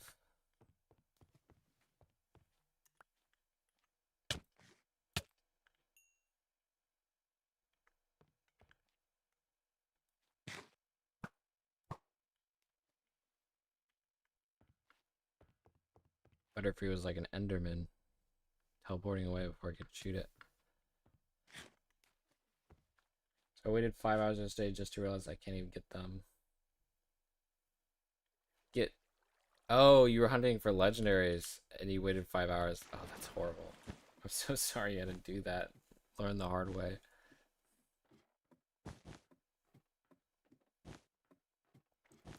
Even get to Mouth Bridge Farm is still capped by how many towers you can build. Speed up spawns. If you could get the spawn there without player nearby, it'd be scalable, but yeah. Yeah. I don't know. We'll see how min-maxable it is, but even then I'm just making a ton of Pokesnacks for it. I don't know. Could be worth, could not be. How big is the Illager structure chunk-wise? Like how many,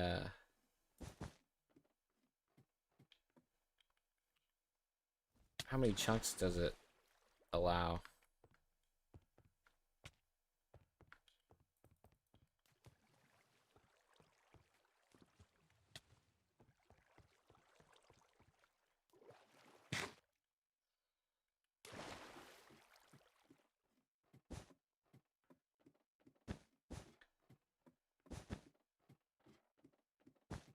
Come on. 8:25. We're at 4 hours in already. Oh man. I don't know if we're gonna get it today. I might have to shiny on tomorrow. And even then it's not guaranteed. Oh my god.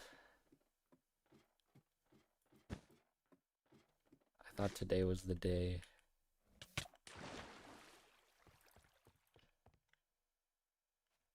I believed. I sacrificed. Over 100 shinies. Oh my gosh.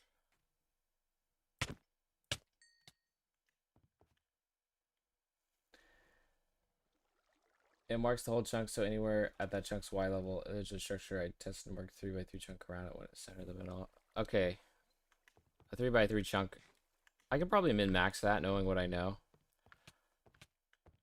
Might be worth.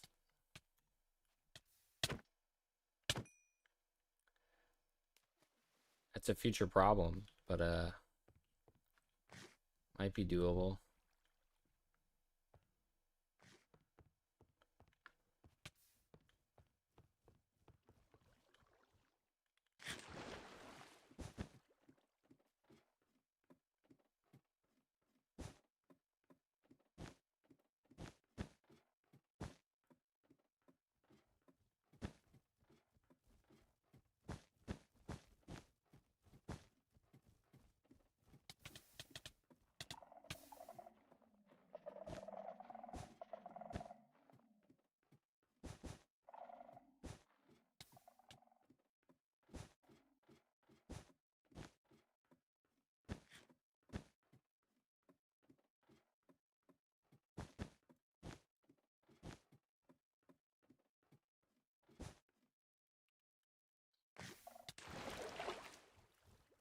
Butterfree is a problem.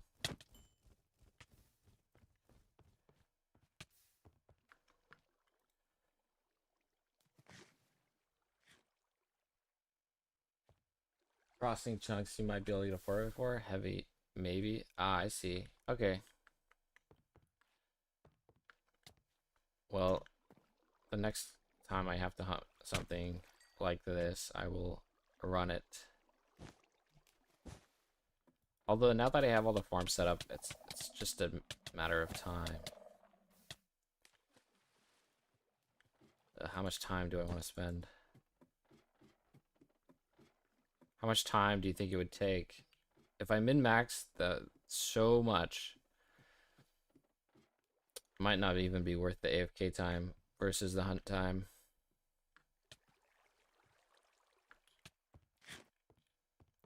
For shiny. I'm getting sick of seeing Ivysaurs as well. These Ivysaurs spawning are killing the shiny hunt.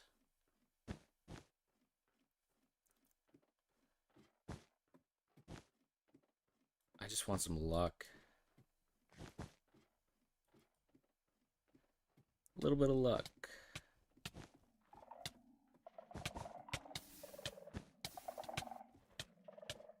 Why is there a murder shiny cat? What have you done?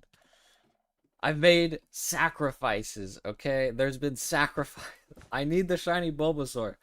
And a part of that is by having the sacrifice.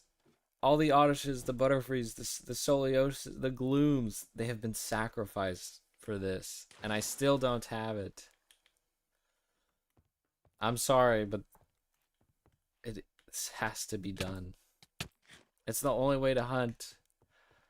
A shiny Bulbasaur in the wild is like a 1 in a million plus. It's like, I think it's like 1 in 4 million or something. It's crazy. This is what needs to happen.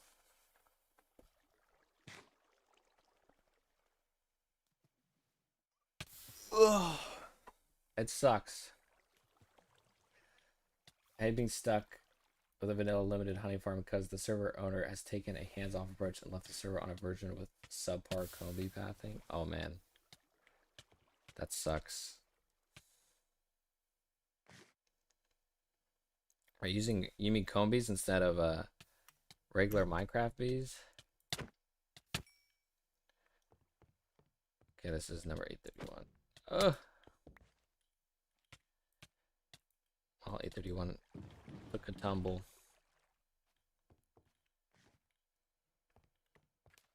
Good thing is if it is a server, you can set up a chunk loader and it'll, well, I guess with combis it might not run. But if you had bees with a chunk loader, it'll run 24/7, especially in the nether. Theme parks must be this tall or going. Must be this short to not die. It's true. Sometimes it will change. And it may be in the future that you do need to be this tall to ride. But for this hunt, it's not. Sadly. I wish it was.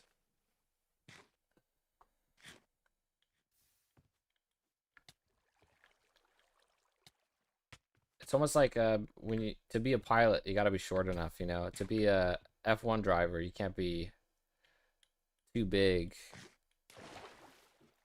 It's one of those situations. We're looking for an F1 candidate Bulbasaur. He just has to show up and be a shiny. The 1 in a million.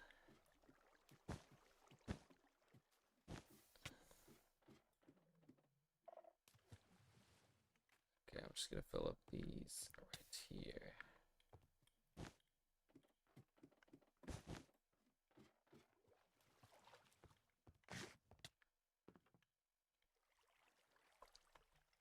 Drink some water.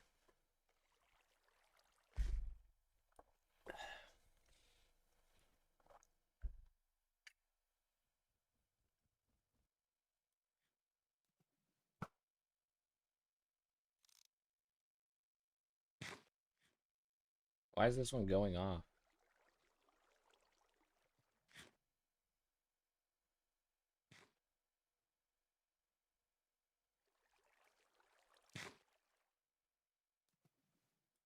Okay, that was really weird.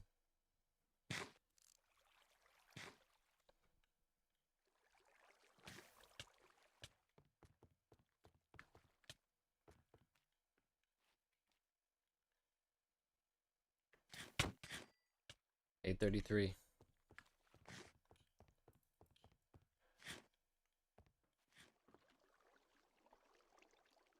I just realized your traps don't work after they update the Pokemon models to have varying sizes. Pokemon models to have varying sizes. Is that happening? Are they? Oh, is that becoming a thing? I didn't know about this.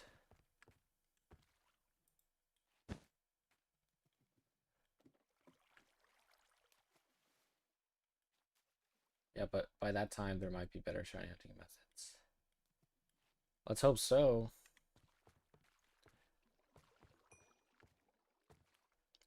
Varying model size is gonna suck.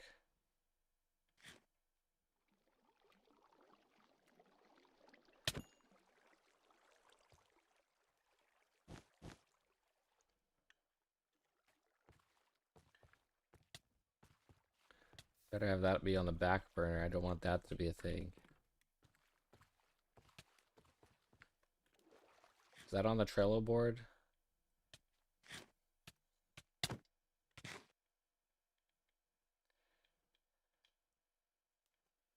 We're just using vanilla bees. It's on call 1.7 combis seem to just refuse to path in and out of second leaves. Oh, if you're using vanilla bees, then you can put those in the nether with a chunk loader and you'll be set.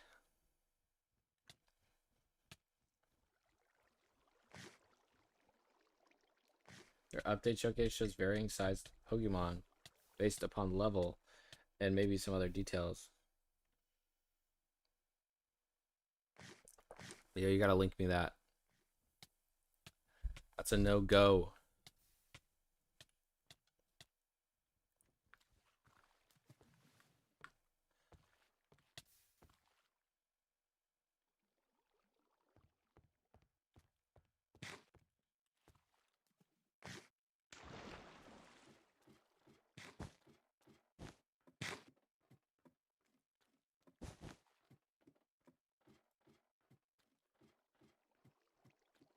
Another Butterfree broke out.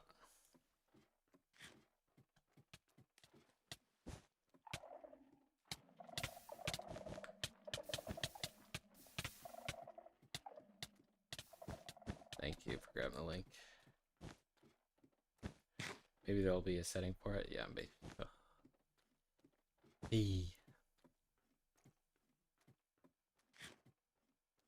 That'd be devastating. I don't think you could get a shiny, like a shiny Bulbasaur at that point. It'd be impossible. I've already made it pretty hard.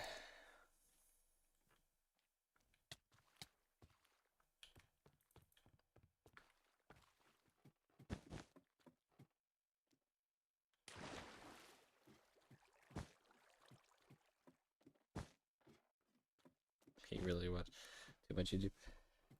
Nah, there's no such thing. I do watch a lot too.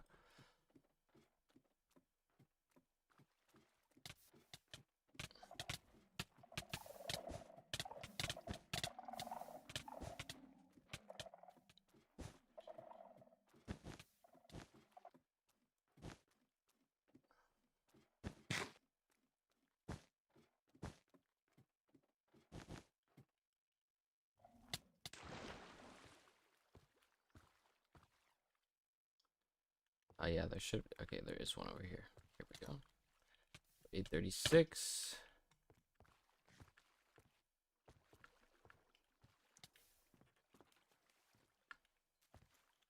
837.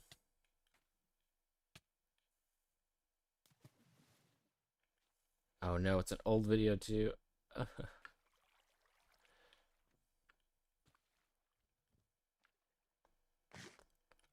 Probably ask the I'll probably ask someone if that's gonna come.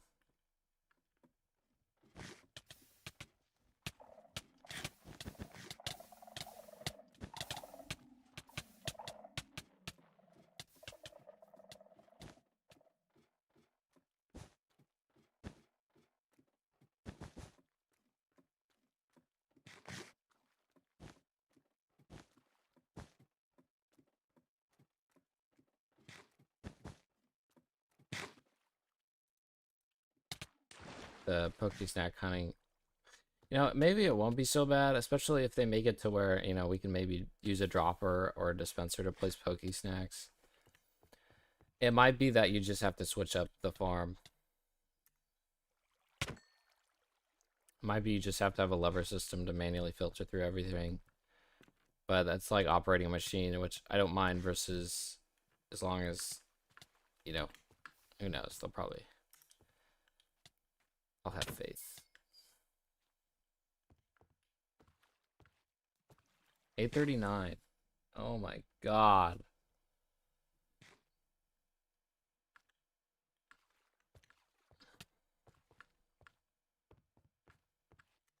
840. Jesus.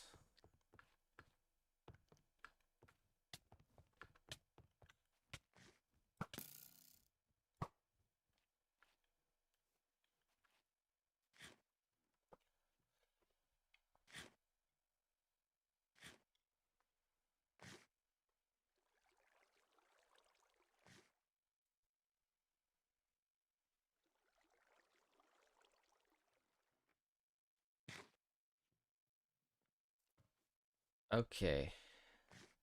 The towers seem to be doing pretty good, so I'm just gonna let them sit for a minute, try to maximize the spawns. Okay, we got a Bulbasaur. Not a shiny though. 841.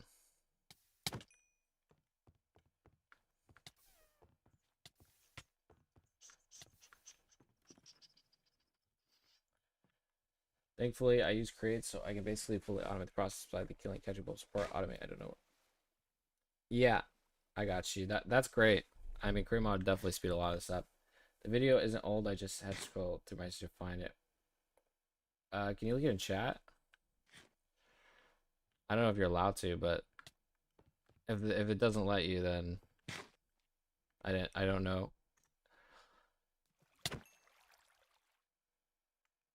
If it doesn't let you, just type in the title, and I can go get it. Sorry, I thought it was. I thought you could do that in the chat. I could try time set the replace says variation. Okay.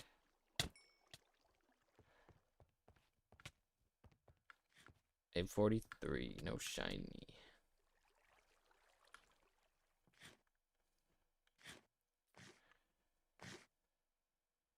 It didn't show up for me. Let me go. Nah, it's not there for me.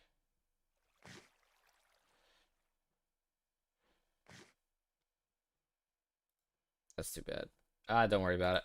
Just I'll try to find it later. Yeah, if there's a specific one you want me to, I'll go through later and find it. Thanks for trying. I didn't know that it wouldn't let you do that.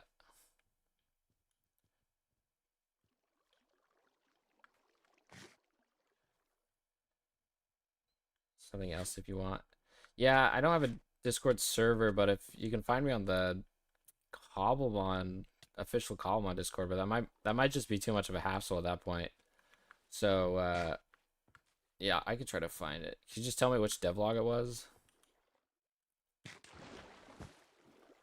I don't know, just put the video title, what channel is on. Yeah, I'll just. Otherwise, oh, there, here we go. The Vital Alpha Pokemon TMVR and more coming. Cobblemon is 5. Okay, great. Thank you so much.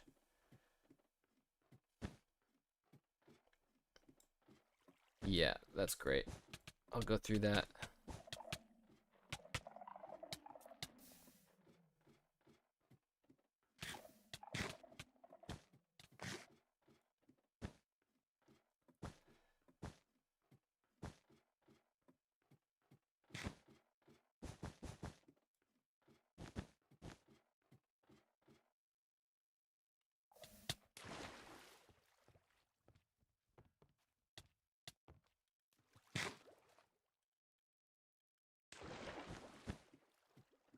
I was stitching together videos. You got various common sources such as the Discord, etc. Ah, okay.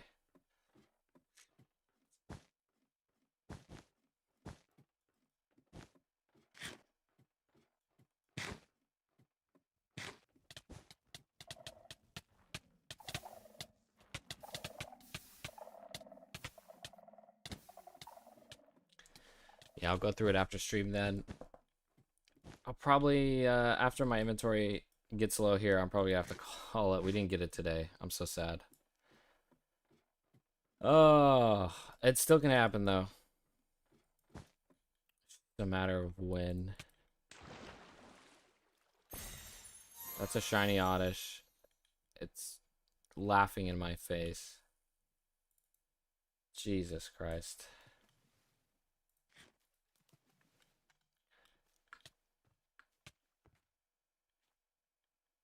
The game is laughing at me.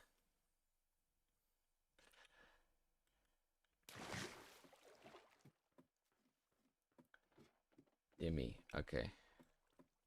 Thanks for the heads up.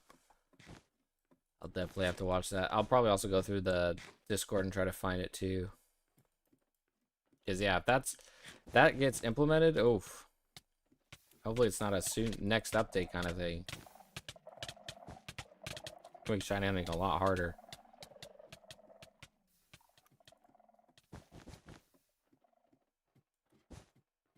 Another shiny Oddish. Okay. Why? Wish there's like a trade up contract for shinies. This is crazy. All right. 107.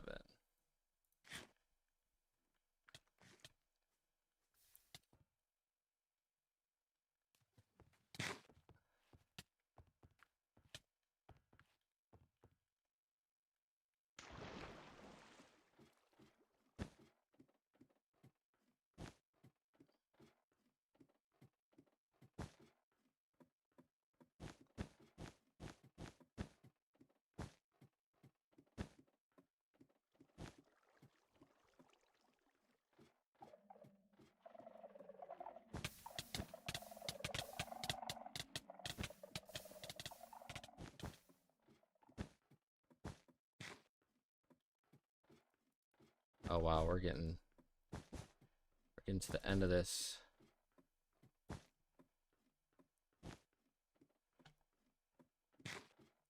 I'll run the machine off stream. God, it's a shiny Butterfree. Again, the same one. It's just trolling me. Gosh, darn it.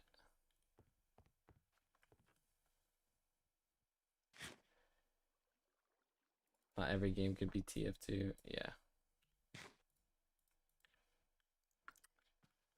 I love TF2.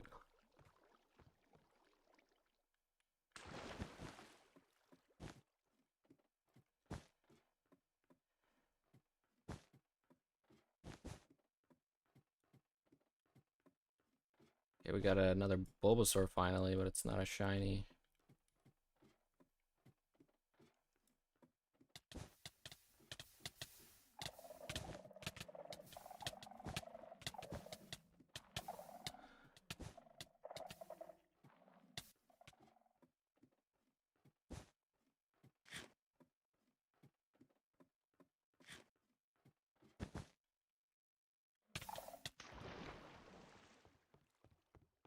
Two more, let's go. Please be shinies though. I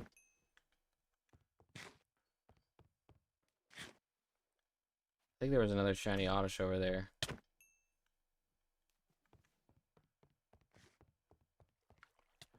Thought I saw one on the corner of my map.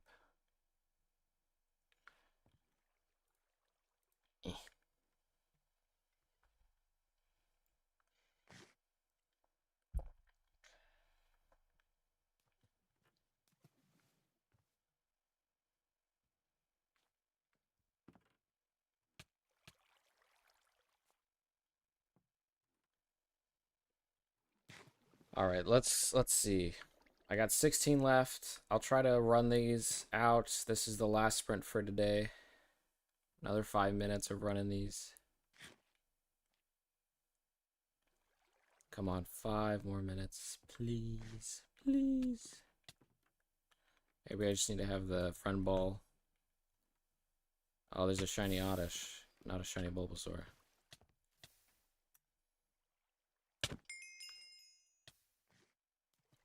Level 25. 1 level for every year the shiny hunt took off of my life. Another shiny Oddish. What the heck is going on? We got so many shiny Oddishes. They're just spawning like crazy and not a single Bulbasaur.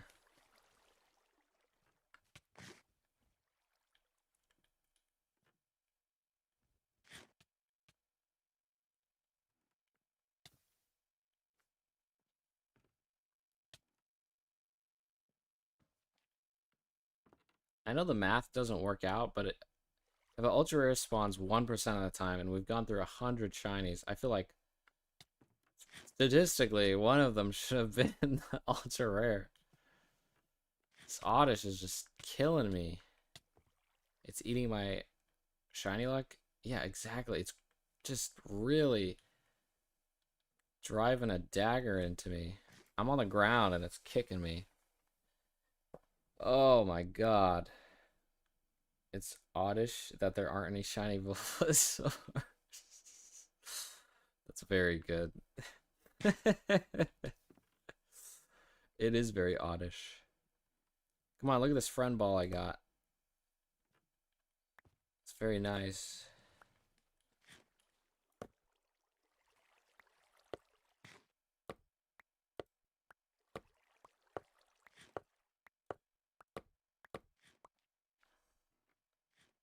It's perfect for a nice shiny Bulbasaur to make home.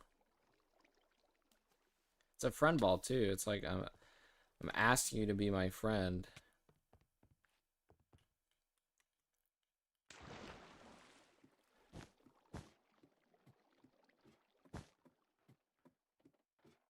Because you gotta have friends, exactly.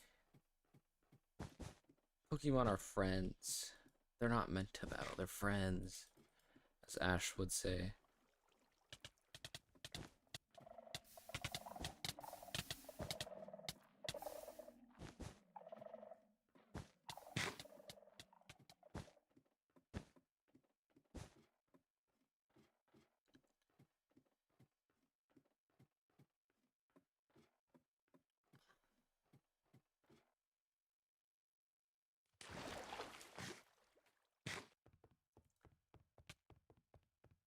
Slime ball.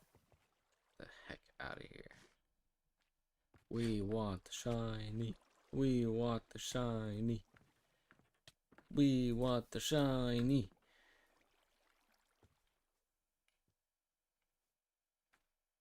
Yeah, that's true.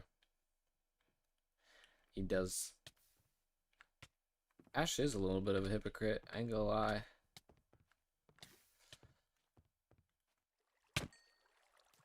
I wonder if there are any mods that would allow for farming triangle now it's bounced away. I mean, there's mods that bring back the old recipe of golden blocks. You can make them with golden blocks, which was like the original balanced way. I think that is pretty balanced. It's just like, I wish there was a way in Cobblemon to get it, you know, because I don't want to.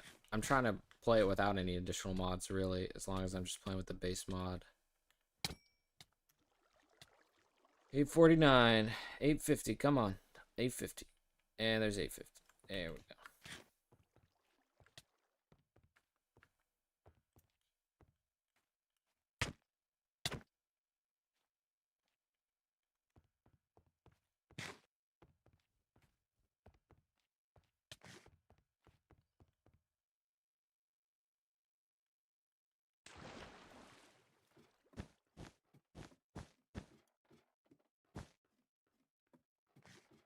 Basically, backpacks where spawns zombies, creepers, does temple, which can take channel levels. Yeah, the best way I know,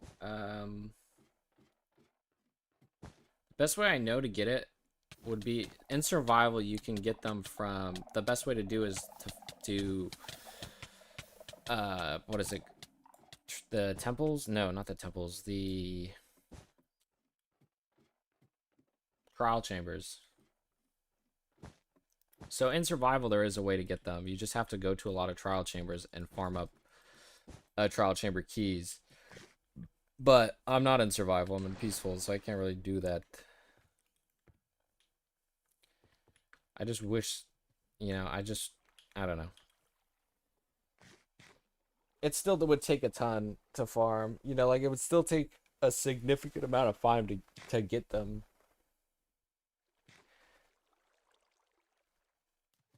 Yeah, I don't know why people are obsessed with the forever world. It's kind of a weird thing. But to each their own. I'd probably find my favorite add-ons and go from there.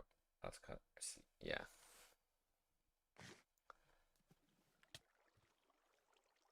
I shouldn't say it's a weird thing. It's just, I don't, a lot of people, there's a lot of videos about like, oh, my forever world. I don't get it. Trial gems aren't renewable. You need to go further and further from. Yeah, exactly. That's the other thing. I would have to just keep going further and further.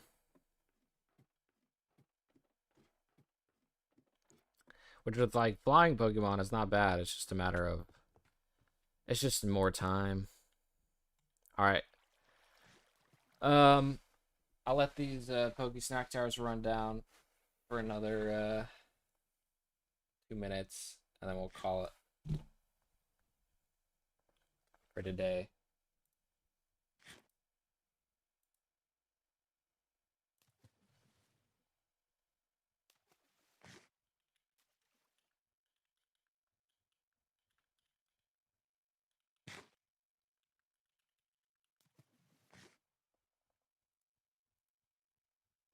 It's unfortunate we didn't get it today.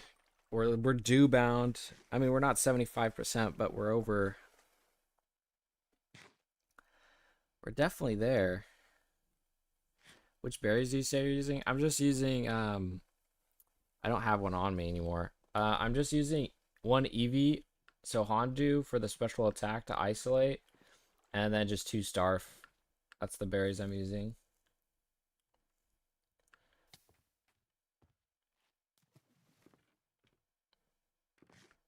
But anyways, I'll probably call it there. Thanks for everyone for stopping by today. I'll go tomorrow too. I'll stream probably tomorrow around the same time. Um, I'm due. So tomorrow's definitely the stream. I'll farm some Poke Snacks off stream. But thanks for everyone for just stopping by, and day 6 is coming. So yeah. Anyways. Unless there's somebody specific. Yeah. See you guys. Thanks for hanging out.